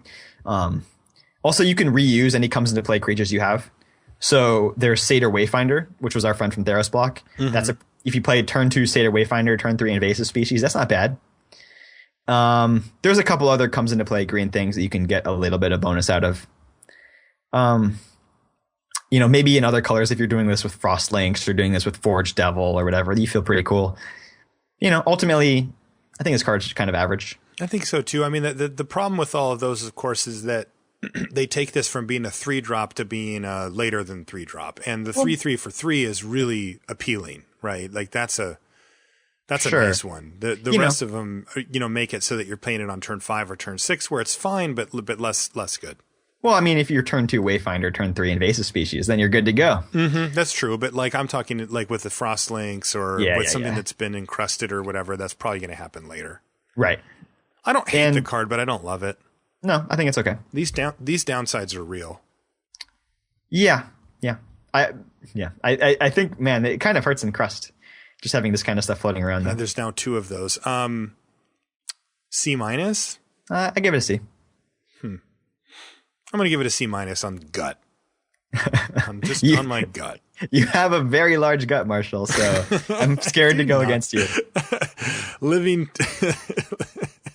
Living Totem is 3 and a green for a 2/3 plant elemental at common. I almost did it again. With Convoke, and when it enters the battlefield, you may put a +1/+1 counter on another target creature. Yeah, so that's kind of unfortunate that it can't pump itself and just become a sweet 3/4. So what if you have a 2-drop? Mm-hmm. You can play this on turn 3. Yeah. Like hit your land, tap the 2-drop, tap your lands and play this, and then make your 2-drop a tapped 3/3. Or tapped whatever. Yeah. That seems pretty good. Yeah, this is such a weird card, but I think it's okay. Like, I think it's fine. You do get 3 power and 4 toughness for your 4 mana, and having Convoke just makes it more flexible. I wish you could put the counter on itself. Yeah, I keep thinking that too, man. I just keep thinking it wants to have it on itself. Yeah, it really does. But 3/4s are great too. Yeah. This is good though. I think it's. I don't know if it's great because how relevant is that 2/3 going to be? But God, it just needs one little nudge. I know, like being able to put the counter on itself, or like, I don't know if it had flash or something. I don't know. Something's missing. It needs reach. Like, I don't know. It just wants something else. Yeah, it's not quite there, but it's fine. But it is fine. It is definitely fine. Yeah, I gave Living Totem a C, but yeah, I'm with C, and it might even be a C+. Exactly. That's exactly where I'm at. Okay. Naturalize. 1 and a green, instant destroy target artifact or enchantment. I'm still going to call this a sideboard card, though. We have seen of late that you can get away with main decking one of these a little more often than you used to be able to. Again, in the world of encrusts and stab wounds and stuff, that can change. But my base stance is still that I sideboard it. Like, I still feel like even when I main deck it, it's never like my 5th card. It's like my 22nd or 23rd card. And I'm fine with just keeping it in the board if possible and then bringing it in when needed. Yeah, there's no pacifism at common. There's no mind control at uncommon, which is one of the main reasons I wanted to main deck these naturalizes in the past. So I'd say like the main deck naturalize is like around a D. Yeah, or sideboard it. Oh, main deck, right? Sure. Yeah. So if I had to rate a main deck naturalize, I'd give it a D. Okay. Netcaster Spider is 2 and a green for a 2/3 with reach, which, by the way, I'm already kind of sold on. Mm-hmm. And whenever it blocks a creature with flying, it gets +2/+0 until end of turn. Wow. Mm-hmm. I gotta say that when I read 2 and a green for a 2/3 with reach at common, I kind of felt like there might be a little downside on it, but it's actually just a pure upside. This card's really good. Yeah, I think it's super solid. It's probably exactly what you want. Green tends to be not that aggressive in limited. Green tends to be more on the controlling side just because you plan to cast your big things and start, throttling them with those. It's you don't usually have that efficient of your low drops, you know what I'm saying? So like just being able to stall the game out and starting on turn 3 is real nice. I like this card. This seems just super, super solid to me. It's not exciting, but man, it's rock solid. Yeah, absolutely. I'm going to go B- on it. I think it's pushed a little bit in that direction, and it makes me want to play green. I'll give it a C plus. Okay. Nissa's Expedition, what does that do? This is a sorcery for 4 and a green, and it's an uncommon. And it says, search your library for up to 2 basic land cards, put them onto the battlefield tapped, and then shuffle your library. And this card also has Convoke, so you can accelerate into it if you have some creatures to tap. So super duper acceleration / fixing. Yeah. But so the real thing, though, is that you really need to do this with Convoke, right? Because otherwise you're going from 5 to 7 mana, which is like not a super important jump. Right. So I would say that Nissa's Expedition, because it has that mana fixing feature and it has that accelerating feature, I would say I only want it in my deck if I get advantage from both of those. Like, I need to be playing at least 3 colors. Okay. And I need to be playing something that costs more than 5 mana, something pretty exciting. Because otherwise, it just doesn't have enough impact. No, and of course, whenever we see Convoke plus Sorcery, it means you're potentially leaving yourself open to attacks. Right. And you're not affecting the board in that method, in that way. Like, you're not creating a bigger blocker or anything like that with this card. So that's a pretty big downside. Right. So I'd say this is a splash thing. Kind of cool if you were maybe splashing for that Kurd Chieftain or something like that, because potentially this could get you up to a high amount of mana. You never know. You could do it twice. Yeah, I like that. Yeah, you never know. So that's the type of deck that I would consider playing this card. I don't think it's ever that great. Not a big fan of the artwork on this one either. You can see Zendikar. Yeah, I know. There's sort of a pasted in Hedron there. Anyway, I'm going to give it a D. I give it a D as well. Overwhelm. This makes me scared. This better not be Overrun. 5. Is this a reprint or something? I don't know this card. 5, yes, it's reprint from Ravnica. Okay, because the artwork looks. Is it the same artwork? It looks old. Anyway, 5 GG, Sorcery, Uncommon, Convoke. I don't know. Creatures you control get +3/+3 until end of turn. No trample though. I can hear the gears turning. Yeah, man. I'm like, oh, okay. Whoa, this is scary. I can also hear the gut churning. It is. You are correct. Is this card really good? You said it was from Ravnica. You've played with it before. So in Ravnica, green had multiple ways to make like a lot of saprolings, a lot of 1/1 creature tokens. You don't really have that in green in the set, so it's going to be hard to like really abuse it. Because if you have to convoke a bunch of stuff to cast it, then you probably don't have much left in play to attack with. I see. So it ends up being a 6 or a 7 drop usually. Yeah. Meaning, and you like, also... Yeah, even then. So it's you often just have to pay the full 7. It does feel like it would end the game in a lot of situations if you did, but... Yeah, and so I'm going to say that this is really mostly reserved for like the green-white deck that has that triplicate spirits, that 3 1/1 creatures with flying, something like that, where you can actually really kind of try to abuse it. In your conventional deck, it's probably still playable, but not bomby. But well, that's a relief. I have to say that these things, the way that you're describing this is much. I mean, because like Overrun doesn't fit any of those descriptions. So yeah, it's definitely not nearly as good as Overrun. All right, how good is it? How good is it as far as the grade? What grade do you give it? I'm trying to remember. Like, I'm leaning on you for this one because I haven't played against it, and it feels like one of those weird cards that could be quite good, or where you're just like, yeah, whatever, it costs 1 million mana, but when you resolve it, you win. Or it could be one of those things where it's like, yeah, no, it costs too much, and you just end up dying before you get to. Yeah, I'm trying to remember how good it was in Ravnica if you weren't playing the token deck, and you just didn't end up with it that much because those people drafted it highly. But what do you think about Nit? Is this the type of card that would make you want to play Nissa's Expedition more? Like, is this a reasonable ramp thing for you? I guess. I don't know. Like, you just want to have a lot of creatures, and ways to make more than one creature with one card. So I'm gonna give it like a B-, I guess. I don't know. That's pretty strong. Yeah. Dude, I don't know what to give it. I think this is really gonna. This card. I think it's really going to vary based on how your deck is. I think it could be near bomb in some types of decks and probably just pretty bad in other types of decks. So. A lot of sealed games going to end over an Overwhelm. Yeah, I mean, part of it is like it doesn't necessarily kill them like Overrun does, but it might make them chump block a little bit more than they'd like to. It does that first half of Overrun where it's like I can survive, but then I can never live.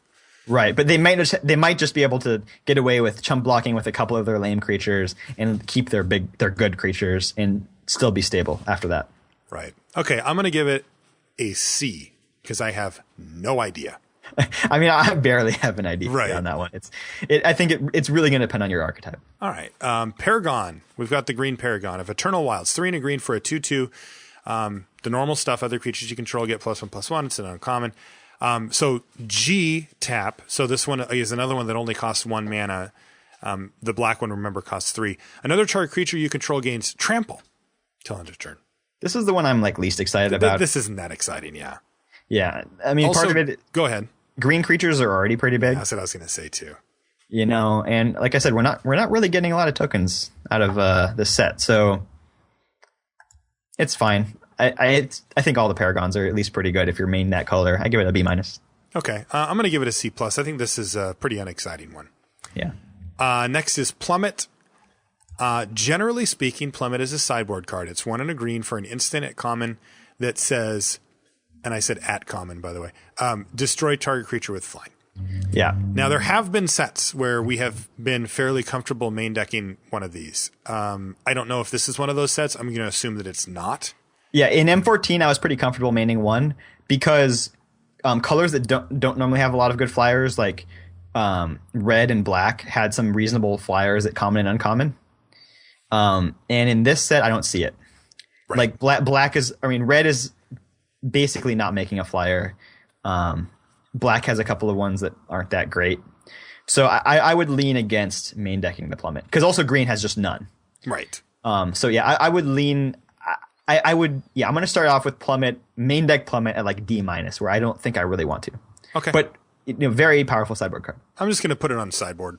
Like it's an A or an F. Yeah, I mean, I think like an F main deck card is sideboard only, but I'm going to give it a D- for main decking a Plummet. I see. Okay. Yeah. Yeah, there are worse cards. Like you would rather have the Plummet than the 19th land or whatever. Yeah, I'd also rather just have Plummet than 1/1 for 1 with no abilities. Exactly. Yeah. Just for the upside. Ranger's Guile, an old favorite at this point. It's green mana for a common instant, and a target creature you control gets +1/+1 and gains hexproof until end of turn. Yeah, so pretty poor combat trick, but sometimes works. It's better at countering removal spells. Yeah, protecting your creature. And these things I think have gone up a little bit. I used to find these playable but unexciting, but I think they're a little better now. Like when the removal costs 5 and you're blanking a 5 mana spell as opposed to like a Doomblade with your Ranger's Guile, it gets a lot better. Like these things start trading for cards that cost way, way, way more than they do. Mm-hmm. Yes. Ranger's Guile, I wouldn't want to put a whole bunch of copies of this in my deck. No. But I think like 1 Ranger's Guile is okay. I gave it a C-. I think it's a lot worse than Gather Courage or that type of thing. I think so too. C- is where I have it too. Reclamation Sage is 2 and a green for a 2/1. Wah, that's not very good. This has got to be a reprint too, right? Old art again. No, this is a brand new card. Oh, it is. Oh my God, this guy must have. Okay. Anyway, when Reclamation Sage enters the battlefield, you may destroy target artifact or enchantment. Well, hello. I hope Christopher Muller is not a listener of the show because you just. I did. I don't hate it. It feels a little old school to me. You just despise it. You dread it. I don't like it that much. So Reclamation Sage, so this is kind of a low opportunity cost way to get blowout potential from being able to cut artifacts and enchantments. Very, very main deckable. And brief aside, this is the best card in the set for Cube. Like this is an insane Cube edition. This is going to go in my commander deck. Yeah, this is this is Uktabi Orangutan that can hit enchantments. Yeah, this card's insane. But for limited, it's merely okay. Wow. And, this card's really impressive. Yeah. So I think, like you said, for limited, it's not that great, but very main deckable. C+? Yeah, I would give it a C+. I'd say I'm almost always main decking this in limited, and maybe if I see like a ton of their deck in game one. I didn't see any targets that I could bring it out. But main, I'm gonna in the dark. I'm gonna play it. Man, and crusts don't feel like they're gonna stay around that long. Yeah, pulling crust. Next, we've got restock 3 GG for a sorcery at uncommon, and you get to return 2 target cards from your graveyard to your hand, and then you have to also exile restock. This is a reprint that used to be a rare. Oh, this used to be rare, right? Yeah, this is a card that sees play in cube, though by sees play I mean is in cube lists but doesn't get resolved that often. It's a trash cube card. It's horrendous. I agree. But yeah, a lot of people have it in. I'm not that excited about it. I don't like it that much either. This feels very matchup dependent to me, but if you do have like some bombs and the game's going to go long, like that's when you want it. Yes. Because I mean, it is a 2-for-1 if the game is for sure going to go long. But man, if you're playing against like a red base deck, screw restock. Like you don't have time for that nonsense. Exactly. So this is a very matchup dependent card. Would you go as far to say that it's a sideboard card? Like you wouldn't want to start it, but you would be looking to bring it in certain matchups? I think you could main one. Okay, so you can main one and then pull it out in certain matchups or whatever? Yeah, that's about where I'd say. I think I'd start on the other. I don't like starting with sideboardy cards in the main. I mean, this isn't really a sideboard card, but... I mean, the fact that you can get back anything, not just creatures, is pretty important. So, like, I like Lightning Strike your guy, and then my creature's trade. Now I can get back Lightning Strike and a creature or something like that. Like that's actually a pretty significant difference from the double Raise Dead card. Right? Because you can also get back, cheap, high-impact cards like Lightning Strike that allow you to recoup the tempo disadvantage on your next turn. Okay. So where do you put restock? I gave it like a C. But if the set turns out slow, this card could be a powerhouse. Yeah. And if it turns out fast, it could just be garbage. That's funny. Okay, I'll give it a C as well. Oh, you're back again. Roaring Primadox. This one's interesting. It's 3 and a G for a 4/4. Boom. Uncommon beast. This was from like M13 or M12 or something like that. M13, the one where you could loop the stupid blue... whatever, the one that gets an instant or sorcery back from your yard. Oh, Archaeomancer. Archaeomancer. Yeah, that set also had Elvish Visionary. Yes. The two go off. Yeah, the 2-drop that allowed you to draw a card when it comes into play. That was a really good thing to get back. Now the new version is Shaman of Spring, which is a 4-mana 2/2 that gets a creature that draws a card when it comes into play. Right. Well, let's say what it does. The Primadox. So at the beginning of your you've drawn the line. At the beginning of your upkeep, return a creature you control to its owner's hand. Sorry, I'm getting a little punchy. My apartment is like 100 degrees right now. Mine is too, dude. I had to turn off the fan too because you could hear it on the recording. It was too loud. But yeah, anyway, you get to bounce a creature. I shouldn't say you get to. You must bounce a creature back to your hand. Yeah, so I'm a little sad that the replacements aren't as good as they were in that set because you had like Yiva's Force Mage and you had Elvish Visionary, but now you get Frostlinks. So if I'm playing a Frostlinks deck, I'm super stoked. But if I'm getting it just from my green stuff, like the Shaman of Spring, Seder Wayfinder, that's not quite as exciting. Also, like you're just kind of bounded on how many times you can cast Seder Wayfinder without killing yourself, which is actually pretty concerning. Right. And I mean, that's the thing about the Primadox is that there's a risk to it, right? Right. Like you cast it, they kill your other thing, and now you have to bounce your Primadox, and it gets awkward. Yeah, and at least, even if you have no other creatures, you can just cast the Primadox and block with it, and then it comes back to your hand the next turn. That's right. It does a pretty good job of holding the fort while you find more land drops or whatever else that you need. Yeah. You also just get a 4/4 for 4, and it's going to have some type of upkeep cost because you have to return some stuff. I mean, this is a pretty good card, even though the set isn't quite optimized for it. Right.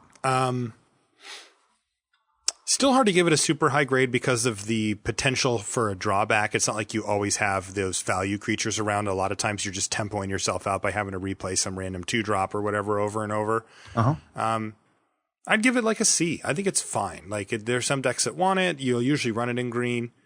The upside is that it can be a B. The downside is it can be a D. I don't know. I think it's like a C, C+, something like that. I give it a B-. I'm a little higher on it. Okay. I mean, the upside's there.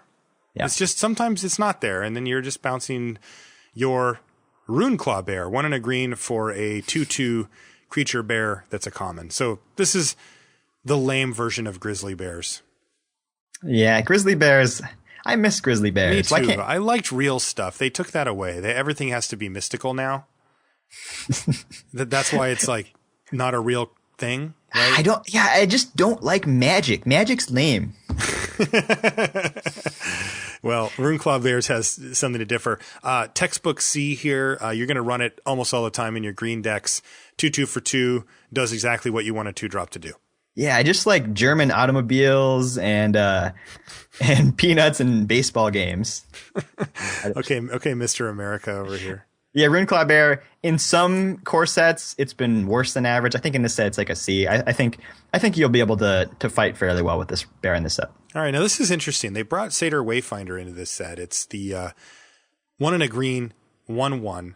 It's a Satyr. It's a common. And when it enters the battlefield, you reveal the top 4 cards of your library, and you can put a land card from among them in your hand and the rest in your yard. Yeah, so it looks like they're trying to do, there is a green-black deck that may take advantage of self-mill.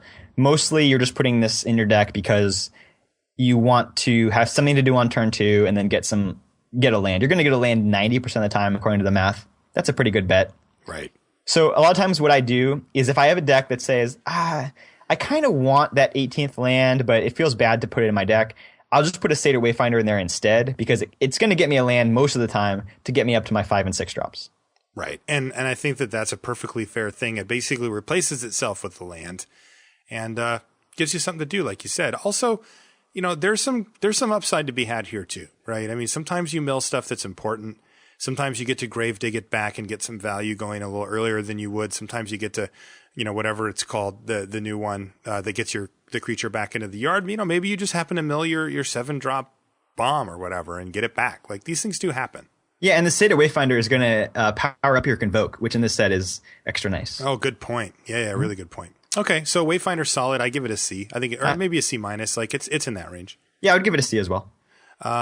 Here's that Shaman of Spring that you mentioned. Now, this is a little dumbed down from what we had with the Elvish Visionary, but still, it's a card. 3 and a green for a 2/2 Elf Shaman at common.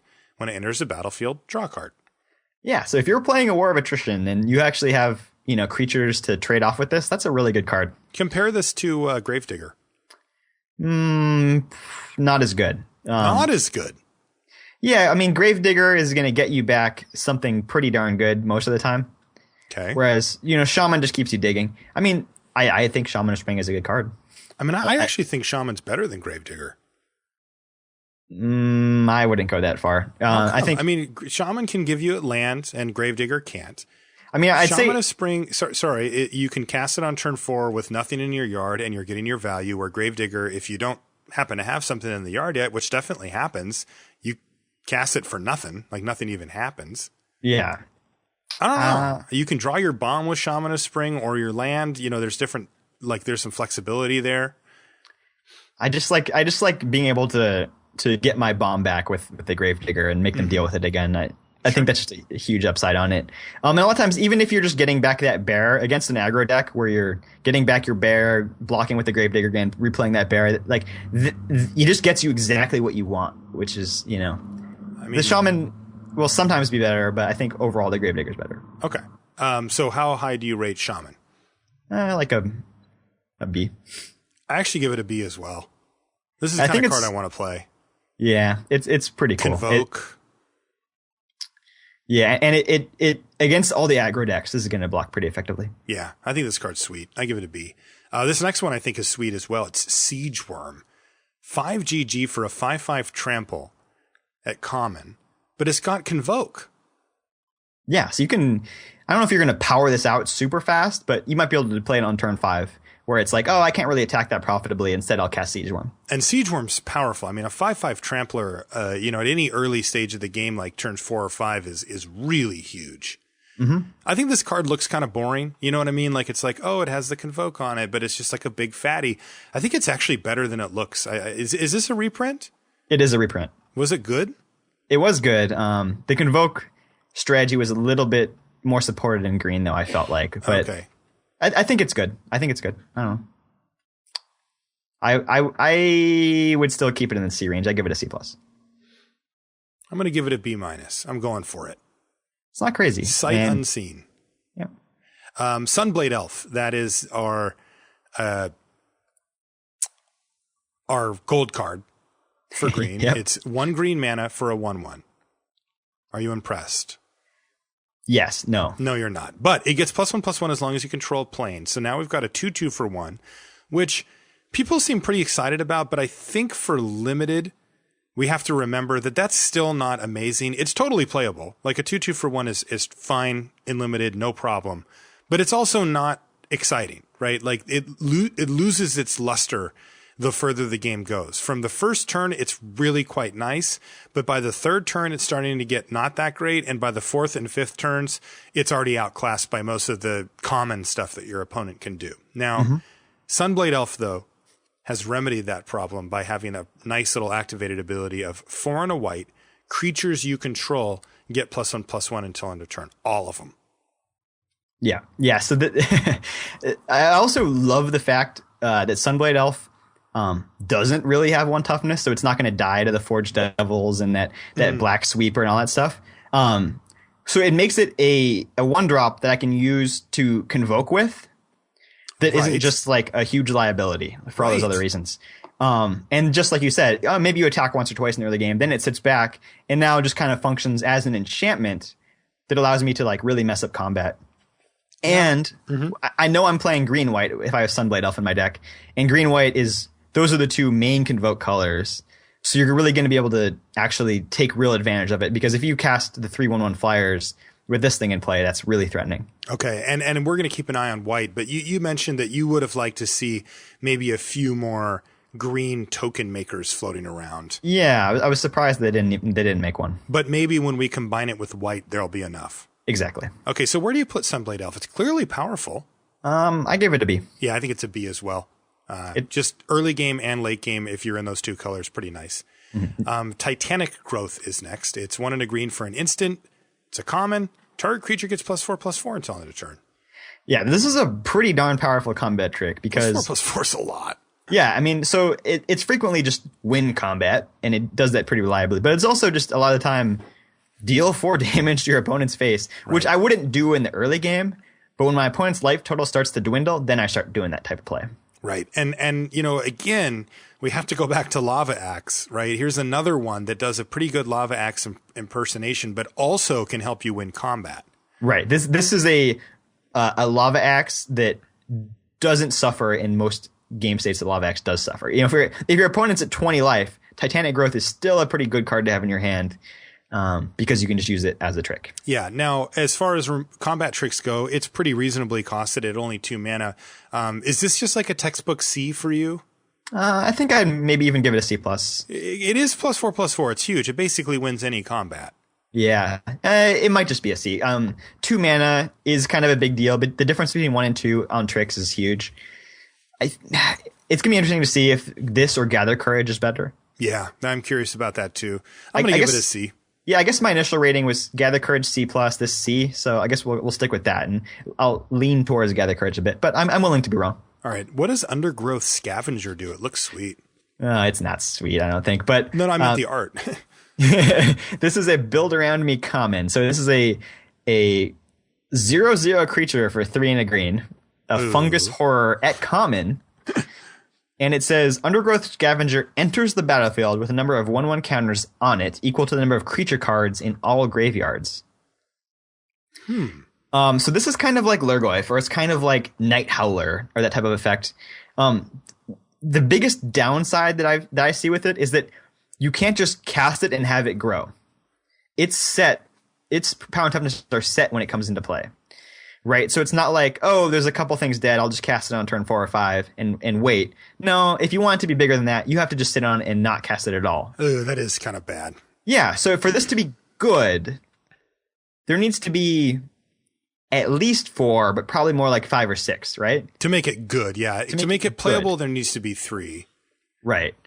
So how often am I going to get to that point before I get to 5 or 6 lands? No, the answer is not very often. We're not doing it.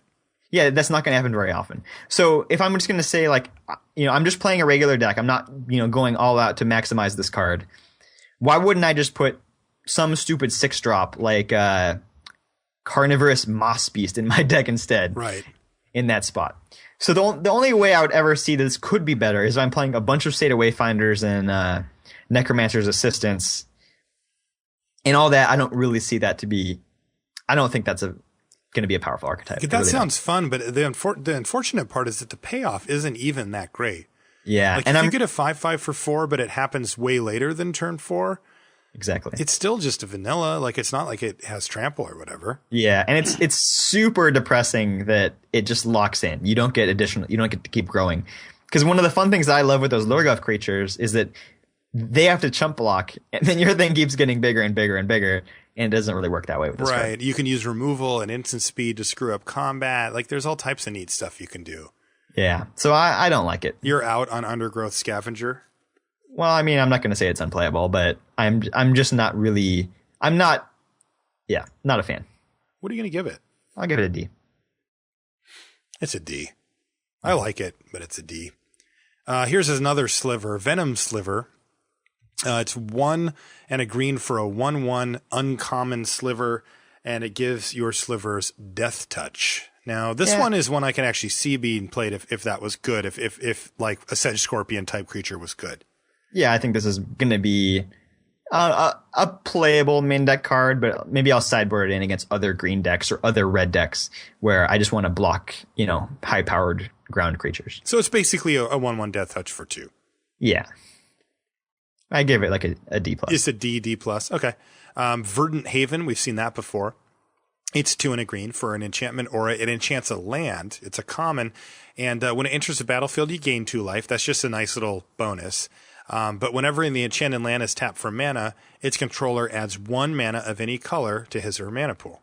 Yeah, this is another card. Unless you're accelerating and fixing, it's pretty darn bad. Okay. But if you are accelerating and fixing, then it's playable. Maybe 5-color nonsense with this thing? Like, what's the limit here? Even if you're just... I don't think 5 color is really viable in the set.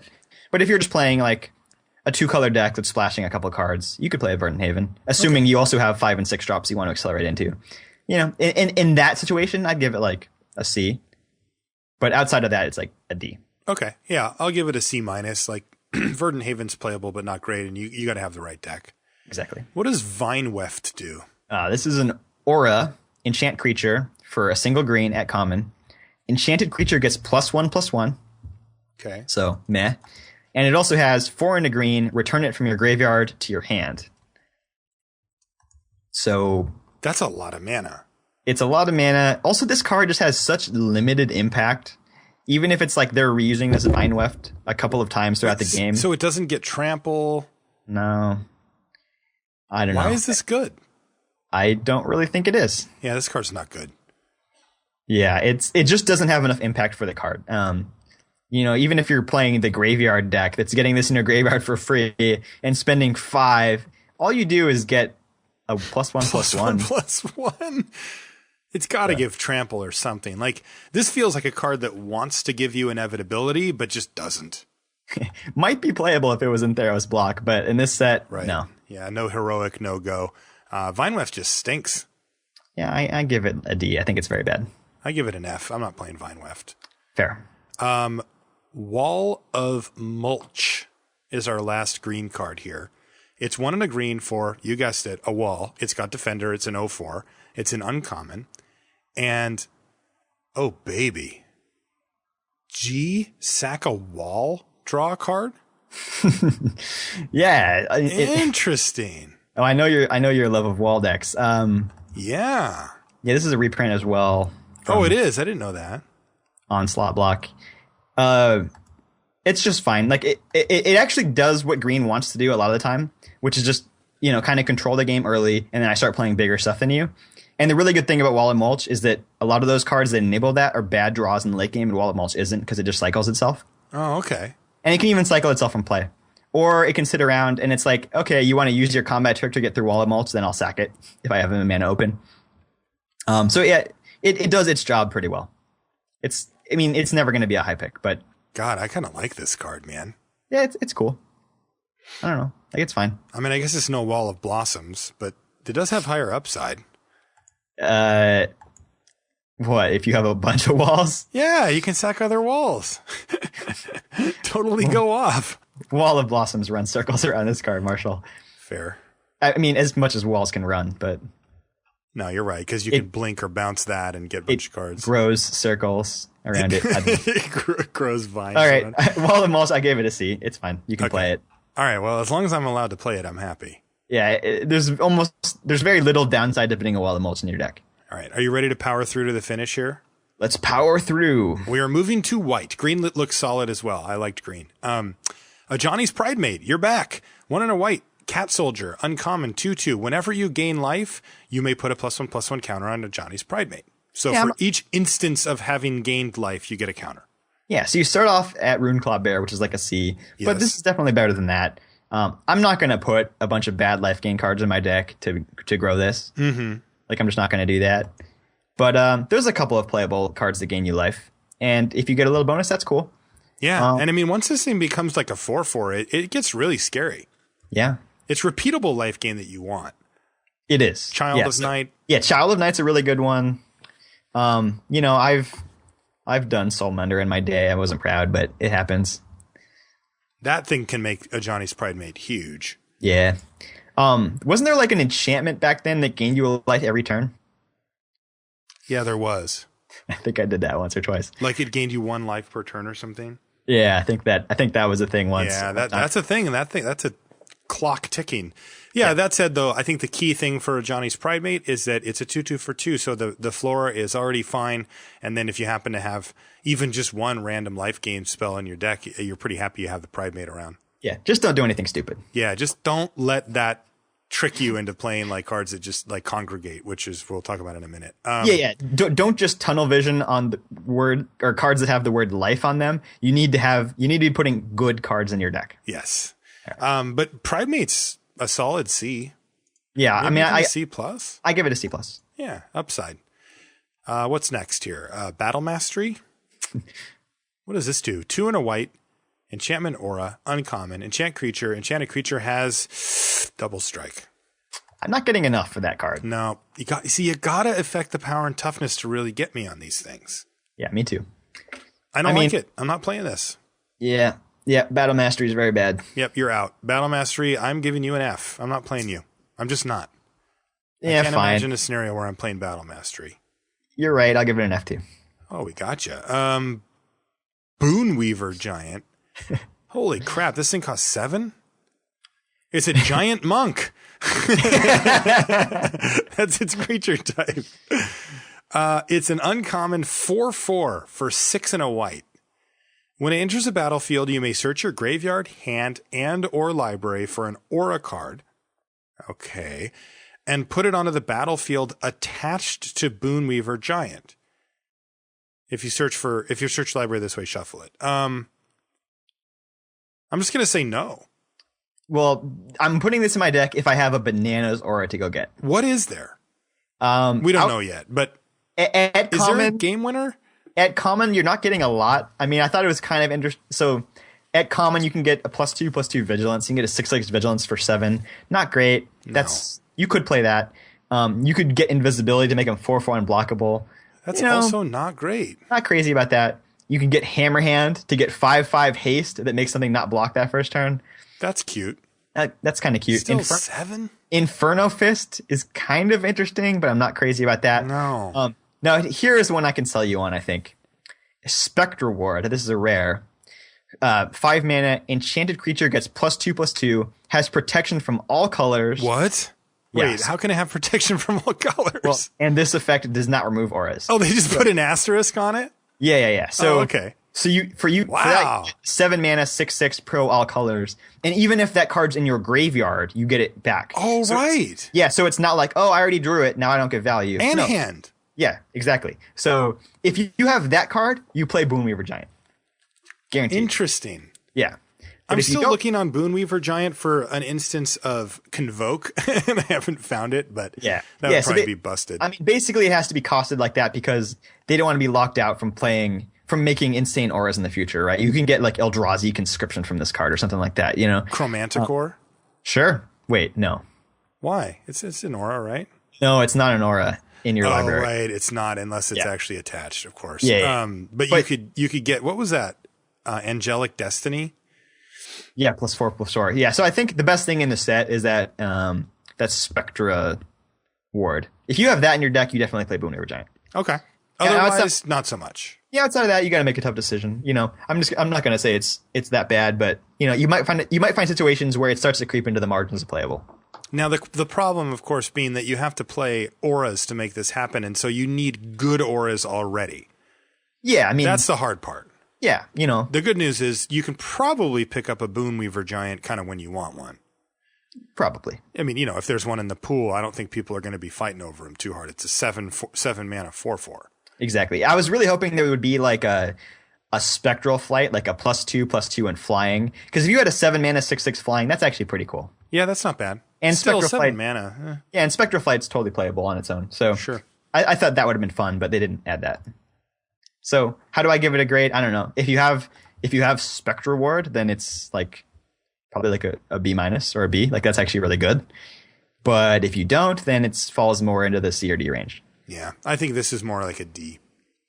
Yeah, but Spectral Ward, Marshall. Yeah, that's a big game. Congregate is 3 and a white for an instant. It's uncommon, and it says target player gains 2 life for each creature on the battlefield.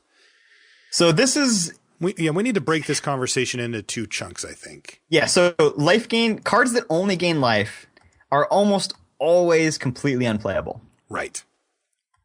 Now, there's a second half to this one, though.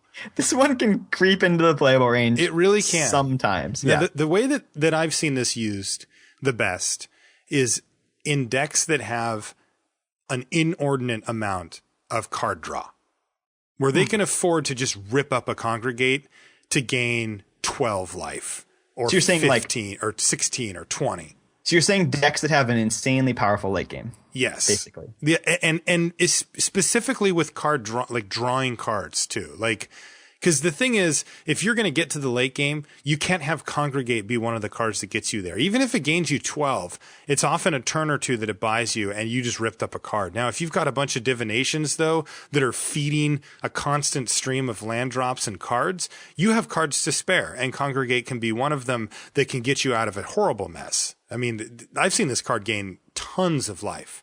I just don't want to focus too much on that because generally speaking, this card's unplayable and you just don't want to mess with it. But we should, and we're obligated to mention the times when you do want to take a look at it. Yeah, and also sometimes in matchups where neither player has removal, like the board, like green-white versus green-white, the board just like gets a million creatures in play. And if you cast Congregate, you just gain like 40 life. Yeah, and that happens. And I mean, and the fact is there is a line. It's a fun mental exercise to say, you know, give me a mana cost, whatever it is, 2, 3, 4. How much life would need to be gained in order for you to play this card, right? Because it's a tough curve. I mean, you know, right. Gaining 6 or 7 life isn't enough, but gaining 20 is. Like, it just is. I would play a card that would cost 4 mana and said you gain 20 life. Right. You know, there's certain decks that want that type of effect, and Congregate sometimes is that. The problem is sometimes it's also just not. And sometimes it acts as like just a really crappy, just you gain life and that's it card that just doesn't pull its weight. So generally speaking, I'd say Congregate's a D- or an F, but I would keep my eye open for certain types of builds and certain types of decks where you can run it.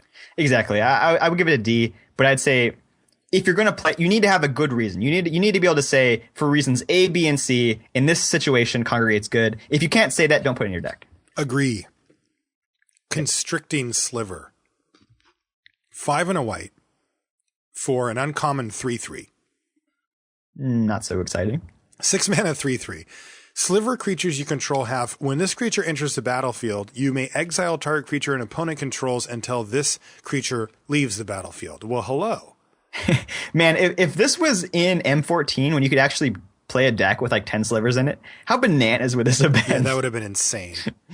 This thing is so, I hate, like, I compare this to Banisher Priest, and I'm just like, wah, wah. Yeah, but still, I mean, I think you play Constricting Sliver, right? I think you probably do. It is basically a 2-for-1. Yep. I mean, you may not be able to risk him in combat, which is really annoying. Yes. I do think you play it, though. It's really interesting. If you get to the second Constricting Sliver, it comes into play, and then they both remove something or whatever, right? Is that... No. No, this one will remove 2 then. Yeah, the second Constricting Sliver will remove 2 things. Because it will have this instance ability twice. Oh, it will, because you've got the same thing twice, right? Yeah, so it gets a little bit stronger in multiples for that reason. Yeah. But yeah, I mean, this card's fine. I don't think it's like a great version of this card. It dies. It's a creature or whatever. I mean, it's just useful though. Like if you're on a fairly clean board, it's nice because it actually might be able to attack and block. Yeah. I think it's fine. I think as a 6-drop, as a curve topper to get their bomb out of the way or just get something pesky out of the way, it's fine. I'm not super excited about it though. No, I gave Constricting Sliver a B-. I think it's pretty cool. I'm going to give it a C+. All right. It's still 3 toughness. It can die to quite a few things, and you're paying a lot of mana for that. All right, here we go. Dauntless River Marshal. Yeah, hey, it's you. It's me. In your younger days, it's 1 and a white for a 2/1 human soldier. It's an uncommon. This is from that gold cycle. So it has, if you control an island, it gets +1/+1. I like that. So if you're playing blue-white, you get a 2-mana 3/2. I like that a lot. And it has 3 and a white, tap target creature. Oh, I really like that. This is like a linchpin card of a blue-white aggressive deck. Yes. If I've ever seen one. Because this comes down on turn 2. All right, bash you, frost links your stuff. Now, all of a sudden, you think you have blockers? No, tap your thing, you're dead.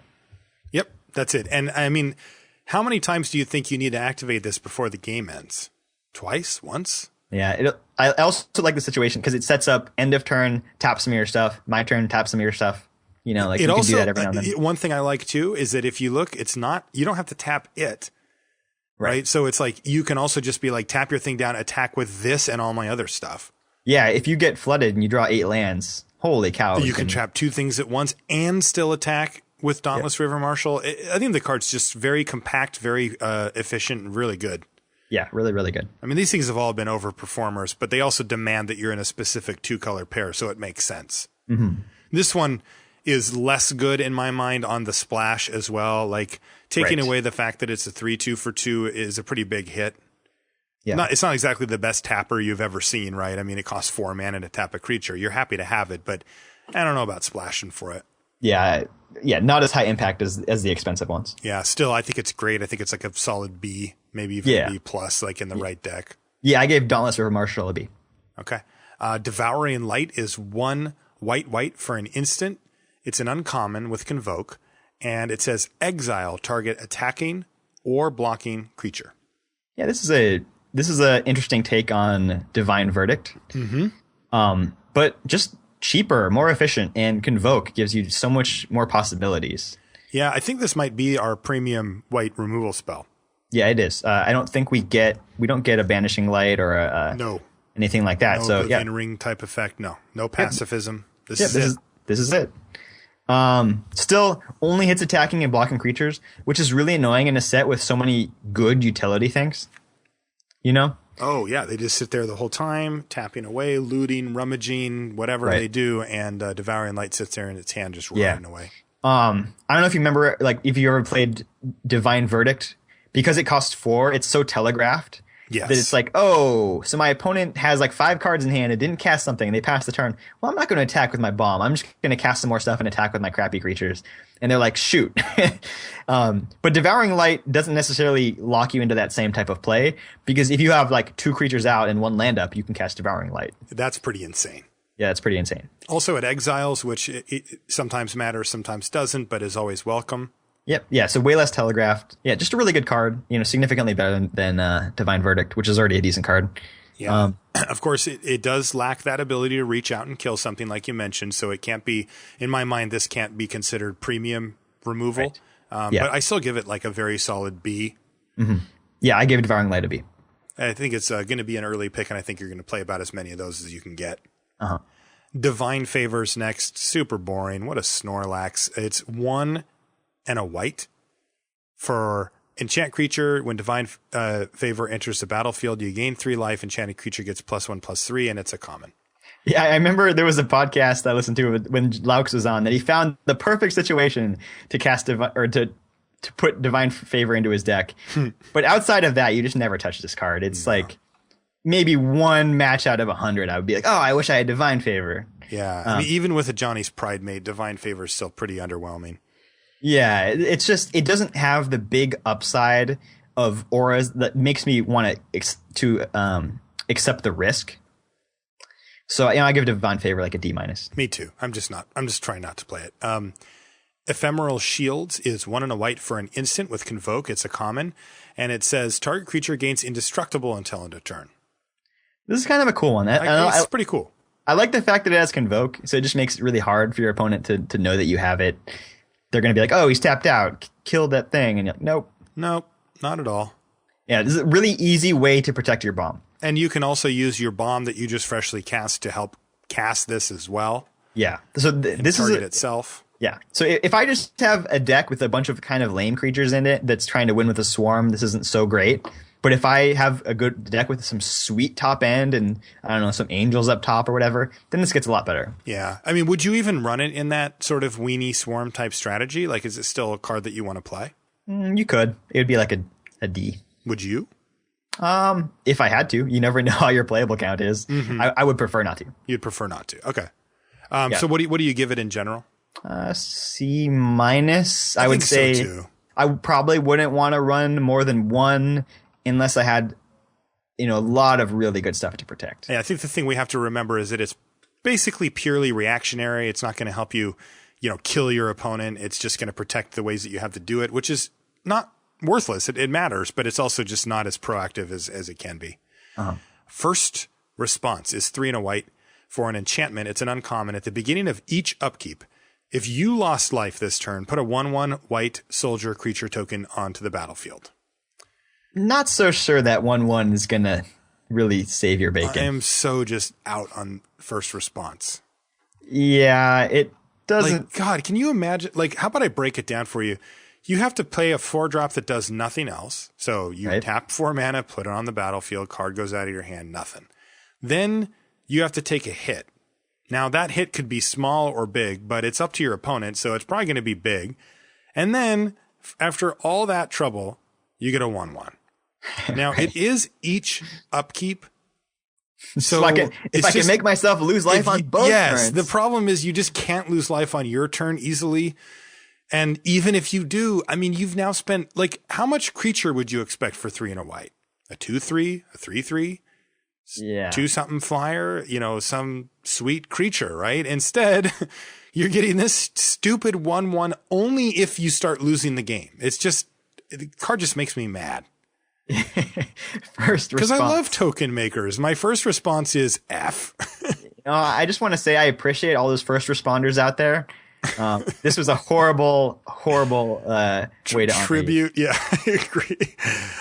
Geist I would of like the to Moors. apologize on behalf of Magic players everywhere to all first responders. Noted. F.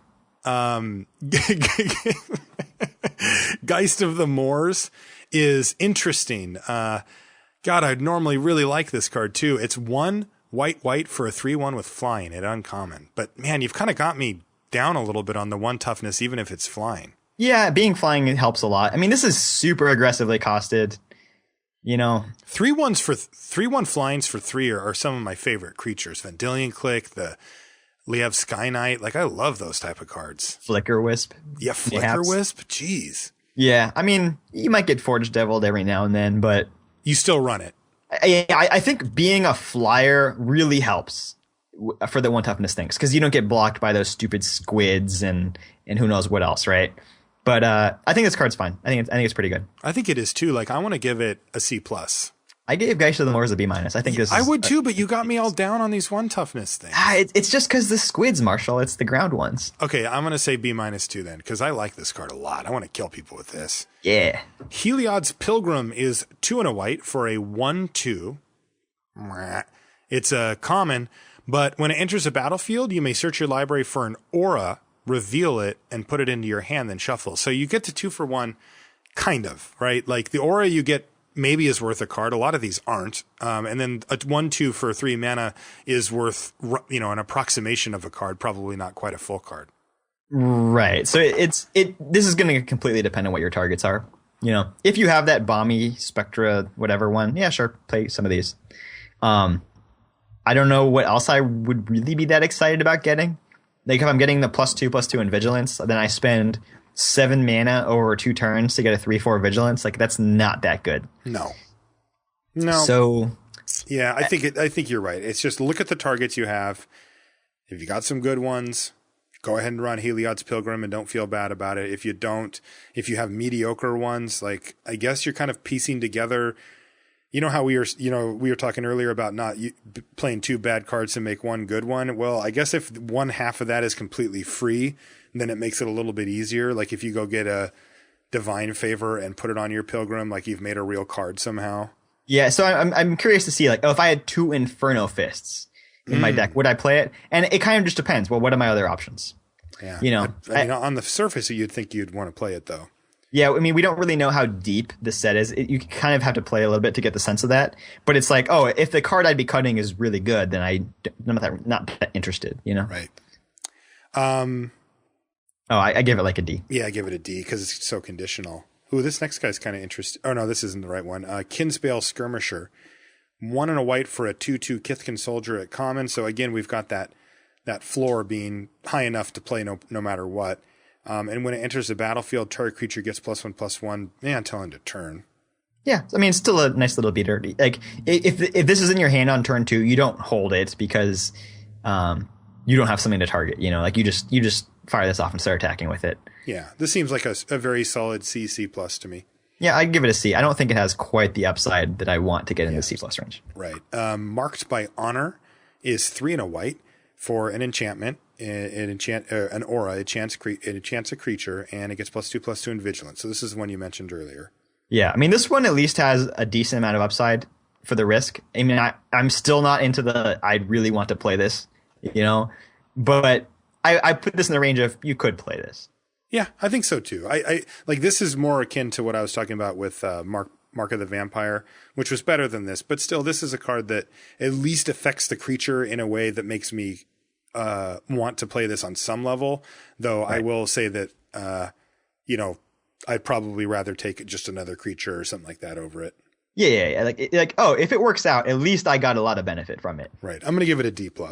Yeah, I would give Marked by Honor a D+ as well. Man, this artwork is sweet on this one. Meditation Puzzle, 3 white for an instant. It's got Convoke. Really? That sweet artwork? You were excited. You gain 8 life. I'm just out on this. Like that does not exceed the threshold. I'd rather just play Congregate and have the ability to gain way more.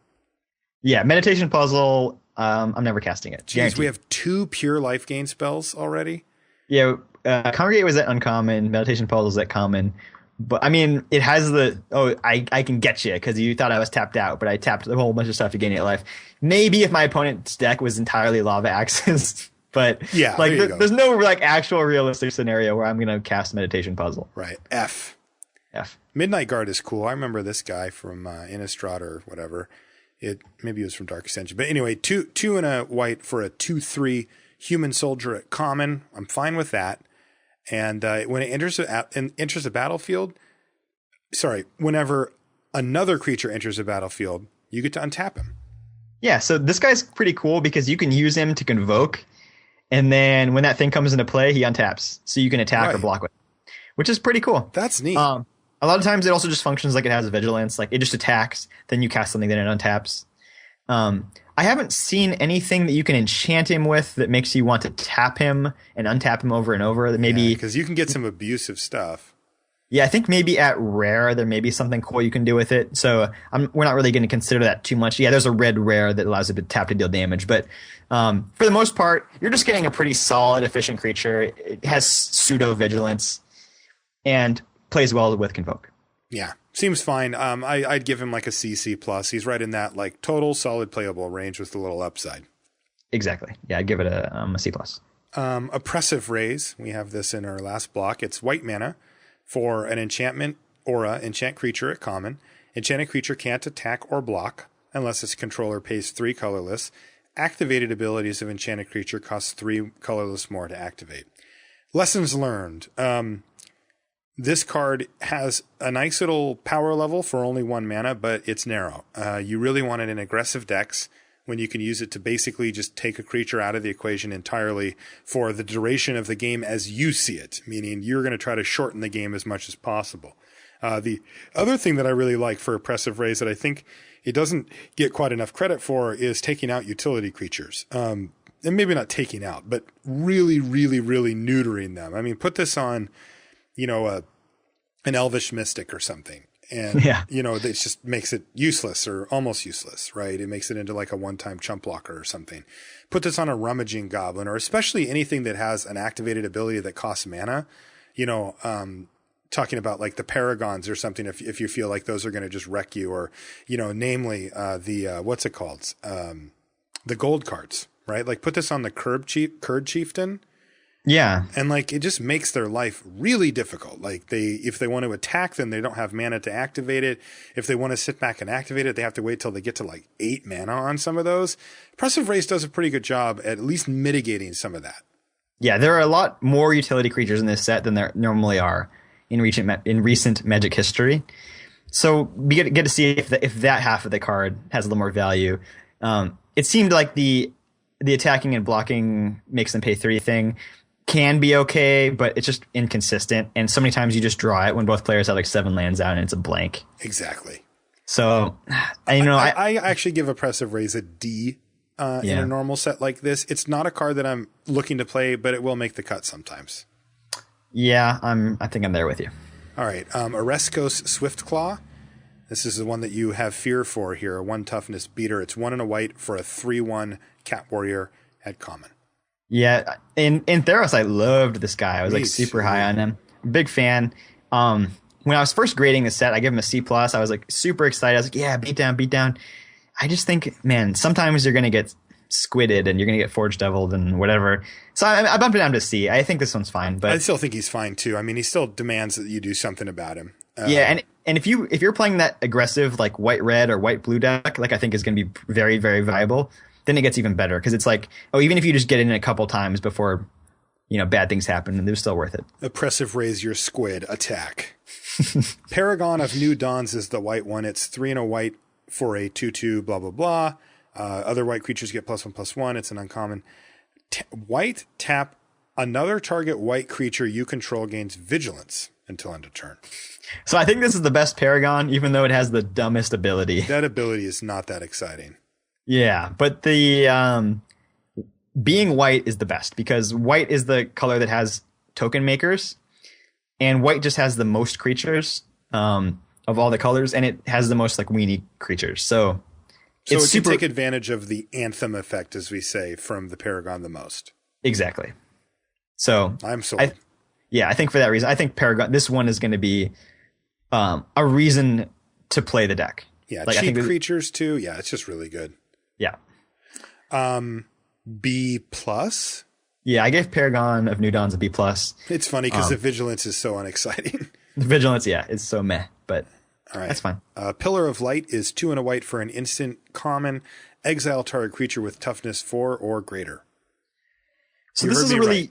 Toughness 4 or greater. This is a really hard one to grade. It's so weird. Why do I care about the toughness? So I mean, we've been looking through just commons and uncommons, and there's like almost no targets, right?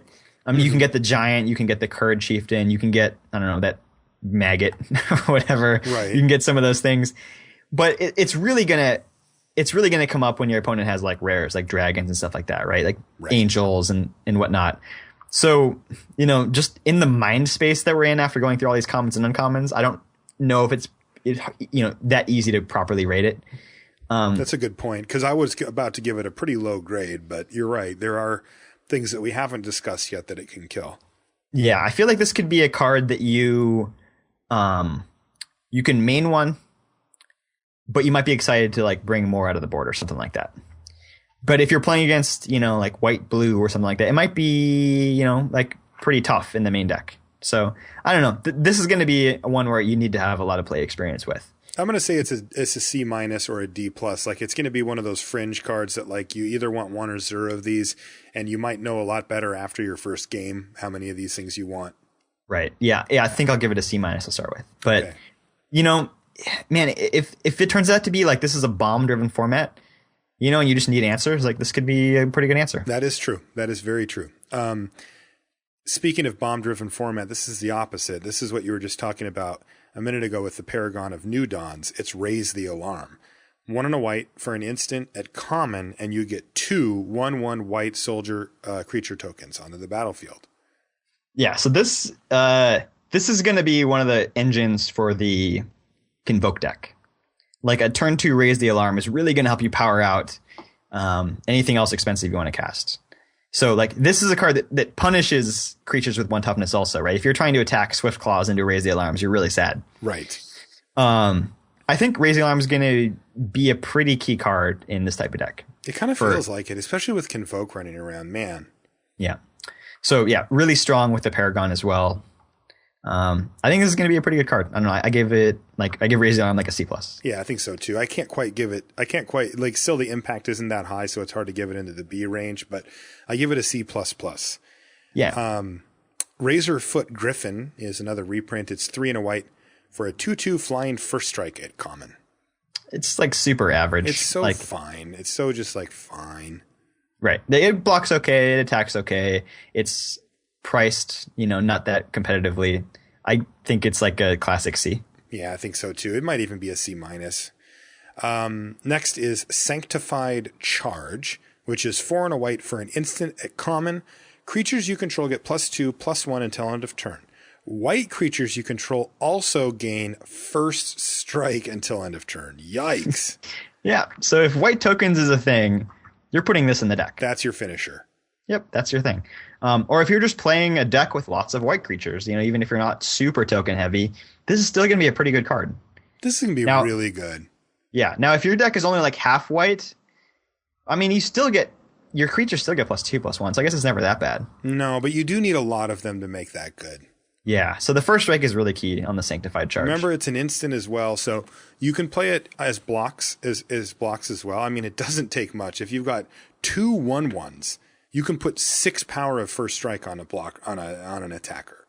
Yeah. Like that's going to kill anything in the set for the most part. So, yeah.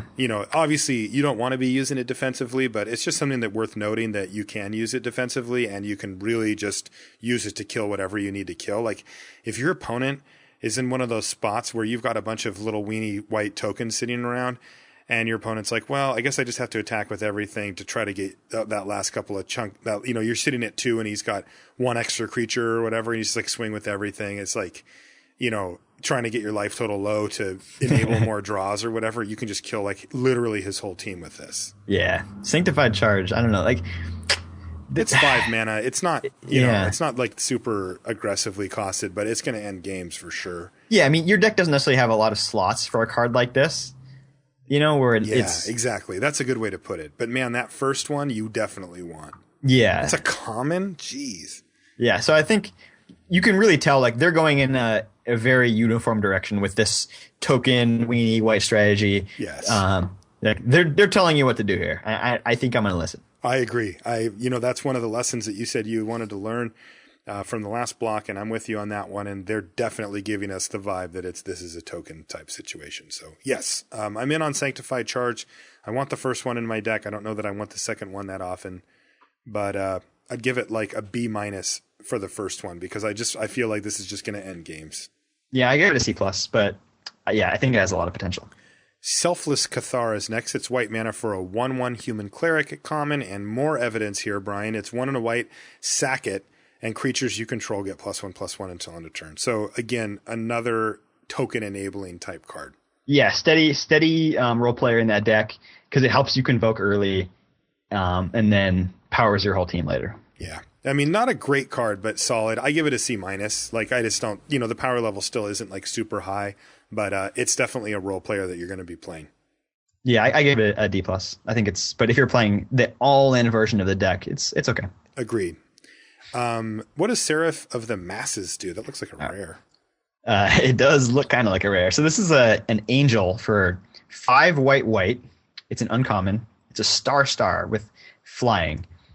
And it has its power and toughness are each equal to the number of creatures you control. So it's a giant Keldon warlord for those of you who remember that card. And it has Convoke. Oh, wow. So if you have a lot of creatures out, you can get it out pretty cheaply, and then it's going to be huge. Okay. So again, I have to say this is just yet another card that's 3 in a row now that have been like, you should play tokens or lots of small creatures. Yeah. So there you go. How good is this card in general? it's hard to rate. So if you're not playing tokens, it's really hard to tell stinky, right? Yeah, I mean, if it's like if you only get like a 3/3 or something like that, then it's not very exciting. It's really bad. Yeah, at 3/3, yeah. I'm trying to like, I'm kind of wondering if it's like if you've gone off with the token thing and you're doing everything perfect, do you really need this to win? Yeah, wouldn't you rather just have a sanctified charge to just finish him off? Maybe, yeah. This card doesn't feel that great to me for some reason. I can see it getting huge in certain situations, but like you said, it feels a little win more maybe. Like one spot where I could see this is if there was a white defensive deck where you're like loading up the ground and everything with like walls and tokens and stuff that just makes it really hard to attack through. And then you play this as like your big offense where you're like, bam, 6/6. And then like, you know, on your turn, you're like, play a creature, 7/7, hit you, and, you know, kind of get it going like that. Yeah, we're coral reefing or something, right? Like, yes. I think this card's going to be a little bit overrated, but I do think it's at least pretty good. Okay. What do you put it at? C, I gave Seraph of the Masses a B-. All right. I'm going to go definitely lower than that. I'm going to give it a C-. I mean, if you're just playing this and you just dump this into like your average deck, it's 15 creatures and some stuff, then it's pretty bad. Yeah, it's probably a 4/4 or 3/3 or whatever. Yeah, and expensive and whatever. Yes. I mean, some of the time you're going to be able to maximize this. And when you do maximize it, it'll be pretty darn good. It'll be huge, yeah. Could definitely break a stalemate up pretty nicely, too. Yep. Solemn Offering is back. It's 2 and a white for a sorcery. It's a common, and it says destroy target artifact or enchantment. You gain 4 life. Yeah, just about as main deckable as Naturalize was. Right. If you do have a Johnny's Pride Mate or some other thing, like that's a little bit of a bonus. Like a main deck Solemn Offering is like a D. I agree. For me, it's just a sideboard card. Like, I don't want to main deck that. This was cool when there was that angel enchantment that you got an angel if you gained 4 life in a turn. Very cool. Then you could main deck this for a little more value. Yes, you could. I mean, you could kill your own stuff just to get the dang angel. Yeah. Soulmender is white mana for a common 1/1 that taps to gain 1 life. So there's the combo. Turn 1 Soulmender, turn 2 a Johnny's Pride Mate is the combo. I mean, I don't know how good it is, but that is what, if you can go turn 1 into turn 2, remember you get to activate the Soulmender immediately, and you've made a 3/3 on turn 2 that's going to be attacking for 4 on turn 3. Like, it's pretty scary.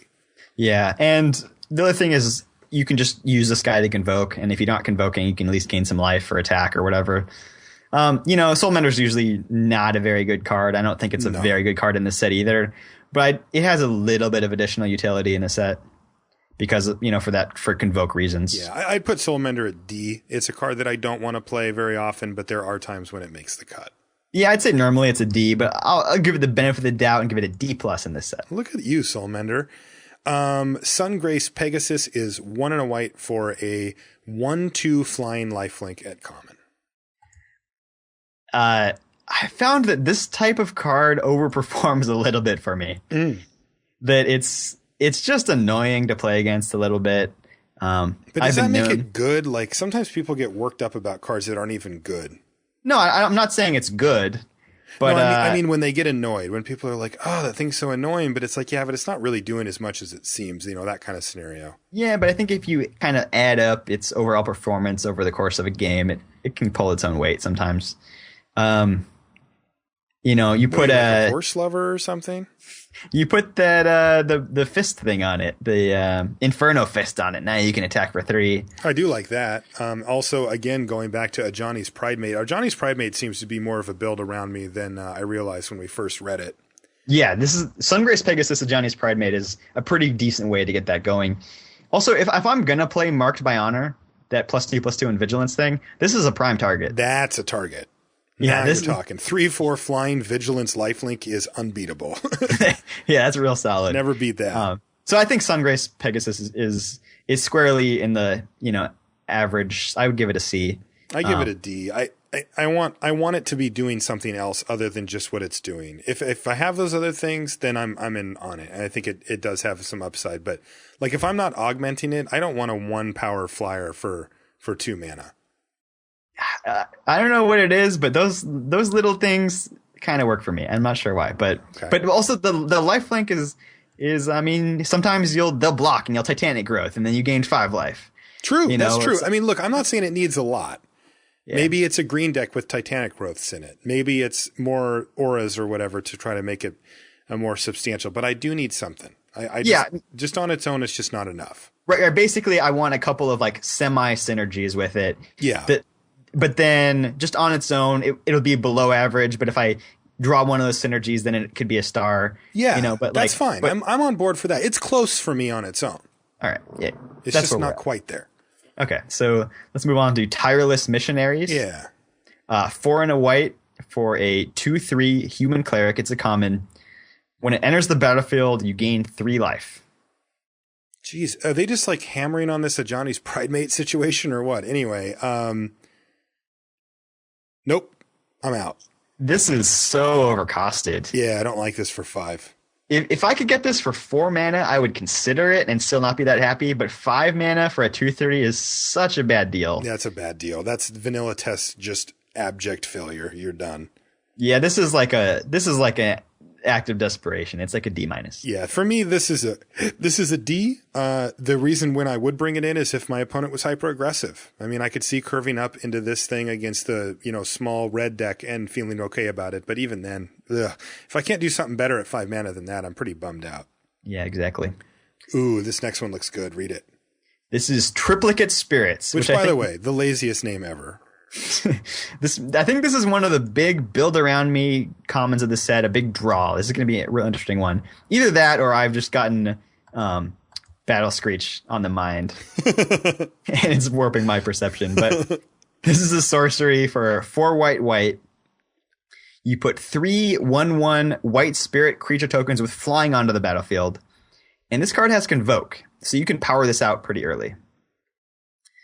So this is the card that's going to make that strategy go, assuming it's a real strategy. But, if you can raise the alarm early and maybe even played a Soul Mender or some crap on turn 1, you can play this on turn 3 or, or maybe more realistically on turn 4. And then, after that, it's just like, man, if you have the Paragon or if you have Sanctified Charge or whatever, like that's just unreal. Like hell you just with that. You've got 3 1/1 white spirit creature flying tokens. You're going to win the game off of those. I mean, yeah, that's already really good, right? Yeah, it's really good. Yeah.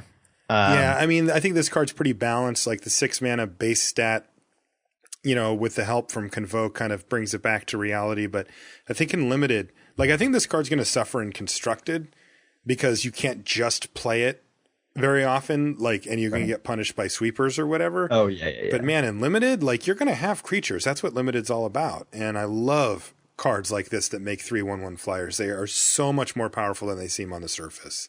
Yeah. It's just, if you were in a situation where you can't race it, it's so hard to stop them because you don't have, you can't use 3 kill spells on their stupid tokens. It's just the worst. Exactly. And also, if you're trying to attack with X1s into this, you feel really bad too. Yeah, nice Swift Claw, bro. Yeah, exactly. So I'm going big on Triplicate Spirits. I think it's going to be a really key card in the format. I think it's a B. Yeah, I give it a B as well. You did? Okay, yeah. So we're in the same boat. What does Wall of Essence do? This is an oldie but goodie from Stronghold. 1 and a white for an 0/4 defender. It's a wall. It's uncommon. And it has, whenever it is dealt combat damage, you gain that much life. Oh, interesting. Yeah, so this is actually a pretty perfect card against beatdown decks. Yeah, this is a big deterrent. Yeah, if they're playing beatdown, this is really rough for them. This is going to do huge life swings. And even if it's you cast Titanic Growth to kill my Wall of Essence, that's okay. It's hard for Wall of Essence to go too badly if you're playing against the beatdown deck. And it's just a 2-drop. It's pretty safe from any incidental removal. You can use this to Convoke out. I think Wall of Essence is a pretty sweet card in most white decks. I think so too. And Pridemate. Boom. And, sure. Pack 1, pick 1, Pridemate. Pack 1, pick 2, Pridemate. Game.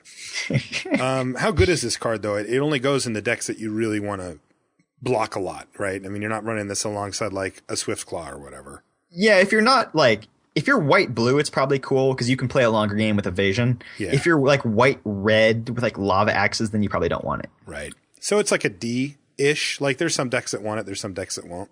No, I think this card's good. I think Wall of Essence is like at least a C. Okay. I mean, I'm giving it a D because if there's white decks that don't even run it, like how great can it be, right? It's conditional. I guess, but I mean, it's good when it's good, but I mean, you're going to run a white deck and, you're not even going to play this card? Like that can't be right. I mean, there were like red decks in Theros block that wouldn't play like Forge Stoker Dragon or something like that, That I don't think that means that it's a bad card, but I think like, I mean, you'll know if you want to. I'm not saying that. That's different than this though. I mean, there's like very normal white decks that won't run this, right?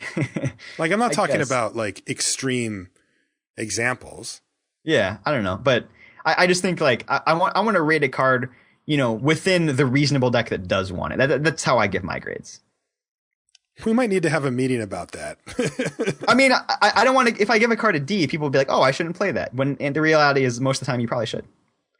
Okay, I mean, if that's what you think, but what you just said wasn't the same. So, like, if you're saying it, like, let's say it's only good in one deck, but every other deck it sucks, and you're like, well, it's like a C plus or a B minus because it's good in that one deck, then people are going to leave the set review being like, well, this card's good.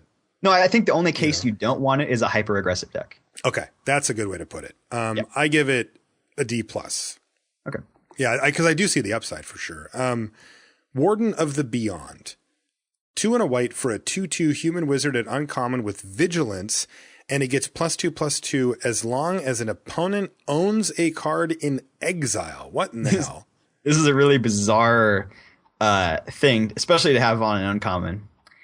But yeah, what we're looking at here is like Devouring Light. That's our uncommon Divine Verdict that exiles. Mm-hmm. Pillar of Light, the exile a thing with 4 toughness. Mm-hmm. Constricting Sliver, that exiles temporarily at least. Right. And there may be a thing or two in another color. I'm not sure. Because that card becomes like ridiculous if they happen to have something in exile. Right. Yeah. So if you had a couple of ways in your deck to make it happen, I mean, you don't give up a lot by just putting it in your deck. 2/2 vigilance for 3 is not giving up a bunch. No. Yeah, that's already very acceptable. And so if let's say I had a Devouring Light and a Pillar or something like that, I'd be pretty happy to have this in my deck, especially because those cards are instants. You might be able to get a complete blowout on your opponent.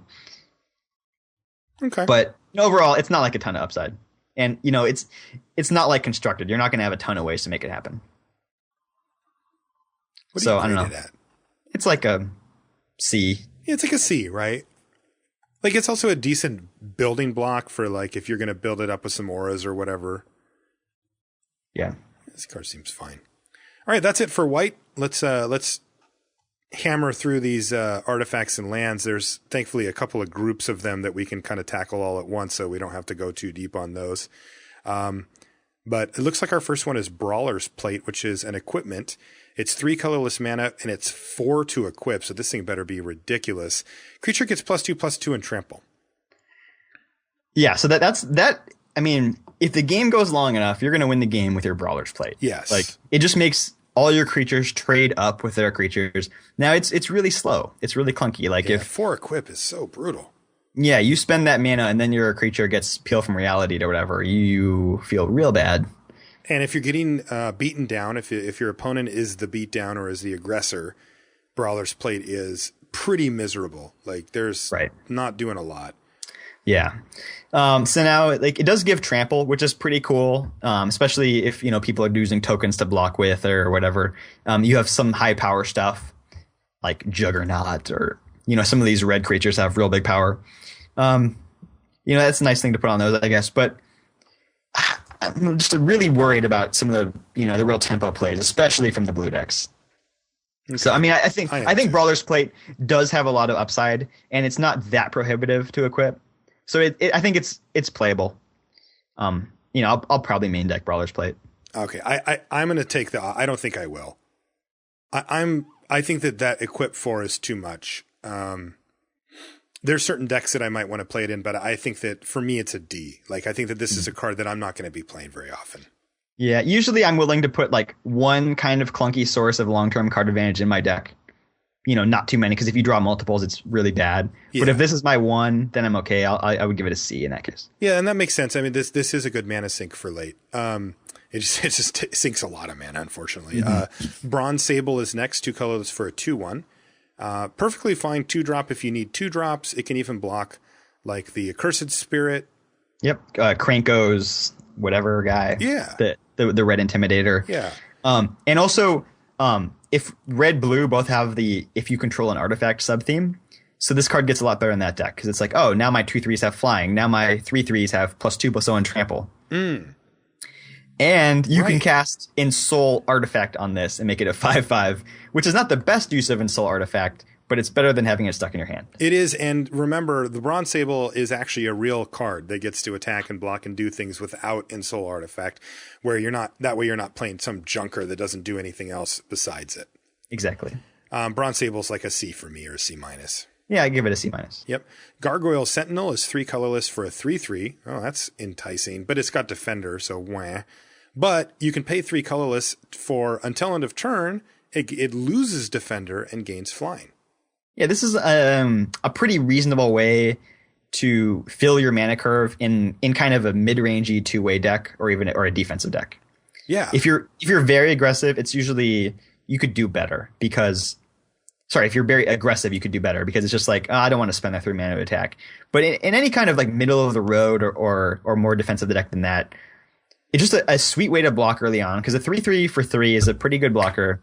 And then, when that's no longer relevant, fly over.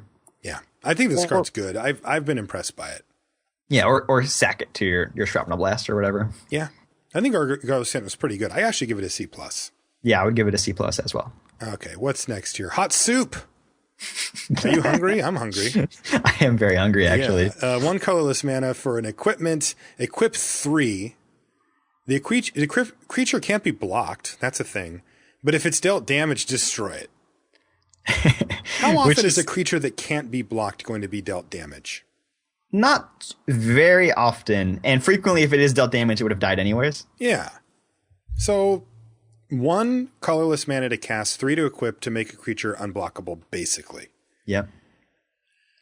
I don't know how good that is. There's certainly board states that I can see that being useful in.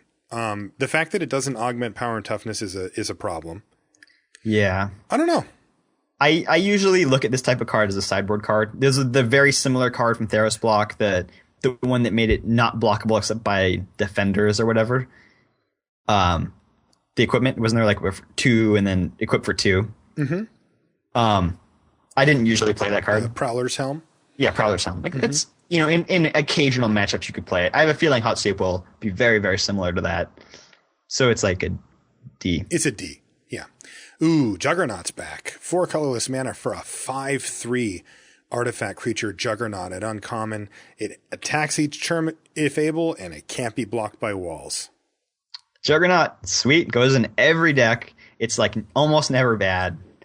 And the walls thing seems actually relevant. There's a couple of walls that could block it here. Like, Juggernaut's awesome. Yeah, you just always want Juggernaut. Like, if you back up Juggernaut, like every color can find something to do with Juggernaut, right? Whether it's like, some combat tricks or removal or whatever.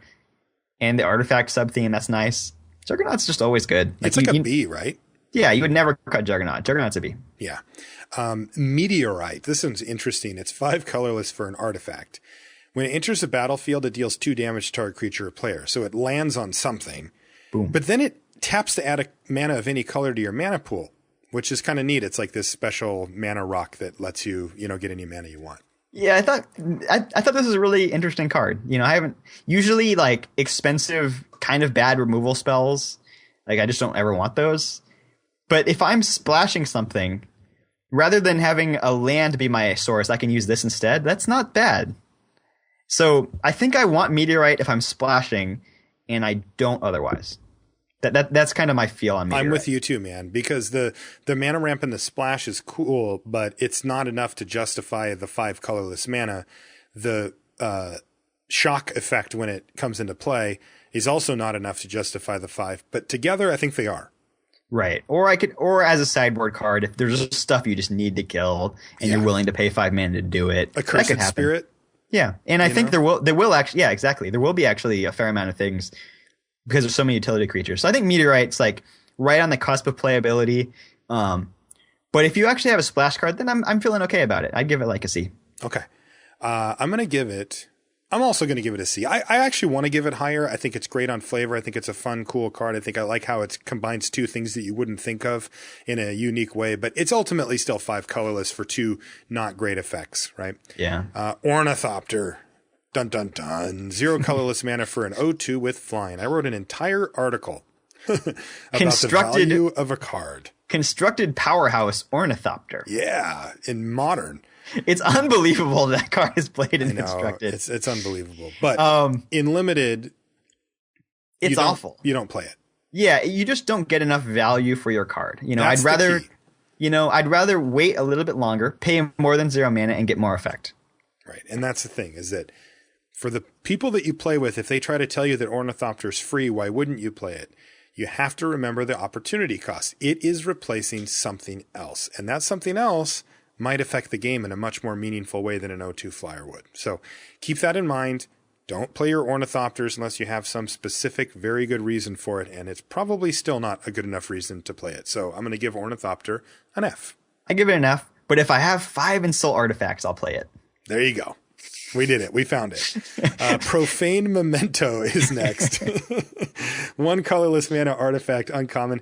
Whenever a creature is put into an opponent's graveyard from anywhere, you gain 1 life. I'm out. This card stinks. I was digging for reasons, and I could not find one because you have to do 2 crazy things, which is 1, I want a very meager amount of life gain, and 2, like, really I'm like meager, and like somehow I'm just like blowing through my opponent's library to like fill up their yard with creatures or something. It's like, why am I doing this? Why don't I just do something more reasonable than that? Yeah, so that card's an F. There's no case where I'm using Profane Memento. That's one of the worst cards I've ever seen. It really bad. is. Yeah. Rogue's Gloves is another equipment. It sounds like, 2 colorless to cast, 2 to equip. Okay. Now you got my attention. Whenever the creature deals combat damage to a player, you may draw a card. It makes everything into a Shelly. Yeah, I love Shelly. So it's not Rogue's Gloves, it's Crab Claws. Yeah. This it feels like it's a little bit overpriced for what we get. Yeah. If it costs like, I know if this card cost 1 to equip, we might be able to talk. Okay. I want to like this card, but unfortunately this effect just requires a little too much. Remember, does nothing on defense. Don't forget about defense, guys. Like your normal response as a human will be like, wait, but I can equip this on my Accursed Spirit or my Flyer and start drawing cards. That'd be sweet. True. Don't discount that, but don't forget that when you're getting the crap kicked out of you by some, goblin deck or whatever, that Rogue's Gloves is the last thing that you want to see in your hand. Right. So it's only going to be playable in decks with like a lot of evasion things. Right. And with some control elements, it's a really tough sell. Yeah, even then, I'm not crazy about it. I'm not either. I give it a D. I could see myself running it because I like this effect in the right specific build. But even me, somebody who likes this effect quite a bit, isn't going to be running it very often. Right, I'll give it a D as well. Okay. Sacred Armory is 2 colorless mana for an artifact. At uncommon, you can pay 2 colorless mana for target creature to get +1/+0 until end of turn. So you can kind of pump random things on your team. Yeah, this is interesting. Like I can see a couple of ways to go with this card. I think the most obvious one is like, I'm just playing several of those Artifact Matters cards. And I think this card's pretty close to playable. And if I'm doing that, like, all right, sure. Like, get in there. Like I'm going to give, because those things now, instead of being 3/3s, are now 5/3 tramplers or whatever. And that could be pretty cool. It is a late game mana sink. You said you like to have one of those. And this lets you just dump colorless mana ad infinitum in there. You just dump it. It really does. I mean, in the late game, it makes any creature you have like trade with anything that they have, pretty much. Like you can just like start trading away stuff. Is it going to be too slow? Maybe, but it does help you punch through no matter what type of your deck you're playing. If you're, if you're on the offensive. We've ran Brian Wong ragged here. Really have. What do you give it? I would give Sacred Armory a D+, but I could see it being better than that. Okay. I'm gonna do the same. I'm just gonna give it a D, and we're gonna wait and see. These next 5 cards are all the same. We're going to cover them all at once. They're very easy to cover. Staff of the Death Magus, the Mind Magus, the Flame Magus, the Sun Magus, and the Wild Magus. They cost 3 colorless mana for an artifact. They're all uncommons. And they say whenever you cast a black spell or a swamp enters the battlefield under your control, you gain 1 life. You just apply black spell and swamp as, white spell and plains, etc. We did find an edge case in M14 where we could play one of these, but generally speaking, they're just unplayable and they're Fs. Yeah, if you're playing a monocolor deck that really wants to play a long game, okay. If you're not, then don't ever play it. Right. There you go. That's it. That's literally the only case. There's your algorithm. Just apply that and move on with your life. Yeah. Tormod's Crypt is 0 colorless mana for an artifact that's uncommon. Tap it to sacrifice Tormod's Crypt. Exile all cards from target player's graveyard. I don't even know if this is a sideboard card. It's just basically unplayable, right? Yeah, it's definitely not a main deck card ever. And only if that scavenger deck becomes a lot better than we thought would you ever consider boarding it in. Yeah, and even then, now that's where the scavenger kind of gets ahead of you, right? Because they get the you can sit it on the battlefield, but they can force you to play it at some point. And if they get one down before that, Crypt will kill Lurgoyfs or whatever, and it won't kill Scavenger once it's already down. Yeah, that's kind of annoying. It's I just suppose. not even a real answer. Yeah, so it's just an F. Yeah, I'm not so scared of the Scavenger deck that I'm gonna cite in Tormod's Crypt. I don't think so. Yeah, F. Tyrant's Machine is 2 colorless mana for an artifact. It's a common. You're going to see these around, and you can pay 4 colorless and tap it to tap target creature. That's so too pricey. Deep, yeah. Yeah, that's too pricey. And there's no icy manipulator, my friend. Yeah, and this doesn't really seem like a set where people are just building up one big threat. Right. It's so bad against many of the strategies that we expect to see. Yeah, this card I don't think is going to see much play, and I put it firmly in the D category. Yeah, I would give it a D-. I think, if you had to play a card and you're like, I don't want to play 28 lands or whatever, then I'll play a Tyrant's Machine. Sure. Whatever. 28th land, yeah. Yeah, it's better than land 28, but it's not very good. Okay. Will Forged Golem is interesting at 6 colorless mana for a 4/4, which isn't really exciting, but it's got Convoke, so you can use all your creatures to help cast it. Yeah, I think that's interesting. Obviously, if you're playing the artifact, theme deck, you get totally firmly playable. I think this is always at least okay. It does feel like that. Yeah, this is a card that if you need a playable, this is a playable. This is a card that's going to do something. Yeah, imagine it as a 4/4, right? Yeah. You play a 2-drop, you play a 3-drop, and on turn 4, you play your 4th land, tap your stuff, and make a 4/4 for 4. Yeah, if I'm going to put a card that's not great in my deck, I want it to be a card that's going to have impact on the game, and this is going to have impact on the game. I agree. I think this card's totally fine. I think it's a C. Yeah, I gave it a C as well. All right. Some lands, and then we're done.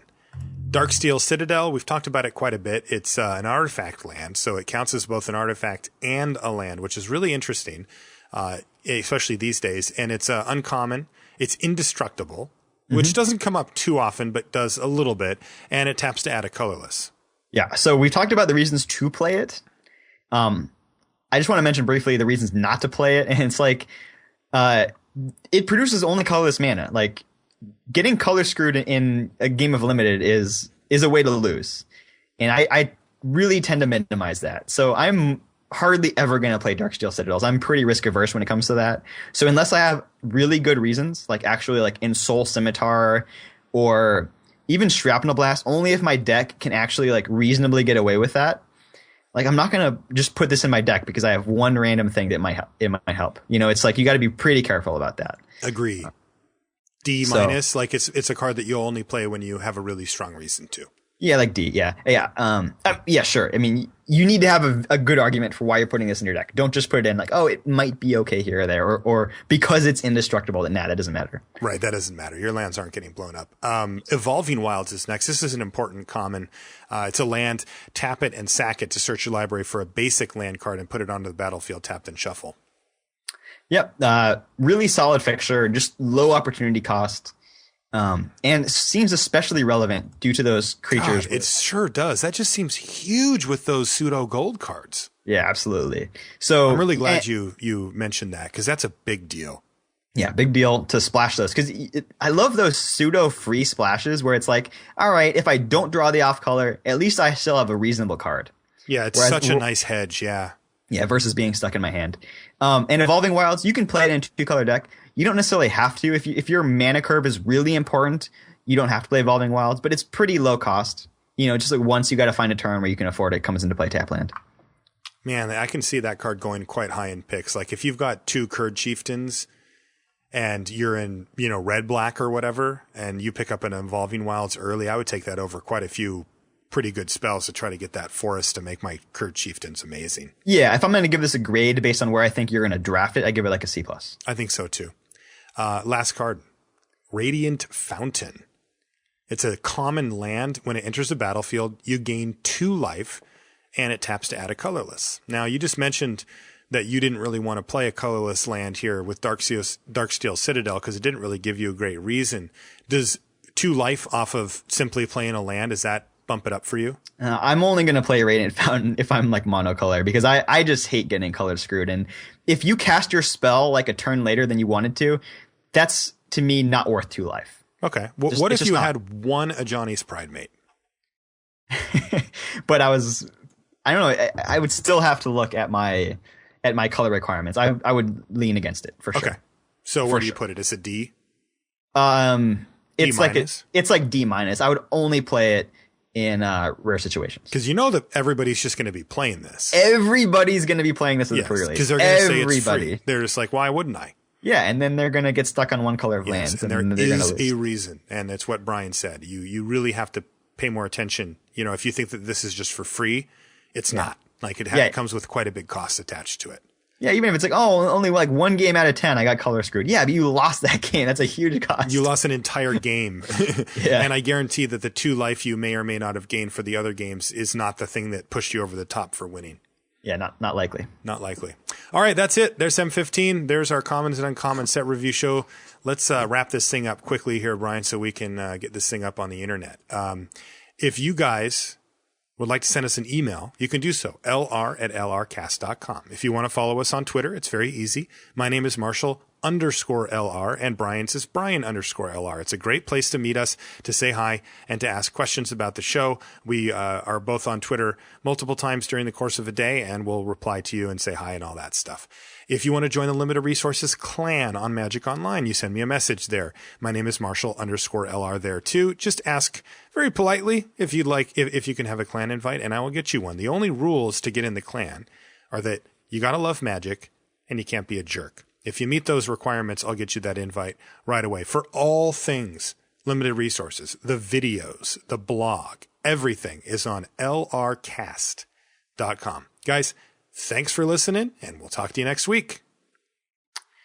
A is for alpha, B is for block, C is for call my bluff, D is for dang it, E is for end sub draw spell, F is for force, G is for gainsay force, H is for had it all the time, I is for I scoop, J is for jimmies, K is for keep it, L is for light on lands keep, M is for mulligan, N's for saying night to new mot at 9 a.m. O is for O, P is for opponent, praying and peeling from her pile where Papa plays paragons.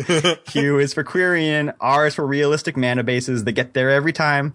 S is for snap keep, T is for top, U is for uh-oh, V is for singer V, Woo is for woo bros, X exacxies, Y Yavamaya, Yiva and U, and Z is for decks that smell like the zoo.